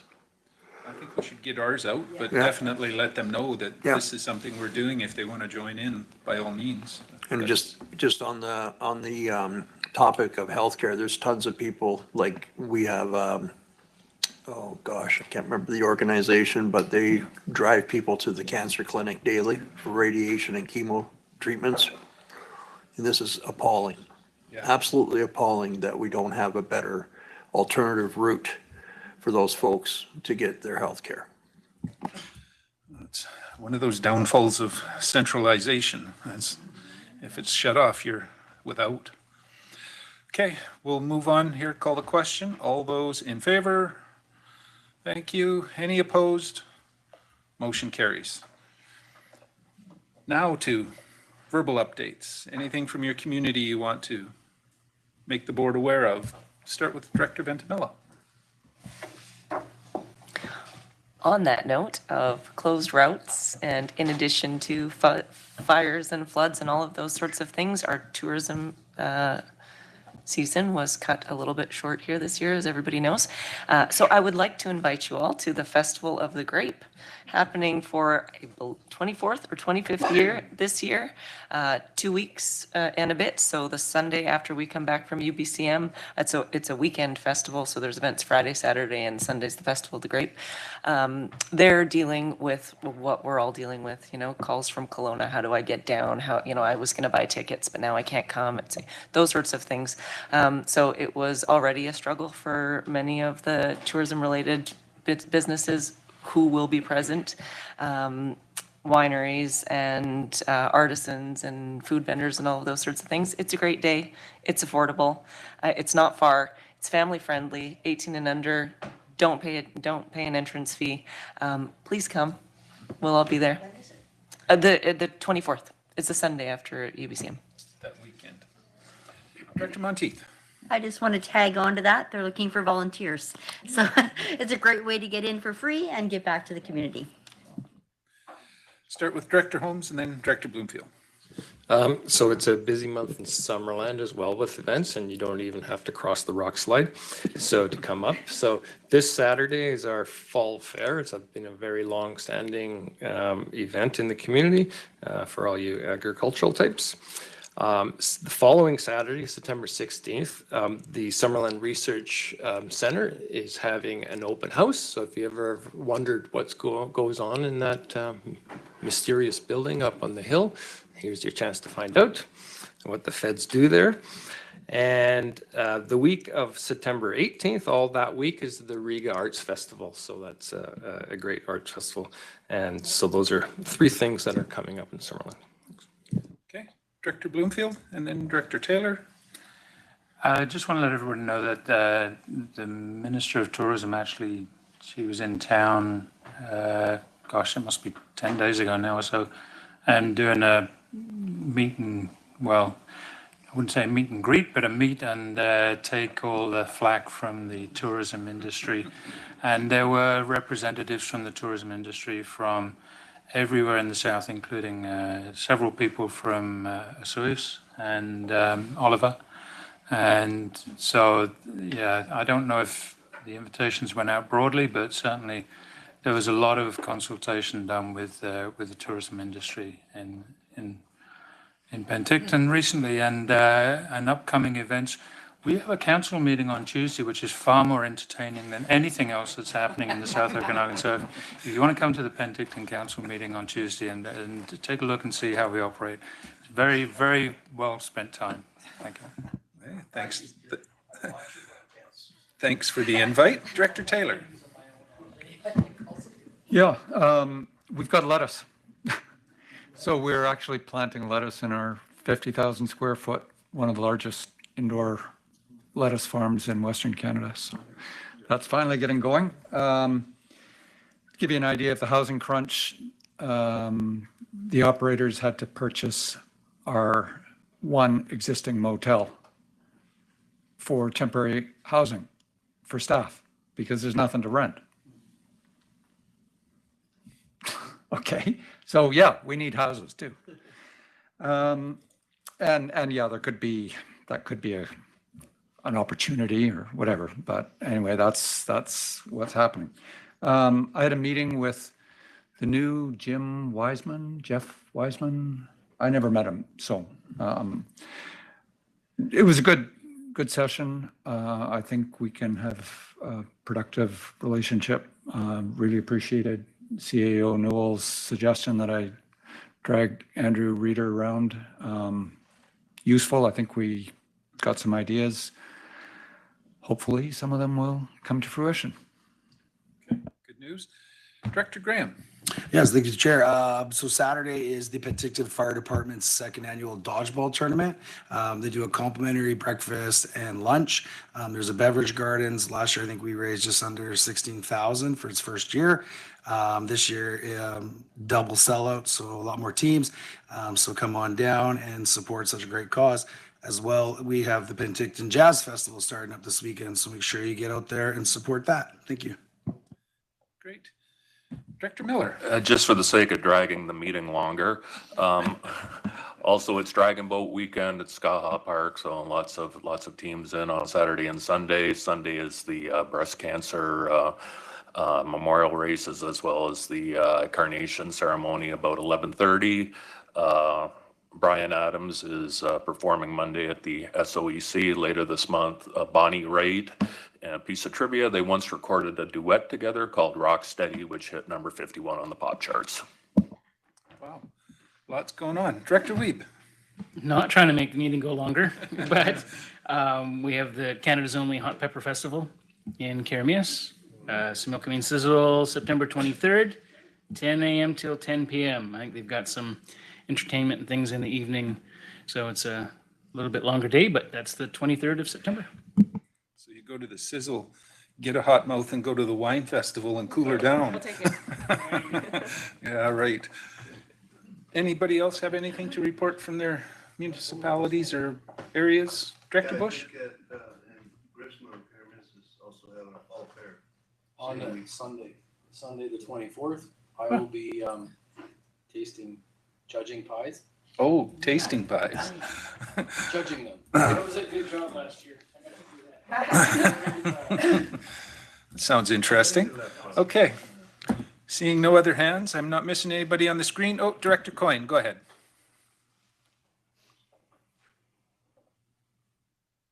So we've had a really, really busy summer over here this year, and it's, thank God, it's starting to wind down. In particular, I just wanted to talk about careful what you wish for. When this past year with our vacation rental situations, in particular at Missoula Lake, we had a huge increase in vandalism, trespass, and theft. So we have a very upset community out there, and hence my apprehension about moving ahead with these things on such a kind of common scale when there's no real regulation or anybody governing them. So just to bear in mind that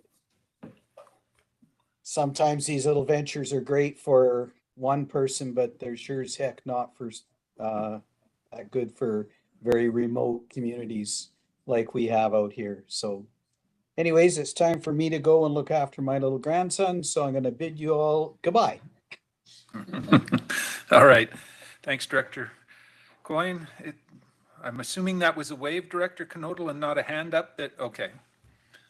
Seeing no more hands here, we do have one section left to go, which is the closed session, receipt of the closed minutes. So I got to read this. That in accordance with Section 91C of the Community Charter, the board closed the meeting to the public on the basis of labor relations and other employee relations. So if Danny can close us off.